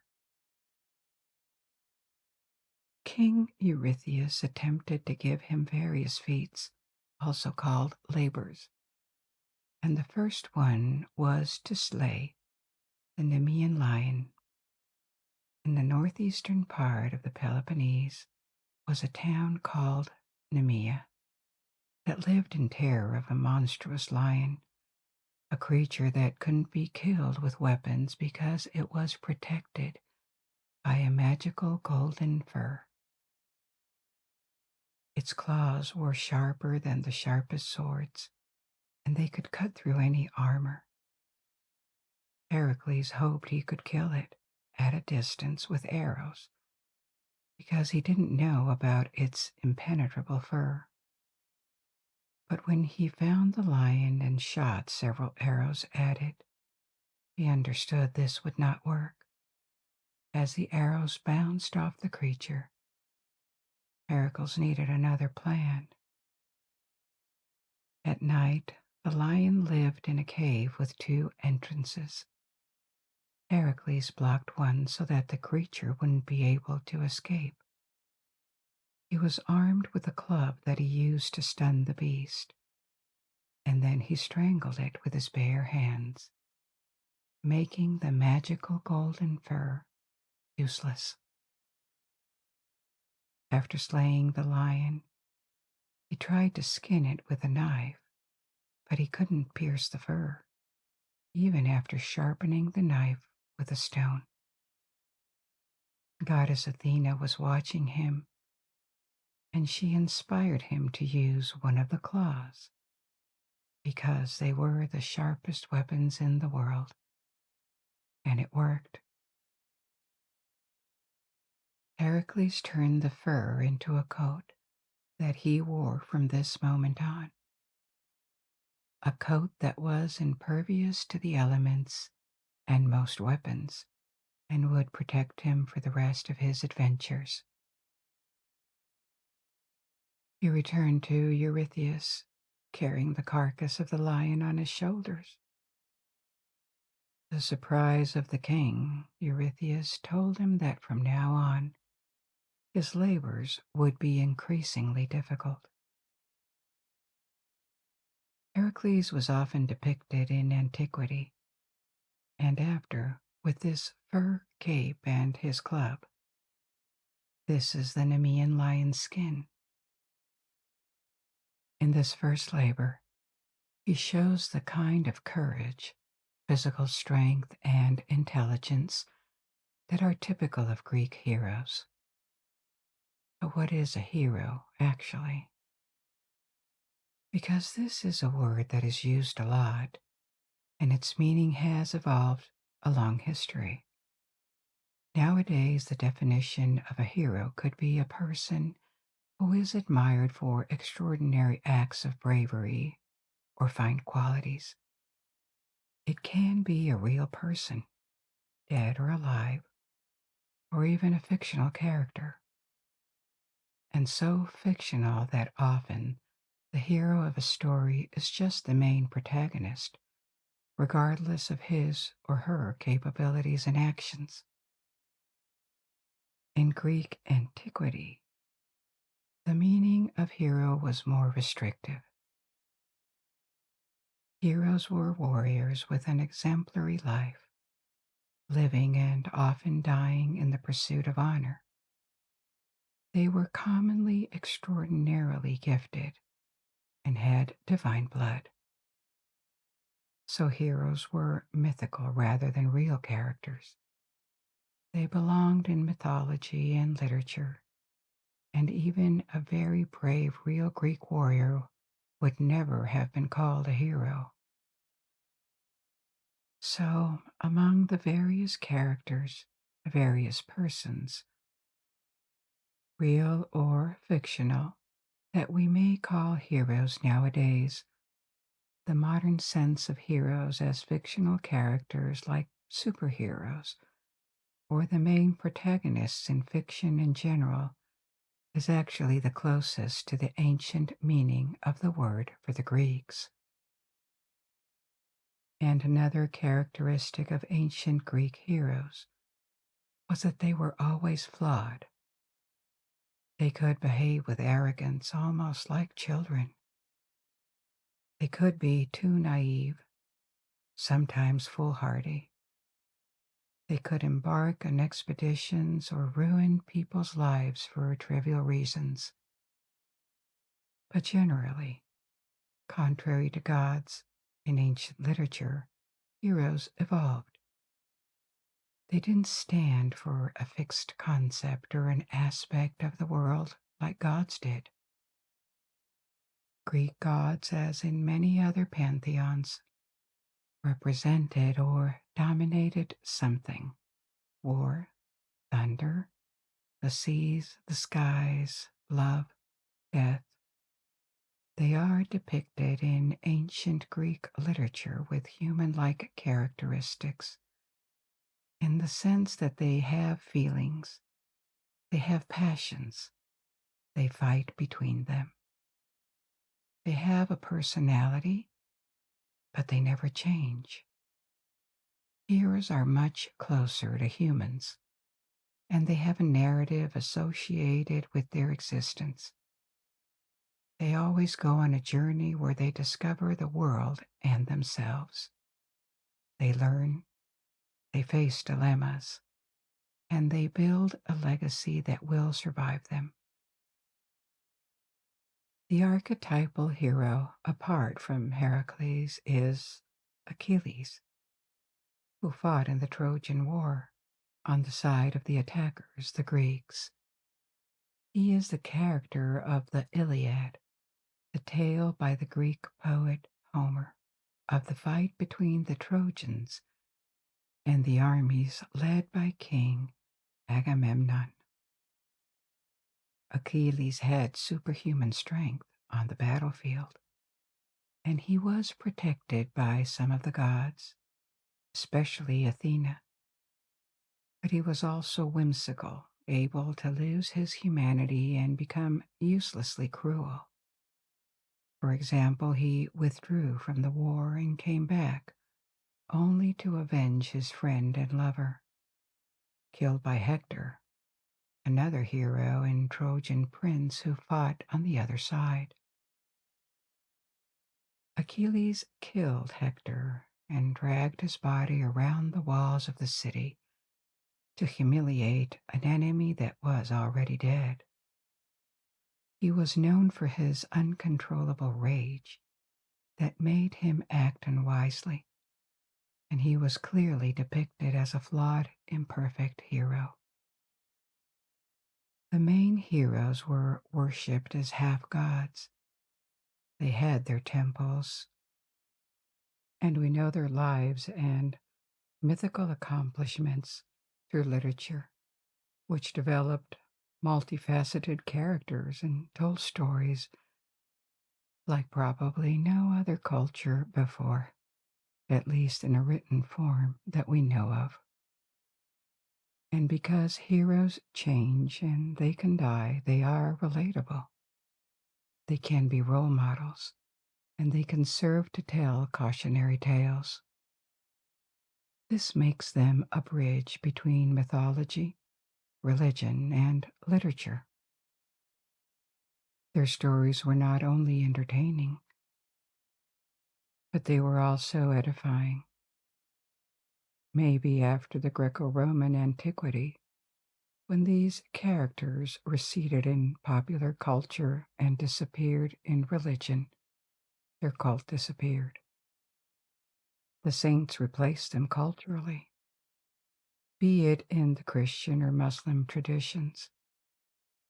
There are saints whose lives are exemplary, but not exemplary because they were born perfect, rather because they went on a heroic journey of a spiritual nature. They accomplished great things, miracles. They are not heroes in the classical sense of the term. but maybe they played the same role in popular culture as a replacement for these ancient heroic figures that were very famous in antiquity. In ancient Greece and later in Rome, heroes were a big part of popular culture. They were absolutely not obscure characters, only known by a minority. But we have many more things to discover about mythology and antique culture. So for now, let's return to Heracles and his second labor. The second labor was a trap prepared by Hera, who kept tormenting Heracles. She had raised a terrifying monster just to slay Heracles, the Hydra, and she inspired Eurystheus to demand Heracles kill it. The Hydra was a water monster, looking like a giant snake with multiple heads. Its lair was a lake, the Lake of Lerna, which was known to be one of the entrances to the underworld. The monster was unapproachable because its breath was poisonous, and it was so toxic that just the scent of the creature was deadly. It had multiple heads, and even more terrifying was the creature's ability to regrow them when a head was chopped. Two new heads replaced it, so that the creature became more and more powerful as it fought. Only oblivious warriors would have dared to attack such an invincible monster. Upon reaching the swamp near Lake Lerna, the creature's lair, Heracles covered his face with a cloth so that the poisonous fumes could not affect him. The Hydra's lair was a spring, a cave where it stayed most of the time and emerged from time to terrorize the villages around. Heracles shot flaming arrows at the cave to force the monster to appear, and when it did, he confronted it. The fight began, and Heracles repeatedly chopped heads, but more kept replacing them due to the monster's evil regeneration powers. The fight looked hopeless and short of solutions. Heracles had to back down, and the Hydra returned to its lair. Realizing that he couldn't beat the Hydra in this way, Heracles called for help from his nephew, the son of his twin. His nephew Iolaus was astute and inspired by Athena. He had the idea of cauterizing the open stems immediately after Heracles would chop the heads, which would prevent new heads from regrowing. They returned together to Hydra's lair and confronted it again. But Hera was watching, and, seeing that Heracles was now winning the struggle, she sent a giant crab to the scene to distract him. But Heracles crushed it, and now the Hydra had only one head left, its immortal head that would live on even separated from the body. Athena gave Heracles a magical golden sword, and with it he could cut off the last head that kept the creature alive. Then he placed the head under a rock and dipped his arrows in Hydra's poisonous blood. His second task was complete, and again he came out of it stronger. He returned to Eurystheus for his next assignment. The Hydra, like the lion before, was a chthonic creature. Maybe you've heard this term associated with the world of H.P. Lovecraft, the author of horror novels. The word chthonic means subterranean. There were several words in Greek for earth. One that is more famous is Gaia, which refers to the surface of the land. Cthulhu is another word for earth, but it means in or under the earth. So a chthonic creature came from under the earth or from the underworld. But there were chthonic deities too, deities living under the earth, such as Hades, the god of the dead, and the king of the underworld, or Persephone, the daughter of the goddess of fertility and agriculture. Demeter, who had been captured by Hades. These chthonic gods were worshipped and offered sacrifices differently from Olympian gods, the pantheon of gods governed by Zeus, who lived on Mount Olympus. The origin of this distinction between chthonic and Olympian gods and the way their cults performed their rituals is not well known. Some archaeologists have supposed that chthonic deities could be remnants of the religion that existed in Greece many centuries before the emergence of what we call Greek civilization. It is believed that the Proto-Greeks arrived in the south of the Balkans in the 3rd millennium BC. They settled in Greece, but little is known of their predecessors.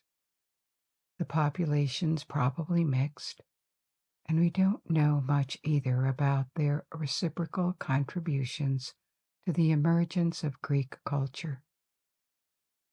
But maybe to an extent, the myth and the religion in ancient Greece were influenced by the pre-Greek or pre-Hellenic cultures. So back to the laborers, because I still have many more to tell you.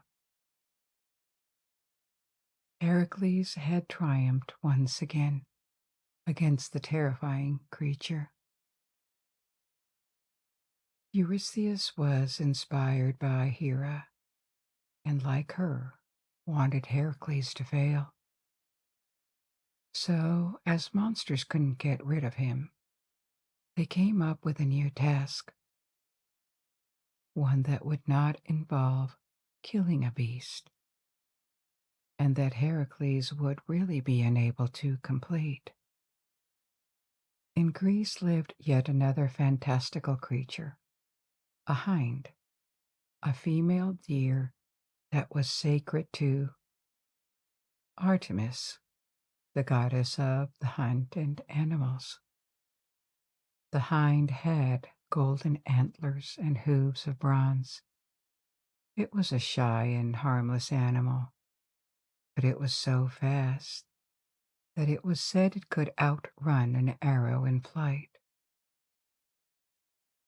Eurystheus, speaking for Hera, asked Heracles to capture the hind, and that looked like a perfect plan. The hind was too fast to be captured, and Heracles' strength would be useless.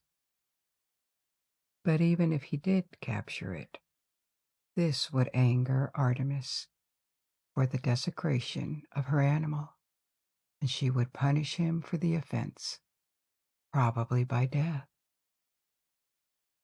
It seemed the plan couldn't fail, whatever Heracles would do. So, as his third labor, Heracles was sent to capture the hind. He had begun the search. One morning, as he awoke, he caught the glimmer of the hind's golden antlers and began to follow it on foot. Whenever he drew near, the swift creature simply sped up again, slipping out of his reach with ease. Days passed, weeks passed. Heracles kept chasing the hind all over Greece, and even beyond, to the land of the Hyperboreans, north of Greece. Months passed, and finally, one day, his perseverance was rewarded. The hind was distracted for just a second, and he took advantage of it. The animal was caught. Heracles returned with the hind. But on his way back, he encountered Artemis and her brother, Apollo. He begged the goddess for forgiveness, explaining that catching the hind was part of his penance and that he hadn't chosen this labor. He promised to return it as soon as the animal would have been presented to Eurystheus. Artemis was not as bitter and vindictive as Hera, and so she understood and forgave him. Eurystheus and Hera's plan had failed again. When Heracles presented the hind to the king, he was told the creature would become part of his collection of exotic animals. But Heracles could not let this happen because he had promised to return it. So he agreed to surrender it, but only on the condition that Eurystheus come out in person to take it from him. The king came out, but it was a trick. Heracles released the hind, and it immediately darted back to its divine mistress, leaving the king with no hope of ever catching it. Heracles blamed Eurystheus for not being quick enough, and he could get away with the tricky situation he was in. There are different versions of this labor. In other versions, Heracles captures the hind when it's asleep, and he traps it with a net, because, as the rest of mythology, these tales were told and written by multiple authors, Greek initially and then Roman.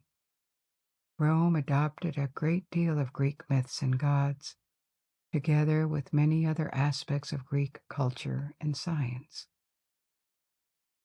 The 12 labors of Heracles were initially 10, or maybe even less. But as new chapters were added to the story, it changed. Eurystheus would have demanded 10 labors. This is a point of the story that was solid, well established. But as new chapters, new labors were added, authors needed to reconcile the 10 labor storyline with a tradition that now contained 12 different tasks performed by Heracles. So later, after the classical period of Greek culture, a little variation was added. 2 labors were disqualified by Eurystheus: the slaying of the Hydra, because Heracles had received help from his nephew, and another one I'll tell you about later. This is why Heracles had to go through 12 labors to finish the list of 10 Eurystheus and Hera gave him. There are also episodes involving centaurs, half men, half horse creatures, and the wisest of them all, Chiron, who had received the gift of immortality, or Prometheus, the titan credited with stealing fire from the gods to give to men.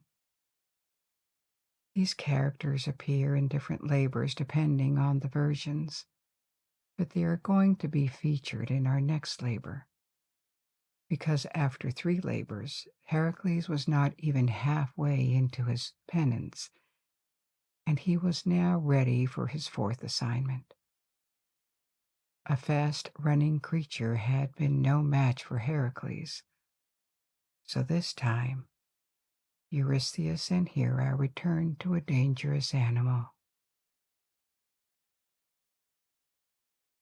In the primitive highlands of Arcadia, a place where no humans in their right mind would go because it was populated by wild creatures that ate human flesh, lived a monstrous boar, a giant wild pig.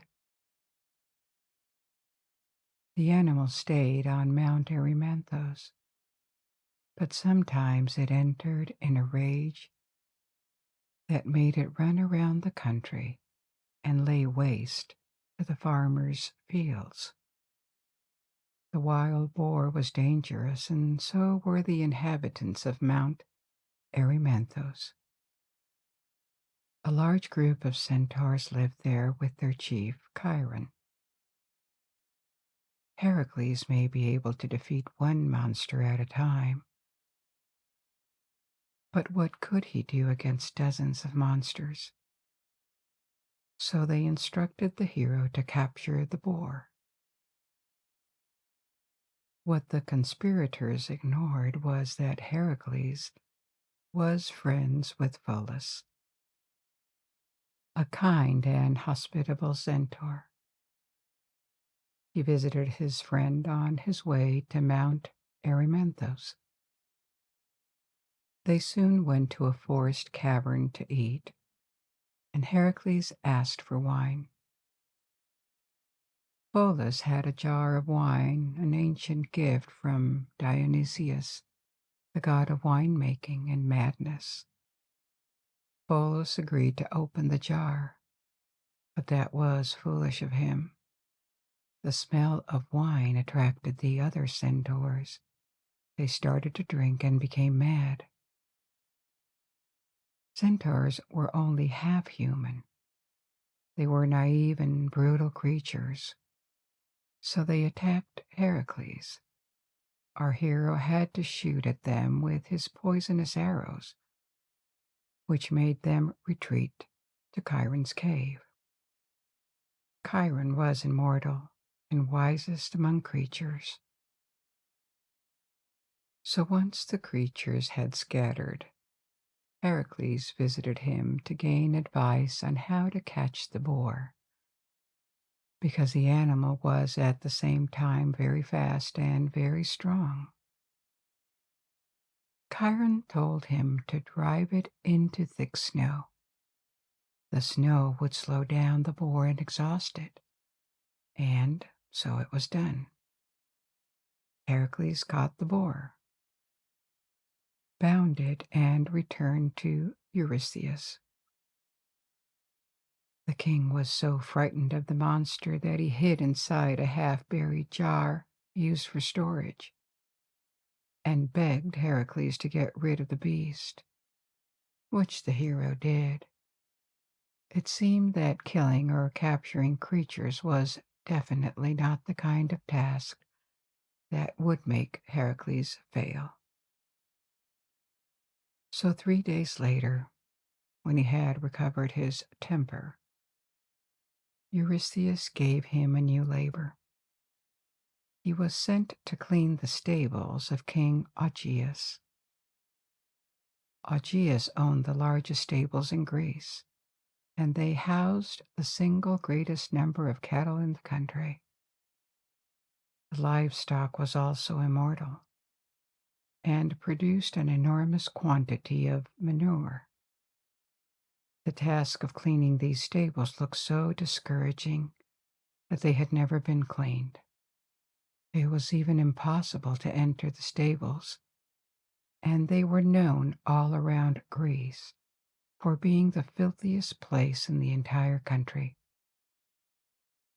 Heracles had gained glory capturing or slaying monsters, and Eurystheus understood it had been a mistake to give him the opportunity to shine.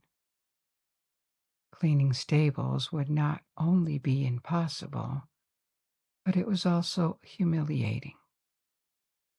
As Heracles left for King Aegeus' palace, Eurystheus rubbed his hands with glee, already imagining how the glorious hero would be ridiculed.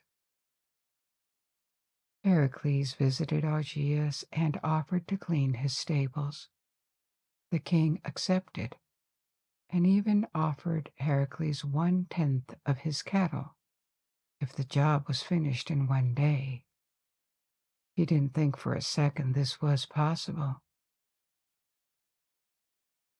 But all had underestimated Heracles' ingenuity. Instead of trying to clean the stables directly, he used nature to do the work. There were 2 rivers passing nearby. Heracles dug ditches and diverted them to make them pass through the stables. And so, in just a few hours, the rushing water swept everything away, leaving the stables clean and renewed. When he returned to Aegeus to claim his prize, 1/10 of the cattle, the king reacted angrily. He refused to honor the agreement, arguing that the rivers, not Heracles, had done the work. The king's sons supported their father, except one, Phyleus. Heracles killed them all and gave the kingdom to Phyleus. He then returned to Eurystheus, but just like Aegeus, the king refused to count this labor as completed, claiming that the waters had done the work and insisting that Heracles had been paid for his efforts. With his labor of slaying the Hydra also disqualified because he had received help, Heracles had completed 5 tasks, but only 3 were finally accepted, leaving 7 more. The main theme in this 5th labor is the use of ingenious intelligence to achieve what otherwise looked impossible. This is a recurring theme in Greek mythology, and so is the idea that nature can be put to work by man to multiply his output and his well-being. This conception of the world, that nature is a force that can be and should be tamed by the intellect and technique, is a specificity of Greek culture. Technically, it is something that all civilizations did, of course. Agriculture, tools, or the use of fire are ways to use nature to our advantage. But the Greeks theorized and praised it. This way of thinking spread to other ancient cultures, especially Romans, and eventually became a lasting trait of Western thought, for better or worse.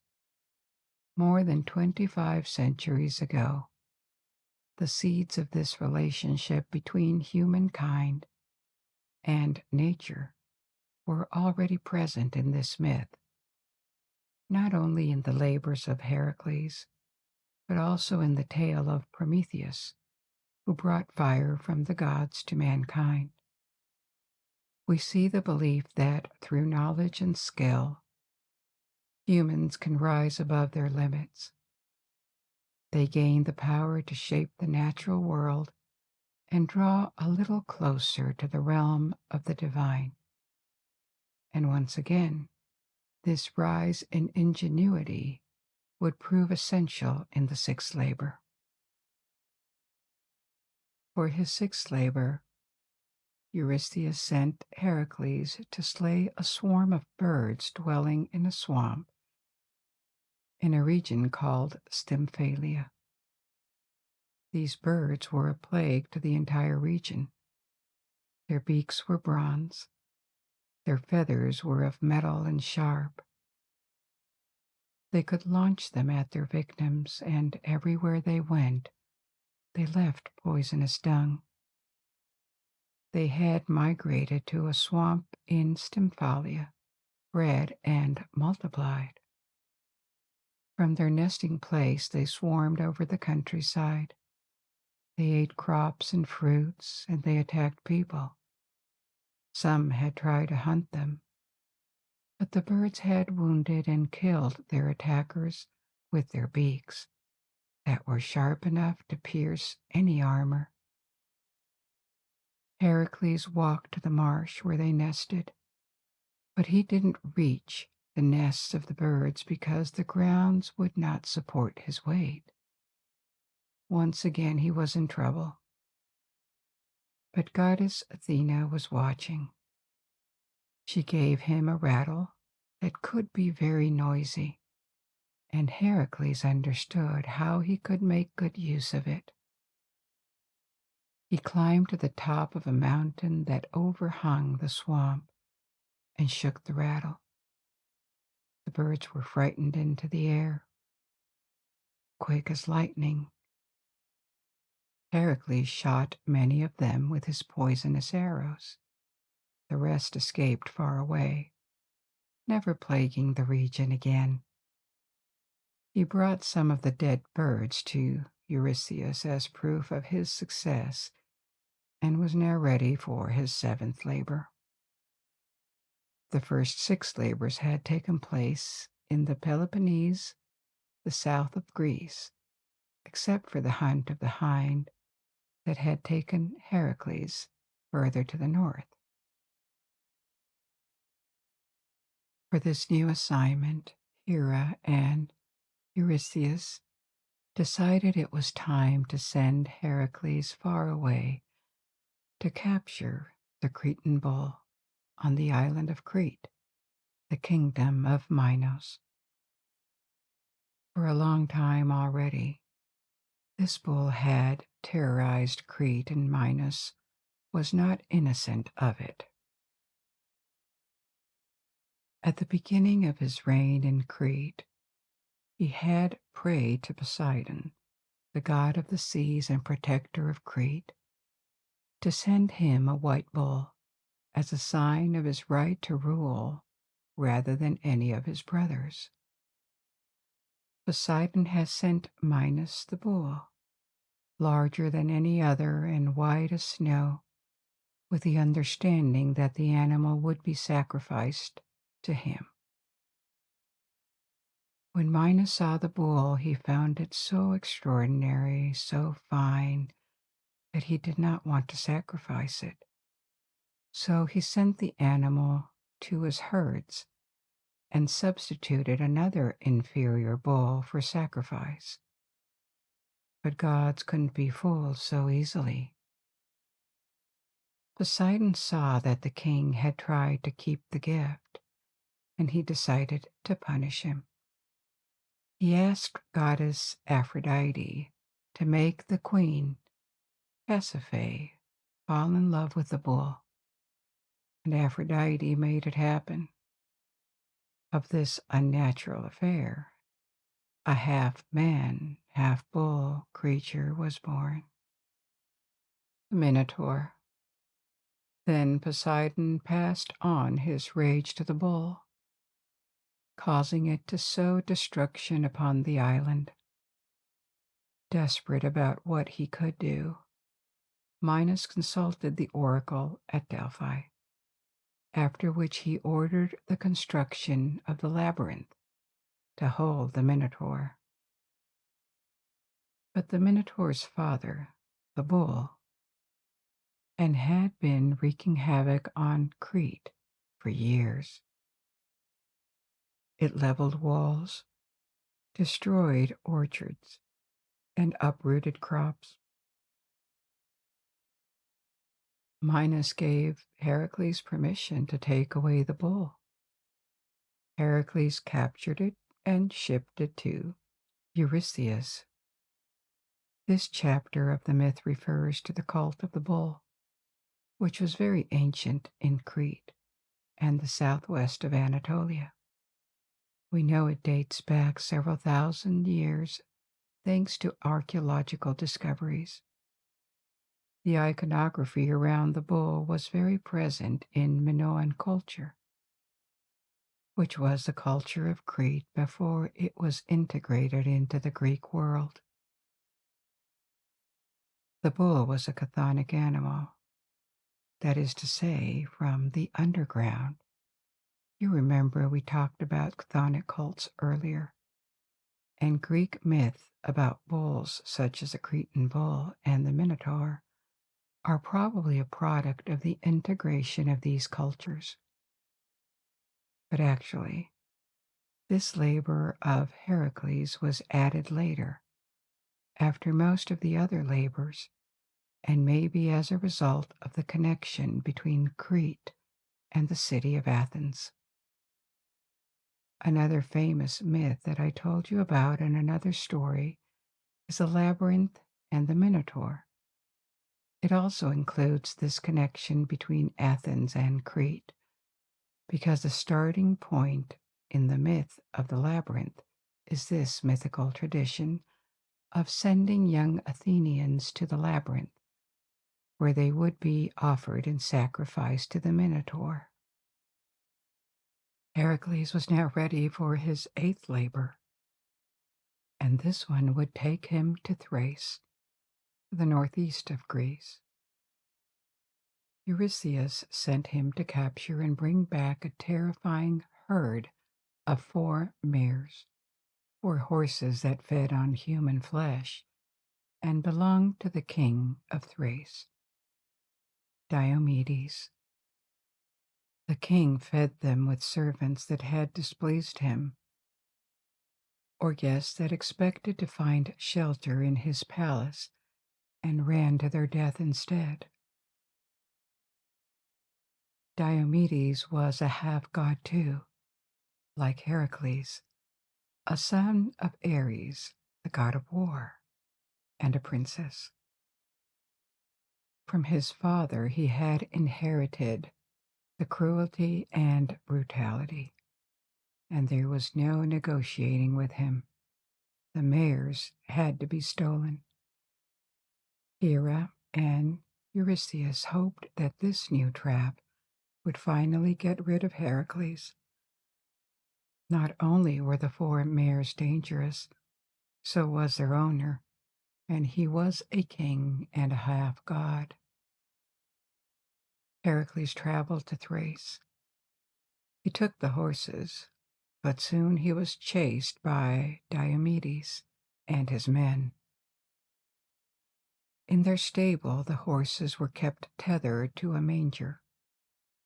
But as soon as he freed them, they became hard to control, and the hero needed all his strength to keep them together and avoid being eaten alive. With the horses bound with a chain, he traveled by day and rested by night on his way back to Greece. But the king approached, and Heracles had to fight him. He won the fight, killed Diomedes with an axe, and fed the body to the horses to calm them. As soon as they finished eating their previous owner, the horses became calmer. Heracles took the opportunity to bind their mouths shut, and he could easily take them back to Eurystheus. The king dedicated the horses to Hera, and this is how Heracles completed his 8th labor. For his 9th labor, Eurystheus was willing to please his daughter. She wanted the belt of Hippolyta, the queen of the Amazons. Hippolyta was a daughter of Ares, and her father had often given her his belt as a symbol of her power over the feared tribe of the Amazons, a tribe of warrior women. The Amazons lived far away from Greece, on the coasts of the Black Sea, and Heracles gathered a group of companions to set sail to their land. When they arrived, Queen Hippolyta received him well, as the Amazons respected strength and had heard of his exploits. She agreed to give him the belt, but Hera was watching again and would not let him succeed so easily. She took the appearance of an Amazon and walked among them, sowing seeds of distrust. She claimed Heracles came to abduct the queen or kill her. The Amazons were alarmed and set off on horseback to confront him. But when Heracles saw them approaching, he thought Hippolyta had been plotting all along and would not hand over the belt. Enraged, he killed the queen, took the belt, and escaped by sea. The Amazons could not go after him on horseback, and he managed to return safely to the court of Eurystheus with the belt, accomplishing his ninth labor. The Amazons were a recurring myth in ancient Greece. Depending on the authors, they were located in different places, the north or the south of Anatolia, of Turkey, or even the coast of Libya. They appeared in the Trojan War on the side of Troy. They fought against the Greeks. Maybe the myth has roots in the existence of female warriors in the steppes north of the Black Sea. Tombs of such warriors have been discovered, but the term Amazon has passed to modern language to name warrior women in general. It is also the reason why the largest forest and river in the world are called Amazon. When the first explorers arrived in Brazil, they named them after the mythical land, maybe after seeing native people with long hair that made them think about female warriors. The myth of the Amazons has also sparked interest among psychologists and psychoanalysts because it obviously relates to the sexuality and the representation of women in Greek society. Ancient Greece was extremely patriarchal. Women could not be citizens or participate in public life. They are present in mythology, but always in a secondary position. They always matter more because of the feelings and the actions they inspire in men. They are never subjects in the sense that they cannot modify their destiny thanks to their will or their abilities. In this context, Amazons are a strange and a bit scary myth. They don't need men. They go to war. They form their own political community. For the male authors who wrote about them, they probably reflect a mix of repulsion and fascination as a counter model of Greek society. Now that Heracles had returned from the land of the Amazons, he was ready for his 10th labor. Eurystheus and Hera decided to send him even further away, this time to the extreme west of the Mediterranean Sea. He was asked to obtain the cattle of Geryon, a giant who dwelt on an island where the sun set. Geryon was a terrifying monster with 3 heads. He owned a 2-headed hound, which was the brother of Cerberus, the 3-headed hound that watched the doors of hell. But his cattle were the most magnificent in the world. That was a long journey, and Heracles had to cross the Libyan desert to travel to Geryon's island. Frustrated by the heat and exhausted by the distance, he shot an arrow at the sun out of anger. Helios, the sun, was impressed by his courage and gave him a gift, a magical golden cup that he used to sail across the sea from west to east each night. Thanks to the cup, Heracles could arrive at the island in a few hours. But as soon as he landed, the two-headed dog attacked him. The hound was no match for Heracles, who killed him with one blow of his club. The noise attracted Geryon, who sprang into action, his 3 heads wearing 3 helmets. The giant was far too massive to be defeated with a club, and his many heads made it impossible to hide from him.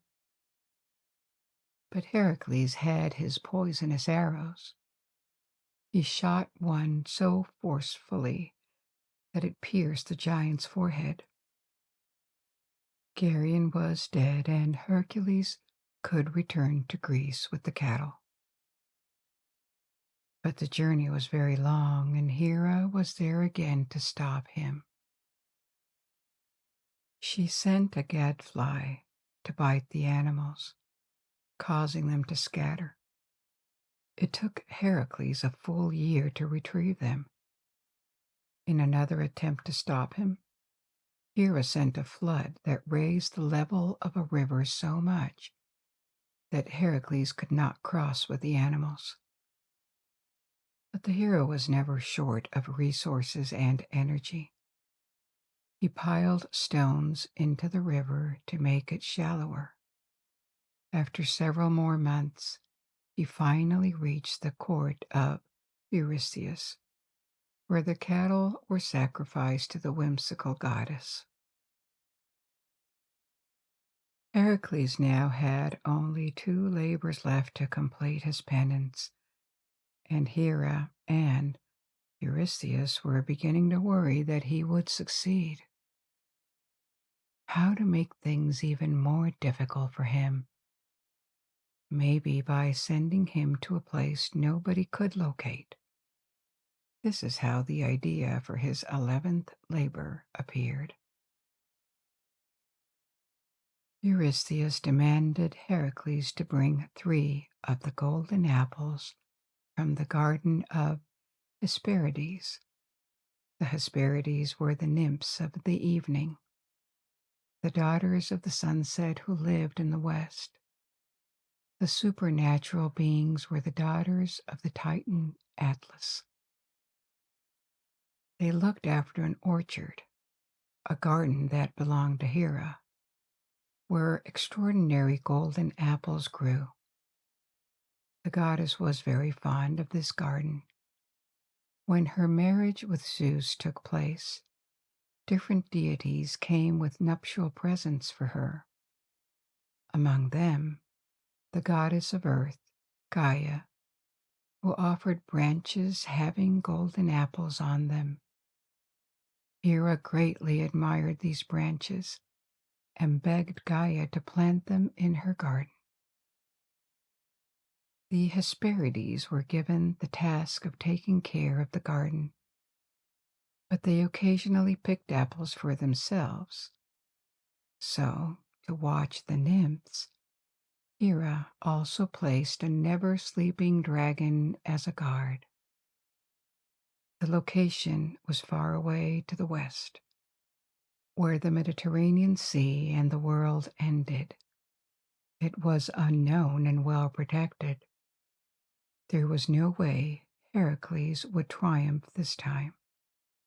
The hero didn't know where to look for the garden, so he went to one of the most ancient gods in the world, the primordial father of waters, the old man of the sea, a god older than Poseidon himself. The old man of the sea had no sympathy for Hera, and he helped him, indicating the way to the garden of the Hesperides. When Heracles arrived, he found Atlas the Titan, who carried the heaven on his shoulders, and he tricked Atlas into retrieving golden apples for him. He offered the Titan to hold up the heavens for a while, so that Atlas could go take the apples in the garden. Atlas accepted, and the Hesperides or the dragon did not worry, as he was the father of the nymphs. When Atlas returned with 3 stolen apples, he decided that he didn't want to take the heavens back and would instead let Heracles do the work. But Heracles had thought about it before. He accepted to let Atlas go to Greece, deliver the apples to Eurystheus, on the condition that the Titan would take the heavens back just for a short moment, so that he would be able to adjust his cloak more comfortably. The naive Titan agreed and took the heavens back, but Heracles just walked away with the apples, leaving Atlas to his fate. The 11th labor was completed. Eurystheus and Hera were dismayed again at his triumph and tried to imagine the most difficult labor they could think of, and they came up with his 12th labor. Heracles was asked to go to the underworld and capture Cerberus, the 3-headed giant dog that was the guardian of the gates of the underworld. The underworld was a terrifying place where Hades reigned and dictated the rules. Mortals kept trapped there, and even heroes like Theseus had not been able to return. To prepare for his descent into the underworld, Heracles went to Athens to be initiated into its mysteries. God Hermes and Athena guided him along so that he would be ready. Heracles descended through a cavern that was one of the entrances to the underworld, and after some time in this dark place, he found Hades and asked the god for permission to bring Cerberus to the surface.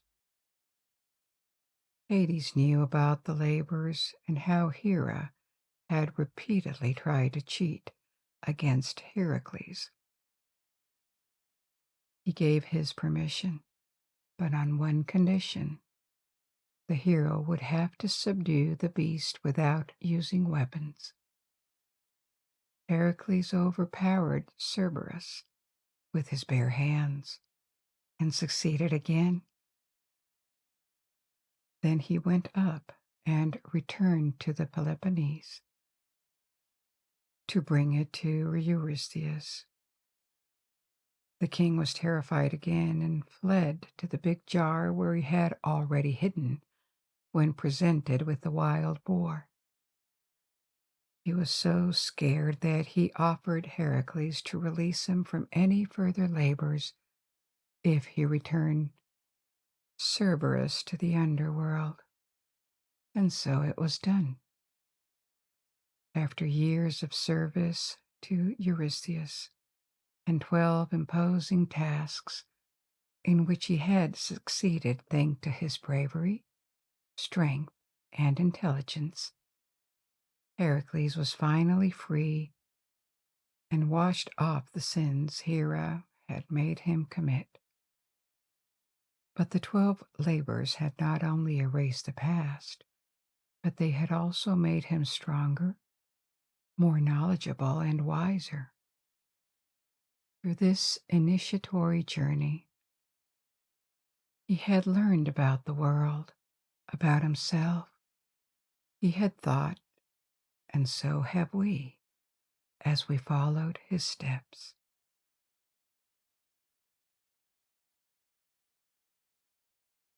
Tonight, I will take you to Japan with an introduction to Japanese mythology. I'll tell you stories and tales from Japanese folklore. We will explore some aspects of Japanese history and culture, especially Shinto. the religion that originated in Japan and to which many myths and folk tales are associated. But let's start immediately with the first story, one about the creation of the world and its aftermath. At the beginning of time, the world was nothing like we know it now. There was only a chaotic mass full of seeds floating in the void. No one knows how long it lasted, as no being, God, spirit, or human, was there to see it. Gradually, the finer and lighter parts of the mass drifted upward as the heavier elements sank below. The lighter seeds formed heaven, light, translucent, and full of yin energy. The heavier seeds became earth, heavy, opaque, and full of yang energy. The world had appeared, and between these two dimensions of earth and heaven, the tension gave birth to deities. Three ancestral gods appeared, followed by others. These were in equal parts the products of earth and heaven, and so they were not male nor female. But after several more generations of gods, they began to dissociate between males and females, and they formed couples. At the time, gods went into hiding after their creation, and they didn't try to alter this world from which they were born. To this day, these first generations of gods have never reappeared, and no one knows whether they keep watching the world or have fallen into an eternal sleep. After 3 generations of ancestral gods and 4 generations of male and female divine pairs arrived. The fifth couple, the god Izanagi, he who invites, and the goddess Izanami, she who invites. They stood on a floating bridge between earth and heaven, and they received the divine spear. Superbly ornamented with jewels that they used to stir the ocean under their feet. It happened that when the spear was pulled up, the brine, dripping from the tip, became solid and formed an island, the island of Onogoro. Izanagi and Izanami descended to the island and discovered what their predecessors had ignored. They could create, they could shape the world, and they could bring forth life. Together they produced 8 new islands, the islands that would become Japan, and they procreated. Soon, Izanami's belly became round, and they expected their first being in the world, created by sexuality rather than born from the forces of the world. But Izanami was pregnant with a dangerous entity, the god of fire. When she gave birth, her son burned her, and she died in the arms of Izanagi. Raging with pain and anger, Izanagi attacked the newborn, and from the blood of the baby god of fire, more gods were born, such as the god of thunder. Meanwhile, Izanami, on her deathbed, also gave birth to more gods, each of them associated with a principle or a natural phenomenon like agriculture, earth, and metal. In this terrible moment of death, pain, and loss, new divine life multiplied, and the world kept evolving, becoming even more diverse and populated. The new gods scattered around this world that they were discovering, and Izanagi was left alone to his grief. But all hope had not been entirely lost. Death was only a passage, and Izanami had not disappeared. She had only descended to Yomi, the underworld where the dead resided. Izanagi resolved to search for her and bring her back to the world of the living. He found an entrance to the underworld and descended into Yomi, a dark and cold realm untouched by light of heaven.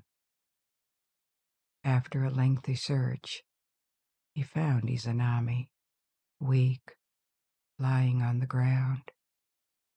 He tried to take her in his arms and ask her to come back with him to the land of the living. But the goddess did not let him come close, and she replied that it was now too late. She belonged to Yomi, to the land of the dead, and there was no coming back, because she had already eaten food cooked in the underworld. Izanagi drew near and near, and even in the darkness perceived that her once lovely face had turned into a grim mask of death, and that her body had begun to decay. There was no return from the decay of death, and even the love they once shared could not defeat it. With sadness and anger, she chased him from the underworld. All feelings of care and love between them had vanished. Izanami was now consumed by humiliation and anger, while Izanagi was filled with fear and repulsion. When he reached the upper world of earth, he moved an enormous stone to block the entrance so that the horrifying creatures from Yomi would not be able to cross between worlds. From the other side of the rock, trapped in the ground and angrier than ever, Izanami threatened him and declared that she would now kill 1,000 people every day. Izanagi replied that if this had to be, that he would father 1,500 children every day, so that the living could still be able to grow and multiply despite her curse. This is not the end of Izanagi, and more gods are about to be created.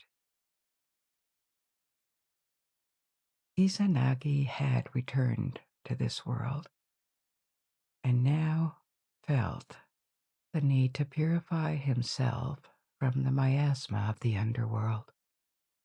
So he went to a lake and began to bathe.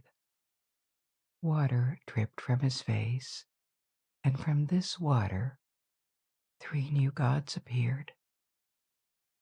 From the water that dripped from his left eye, the sun goddess, Amaterasu, was born.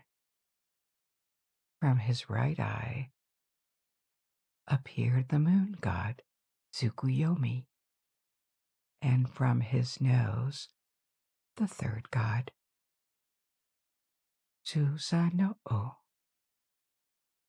who was told to govern the sea.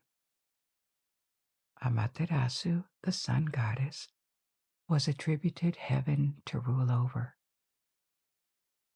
For some time, peace had returned to the world, which had become more orderly with the new gods born from Izanami and Izanagi. Primal elements, places, and forces, like the day and the night, were now in the hands of their respective gods. But the world was still very different from the world we know nowadays. And all these young gods were no models of wisdom. They were sometimes envious of each other. They had desires, and they could fight. At the time, day and night existed at the same time. The sun and the moon were visible in the sky together. But Tsukuyomi, the moon, was jealous of Amaterasu. Their mutual distaste grew so much that they resolved to never see each other again, and each went to a different corner of heaven. The alternates of day and night appeared from this conflict. From this moment on, they were never seen again together, and an endless cycle of day and night began, each one chasing the other. Amaterasu was also in conflict with her other brother, Susanoo, born from the nose of Izanagi, and who had been granted the seas. Susanoo resented his siblings, who could live in heaven, and was dissatisfied with his dominion of the sea. So one day he ascended to heaven to visit his sister, and could convince her to stay. But he soon became emboldened with his success and started to spend time tricking her and offending her with distasteful pranks. Amaterasu became enraged with her brother's behavior, and she decided to punish everyone for it. She hid herself in a cave. Immediately darkness filled the heavens and the earth. The sun was gone, and it seemed that an eternal night would fall onto the world. The other gods had lost the sunlight and were saddened by it. So they gathered in front of the cave and tried to attract her outside by making the roosters crow. The goddess did not appear, so they built a sacred tree in front of the cave and hung all sorts of offerings to its branches: mirrors, beads, pieces of cloth. They started clapping their hands and laughing around the tree as the goddess danced to entertain them. Drawn by the noise, Amaterasu grew curious and opened the cave's door to see what was happening outside. She was immediately dragged out of her refuge by a strong-armed god, and suddenly the light of day returned to illuminate the world. Susanoo had angered the heavenly gods with her pranks and how he had offended their queen, so he was banished and sent back to earth. Susanoo and Amaterasu would never reconcile, and because of their feud, two clans of gods formed on earth. Susanoo married a princess and started a family. He fathered multiple earthly gods, and Susanoo and his descendants reigned over this half of the world. But in heaven, Amaterasu and her own clan of heavenly gods did not intend to share the world with earthly gods. One day, Amaterasu descended to earth and demanded the submission of earth. this world teemed with life. It had majestic mountains, peaceful and beautiful forests, enchanting rivers, and deep blue seas. This part of the world was desirable. Amaterasu obtained the submission of earthly gods and sent her grandson, Ninigi, to leave and raise her eyes on earth and worship heavenly gods. Ninigi married a princess, the daughter of a mountain god, and had 3 sons with her. One of them, when he grew up, became the father of Jimmu, and Jimmu was destined to conquer the earth to become the first emperor. As Jimmu began to rule over Japan, the age of gods ended and the age of history, the age of humans, began. For centuries that would turn into millennia, Earth would now be governed by emperors descending from Amaterasu and heavenly gods. The history of Japan could now begin. We will talk about Emperor Jimmu, the Japanese pantheon, and popular heroes like the 47 Ronin. But before, let's make a stop and look at where this mythological tradition comes from, and also what Shinto is. In terms of quantity of stories and variety of versions of these stories, Japanese mythology is very, very abundant, at least as much as Greek mythology. And even though the vast majority of Japanese people consider these tales to be legends rather than historical, they are still very well known and reappear constantly in popular culture. And because Japan exports its pop culture via anime, manga, and film, these archetypes and some anecdotes may seem familiar to a lot of non-Japanese. Another thing is that to foreigners, Japanese traditions may seem pretty serious. There is a sense of reverence, of wisdom, of respect for cultural traditions that for some of them appeared many centuries ago. But mythological tales are far from being dead serious. Some of them are, but others are silly. The characters react in a strange way. They can even be scatological. I removed this from the story of the rivalry between Amaterasu, the sun goddess, and her brother, Susanoo. But the pranks he plays on her include throwing feces around. That's the kind of pranks we are dealing with. And there is another episode in which a goddess of agriculture creates delicious foods, but she hides to produce them from bringing them to the table because they come out of her nose, her ears, her mouth, and other orifices.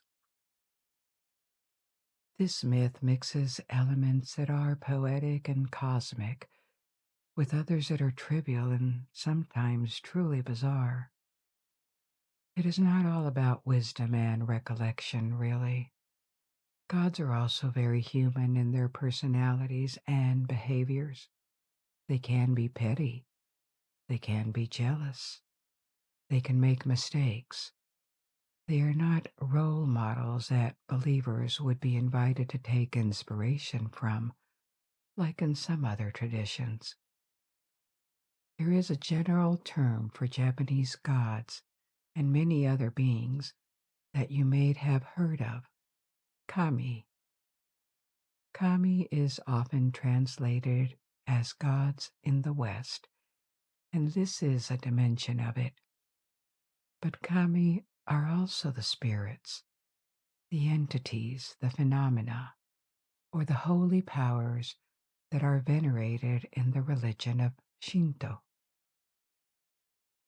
The concept is not very obvious to grasp.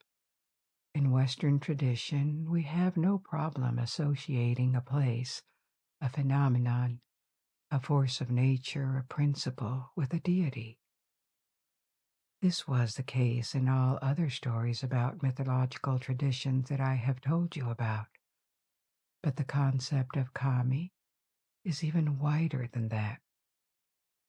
Kami are not necessarily beings that personify something or rule over something. They can also be ancestors or ancient emperors that became kami after death. In that case, the associated concept in the West would be spirit. They can be just a force of nature or even just a concept.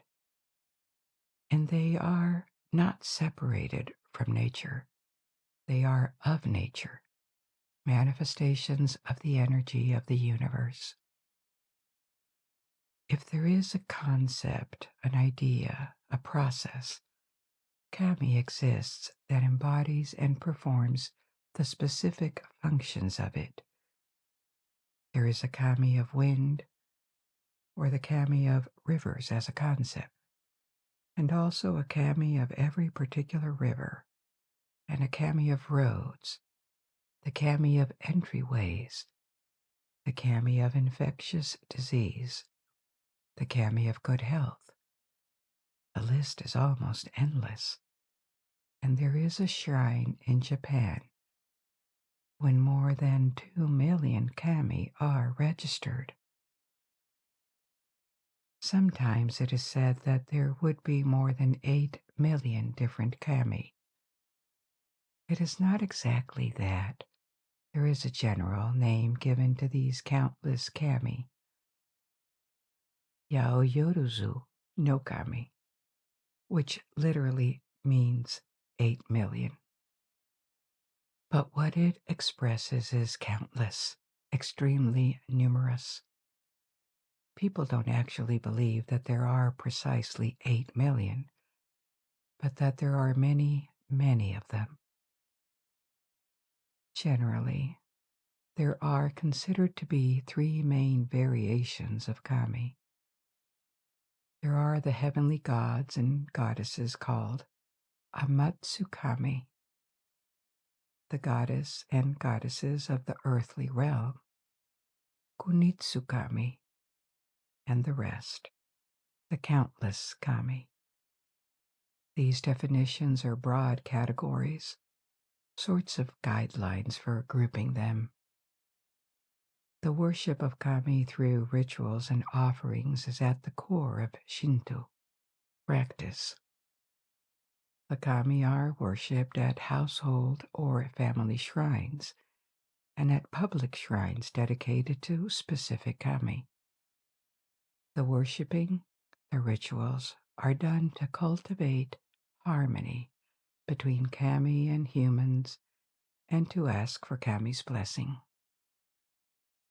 Kami are not particularly good or bad, malevolent or benevolent.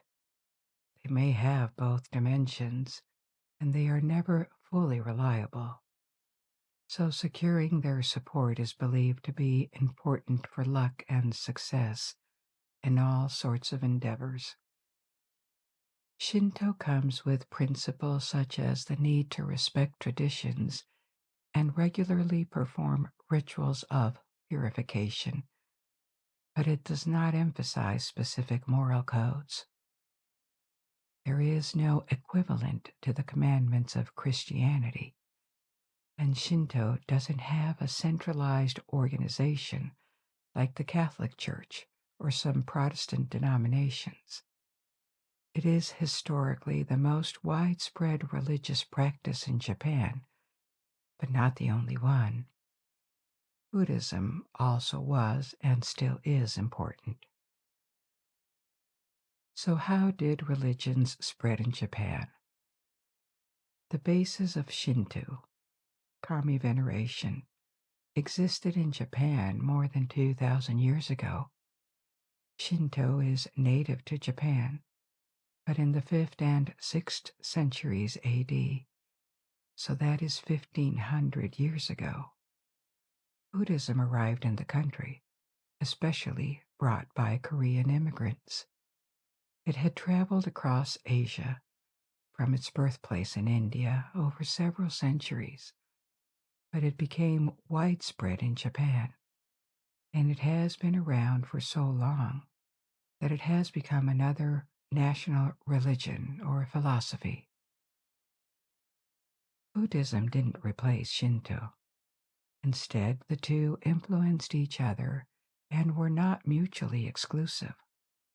One influence of Buddhism that has been observed, for example, is that the decades following its arrival, the kami became more and more depicted with the appearance of human beings, as opposed to shapeless forces or fantasy animals, and kami were integrated into Buddhist cosmology as a part of the universe.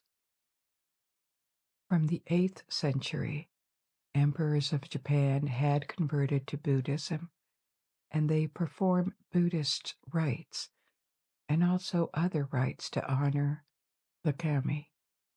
Along the centuries, many different schools of Buddhism have appeared in Japan with cultural specificities. For example, we could talk about Japanese Zen. Zen is a school of Buddhism that emphasizes self-restraint, the attempt to discover the nature of the mind and the nature of things, and the practice of meditation, rather than the knowledge of doctrines that would have to be learned and assimilated. It is a form of Buddhist practice that has spread to the West for a large part from Japan, which is why we know it as Zen.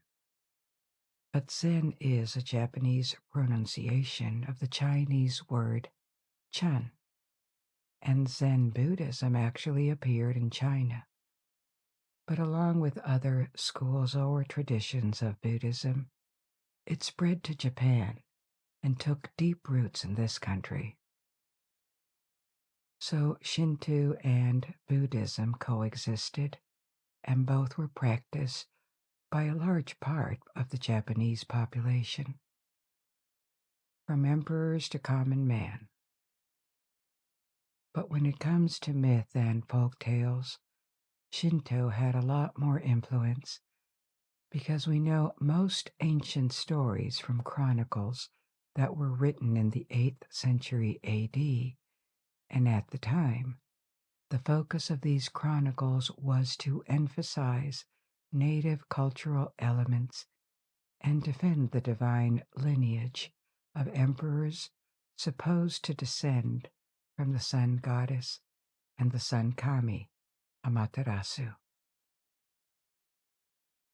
So in these chronicles, elements like tales and legends that could not be considered as genuinely Japanese, that is to say, linked to the kami and the narratives that existed in Japan before Buddhism, these were for a part left aside or minimized. But the construction of Japanese culture and its native mythology started long before that, and received various influences anyway, from peoples in the north and the south, as south as Okinawa, and influences from China and Korea.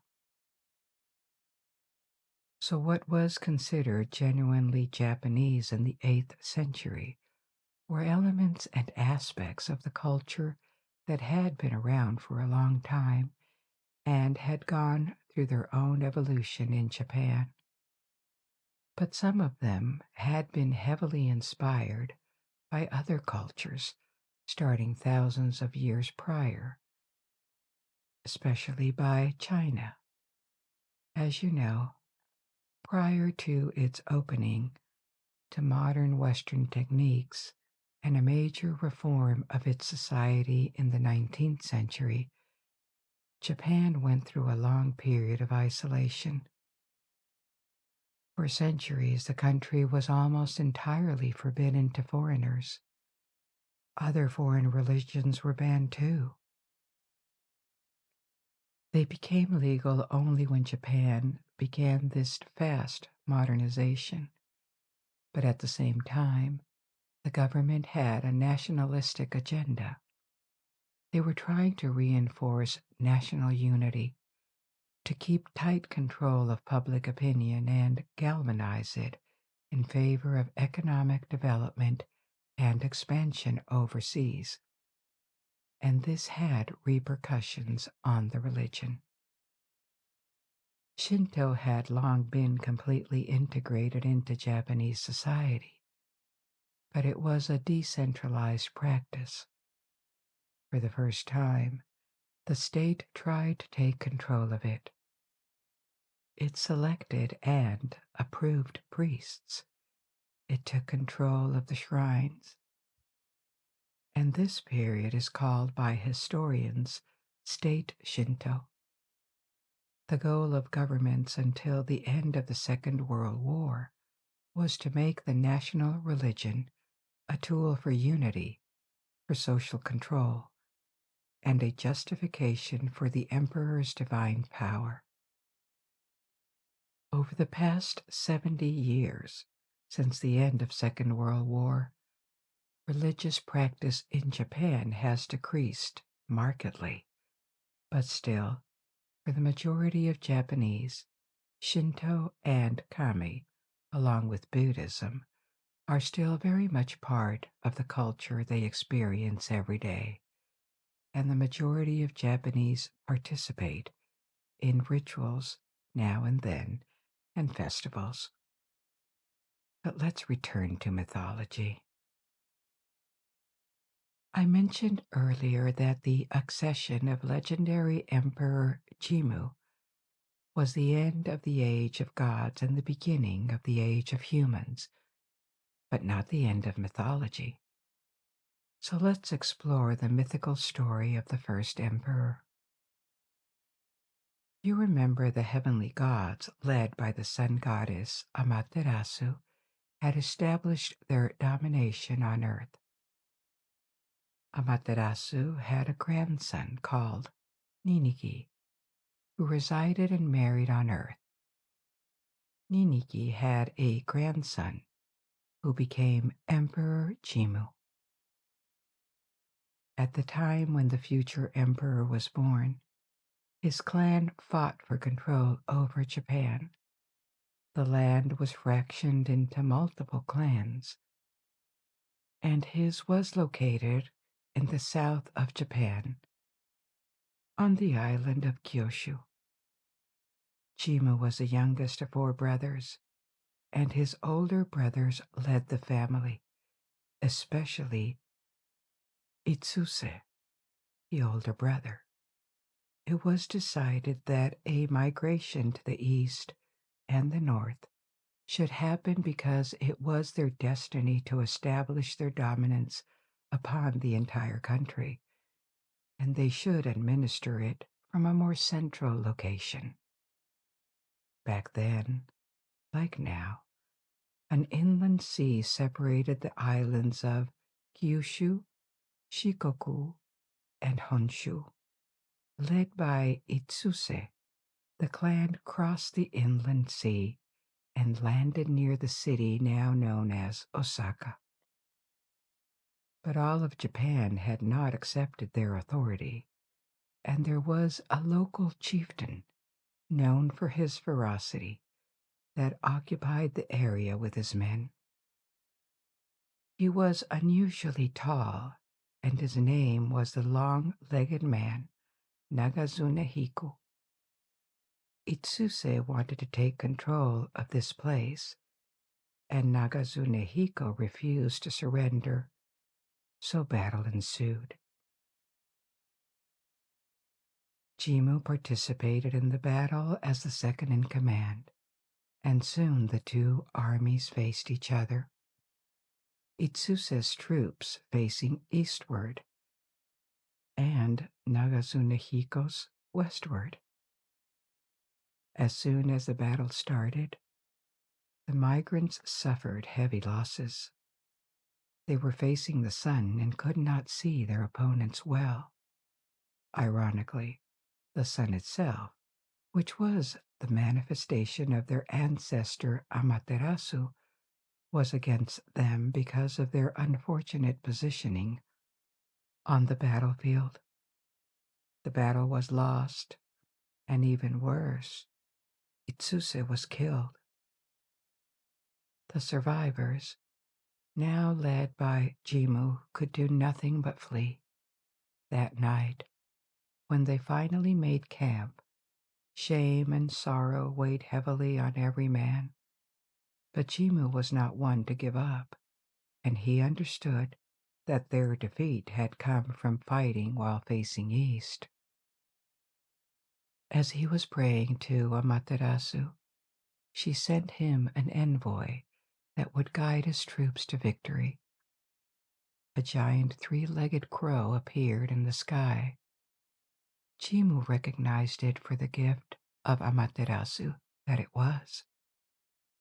The crow would guide them to victory and was proof that heavenly gods had not abandoned their children. Jimmu elaborated a plan. They would re-embark, sail east, and land again east of the territory of Nagasunehiko, so that they would be able to fight again, but this time facing westward, and so it was done. The army landed to the east of Honshu and walked towards the west until reaching the land of their enemies, led by the three-legged crow.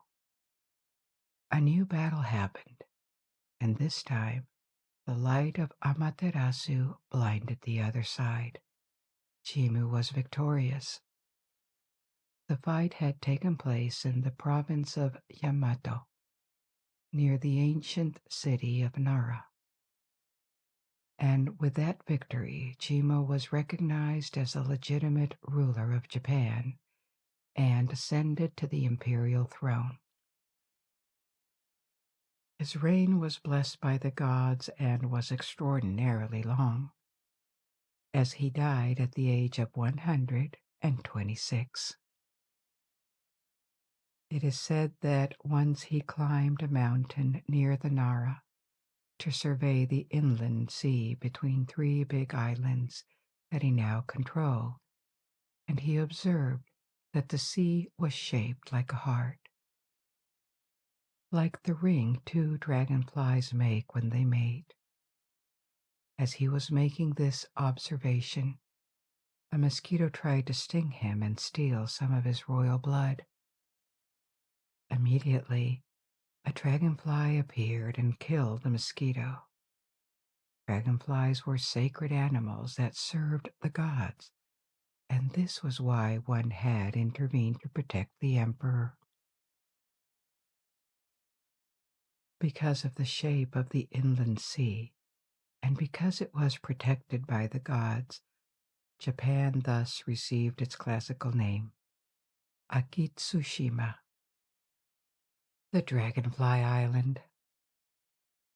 And since then, the Yamato dynasty, the imperial house of Japan, rules over the land.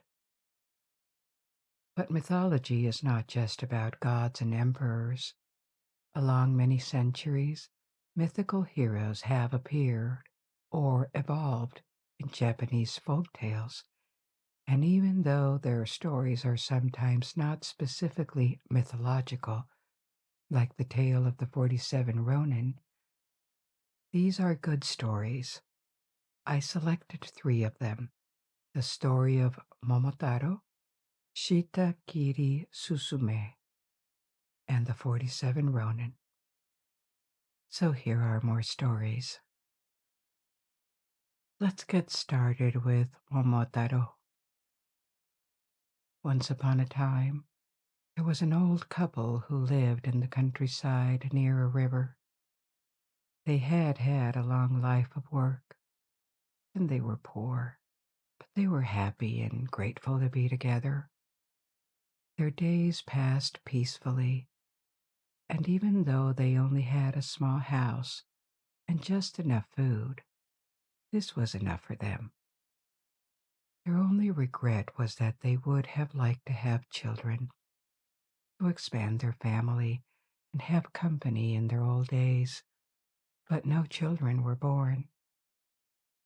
Until one day, the woman went to the river to wash clothes, as she often did, and she saw something round floating in the waters. She caught it and realized it was the biggest peach she had ever seen. It was smooth, colorful, and its delicious smell indicated that it would taste perfectly sweet. With difficulty, because the peach was heavy, she brought it back home to show it to her husband. They rejoiced over this gift from the river, and the husband went ahead for a knife to open and share the peach. But when he cut it open, instead of a seed, it contained a young child, not older than 1 or 2, but already formed and healthy. The child could speak and told them that he had been bestowed by the gods to be their son. They would take care of him, and he would brighten their old days and love them as much as they would love him. The couple could not believe their luck, and they adopted the child that they named Momotaro. Momo, meaning peach, and Taro, eldest son in the family. And life went on in the house. They were still poor, but nature was generous, and the three of them had just what they needed. Their hearts were content, and days, weeks, years passed in this simple everyday joy. More than 10 years, Momotaro had grown up and was now an adolescent. He loved his parents, but he had grown curious for the rest of the world. He dreamt of adventure and thought that maybe the gods had bigger plans for him. Even though their life was peaceful, the limits of their land was sometimes explored by a band of demons who marauded to steal from farmers.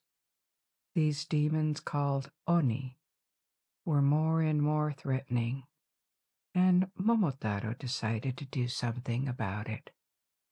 Nobody exactly knew what the Oni looked like.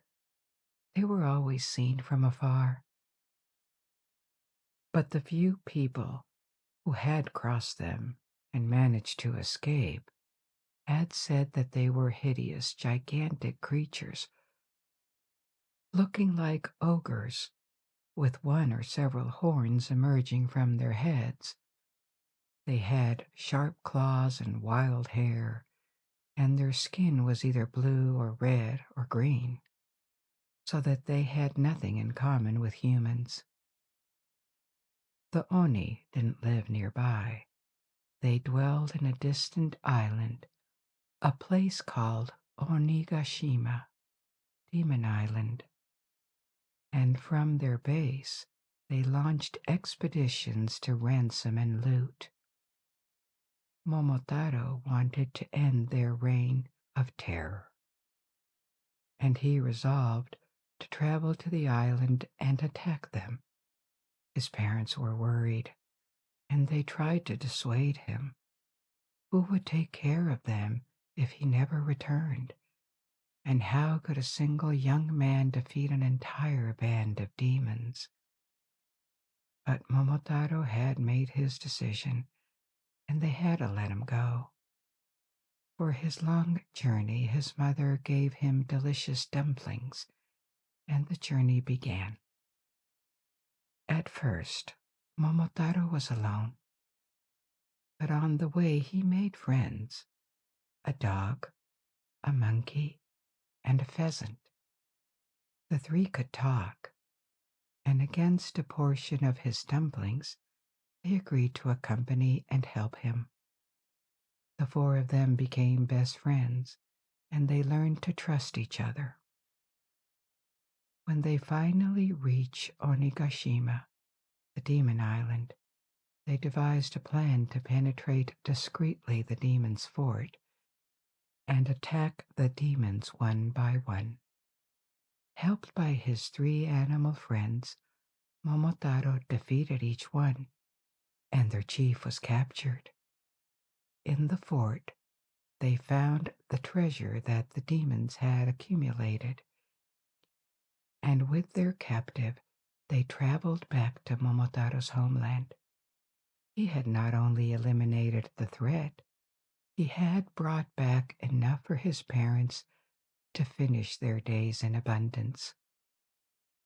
The tale of Momotaro was put in writing during medieval Japan, but it probably comes from older oral traditions. There are variants.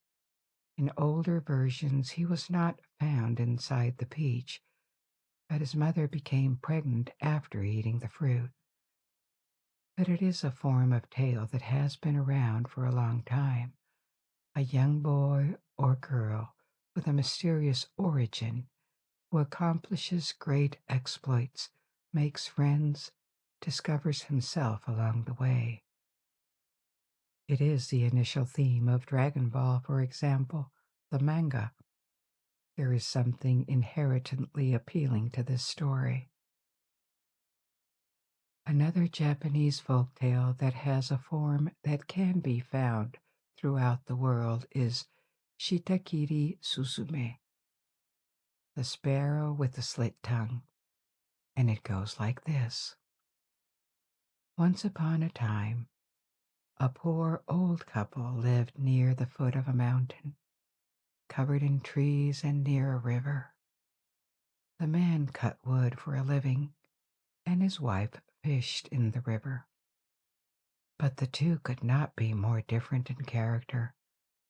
The old man was honest and kind, whereas his wife was very greedy and would not help anyone if it didn't serve her interests. One day, the man went into the mountain to cut wood as he used to. But on his way, he found an injured little sparrow crying out for help. The weakness and desperation of the poor bird moved him, so he took it back home and fed it rice to help it recover. When his wife returned, she was annoyed that he would waste food on such a small creature. Who cared about a sparrow when they were poor and food was precious?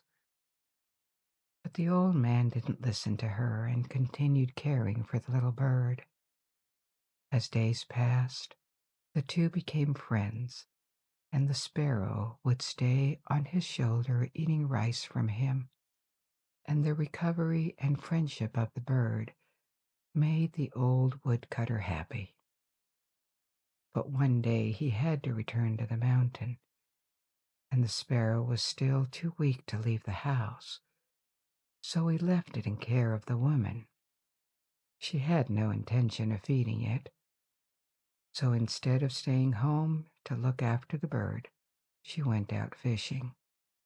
And while she was gone, the hungry sparrow looked for food inside the house and found some starch that was left out. The bird ate it all. When the woman came back and saw this, she was so angry that she punished the sparrow by cutting out his tongue, and then she sent it flying back to the mountain. The poor little bird, full of pain and fear, escaped and disappeared.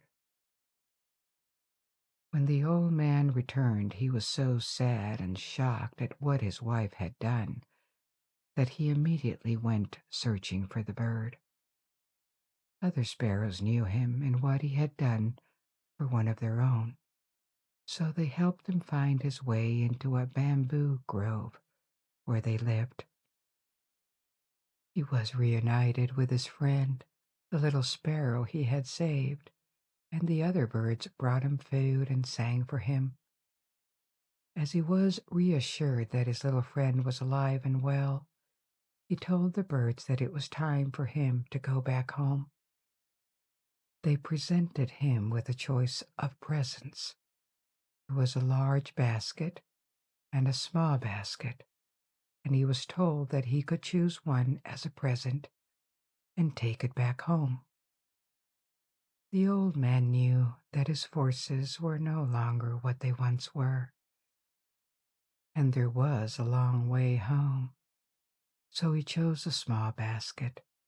When he arrived home, he opened it, and to his surprise, discovered a treasure of gold and silver inside. The wife pressured him to tell her how he got this, and he told her everything about the sparrows and the two baskets.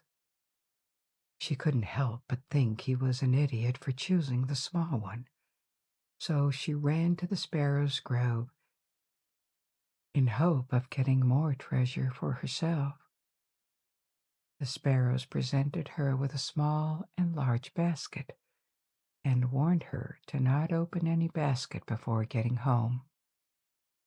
Of course, she chose the large one, but on the way home, as she was still in the mountain, she was so impatient to discover the content that she opened it. To her surprise, the box was full of deadly snakes. They startled her so much that she trembled all the way down the mountain and broke her neck. Her greed had only led to her demise. Our last story for tonight is not technically mythological. It is a legendary tale that derives from a real historical incident, the revenge of the 47 Ronin. The real incident is from the early 18th century. It is not that ancient, but I chose to include it because it is a good story and it can be considered mythology in the making. Many myths around the world probably have origins in natural disasters or real events that were modified and embellished. The version of the story we know of the 47 Ronin was written decades after the fact, and it mixes reality with fiction. Even though there is no doubt that the incident really happened, so maybe in 1,000 years, 47 Ronin will have kept evolving and it will be considered a piece of mythology. Now let's discover the story. It all began in 1701, when Japan was a feudal country ruled by shoguns. Emperors were still nominally at the head of the country, but it was governed by military dictators appointed by them.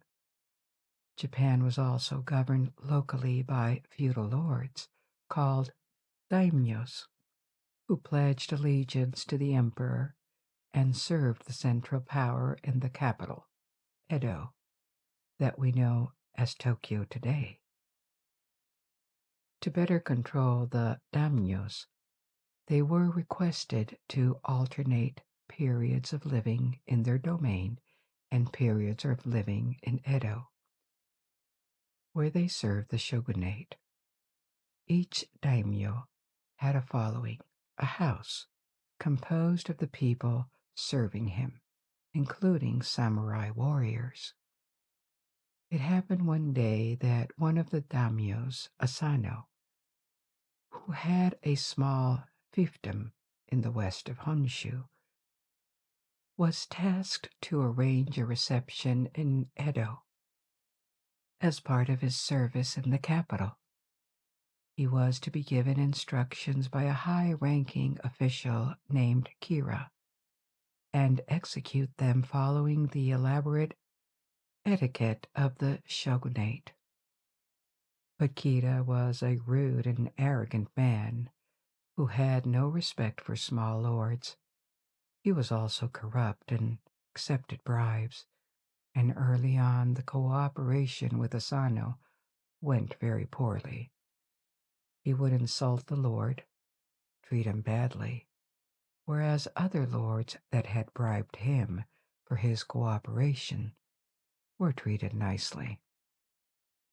Asano and his small following never paid Kira anything, and so the official kept treating the lord very harshly.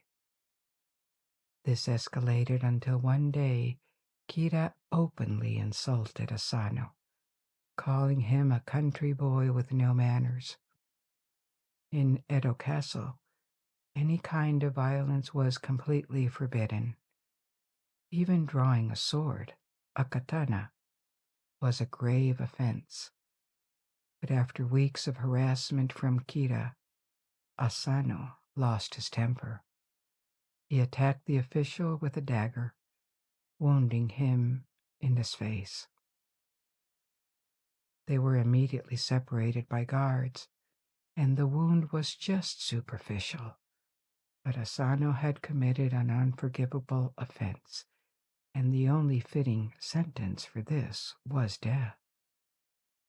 His goods and lands were to be confiscated after his death. His family was to be ruined, and his retainers were to be made leaderless, ronin. As a daimyo, Asano was spared the shame of execution. Instead, he was ordered to commit seppuku, the ritual suicide that allowed lords and samurai to die with honor rather than suffer a disgraceful death. And so it was done. Asano took his own life, his family was stripped of everything, and his followers were left without a master. All of this stemmed from a brief moment of uncontrolled anger provoked by Kira's appalling behavior. Asano's troops comprised over 300 men. The majority of them accepted their faith and scattered in search of a new master, or they abandoned their military life. These men had such a bond with their lord that honor commanded his death be avenged. Otherwise, they would have acted cowardly and dishonorably. But the shogunate explicitly prohibited revenge in this case, and so they were conflicted. The rules of the shogunate and the rules of honor gave them conflicting paths to follow.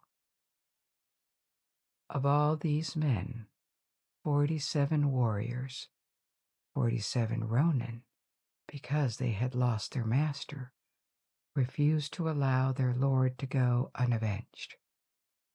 They banded together, swearing a secret oath to avenge their master by killing Kira. Even though they knew they would be punished harshly for doing so, death would be their sentence, and they accepted it. Worried that the ronin would attempt to avenge their fallen lord, Kira took careful precautions. He retired from public life and kept the leader of Asano's guard under constant watch. As Kira was unreachable, the 47 ronin had to wait for him to lower his guard. They behaved as if they had no intention to avenge their master. It took a year and a half for it to happen, and in the meantime, some of them infiltrated his house as workmen or merchants to become familiar with the layout of the house and the character of all within. Finally, after 2 full years, the 47 ronin, who secretly stayed coordinated, knew the house, the way people behaved inside, and how they could suddenly overwhelm it and kill Kira. One night, they launched their attack in two groups, one by the front door, one by the back door. They found Kira, who was hiding and trying to hide his identity as their sentence was executed. Asano had been avenged. The Ronin did not try to hide. They surrendered as they had planned to do. The shogunate in Edo was put in a difficult situation.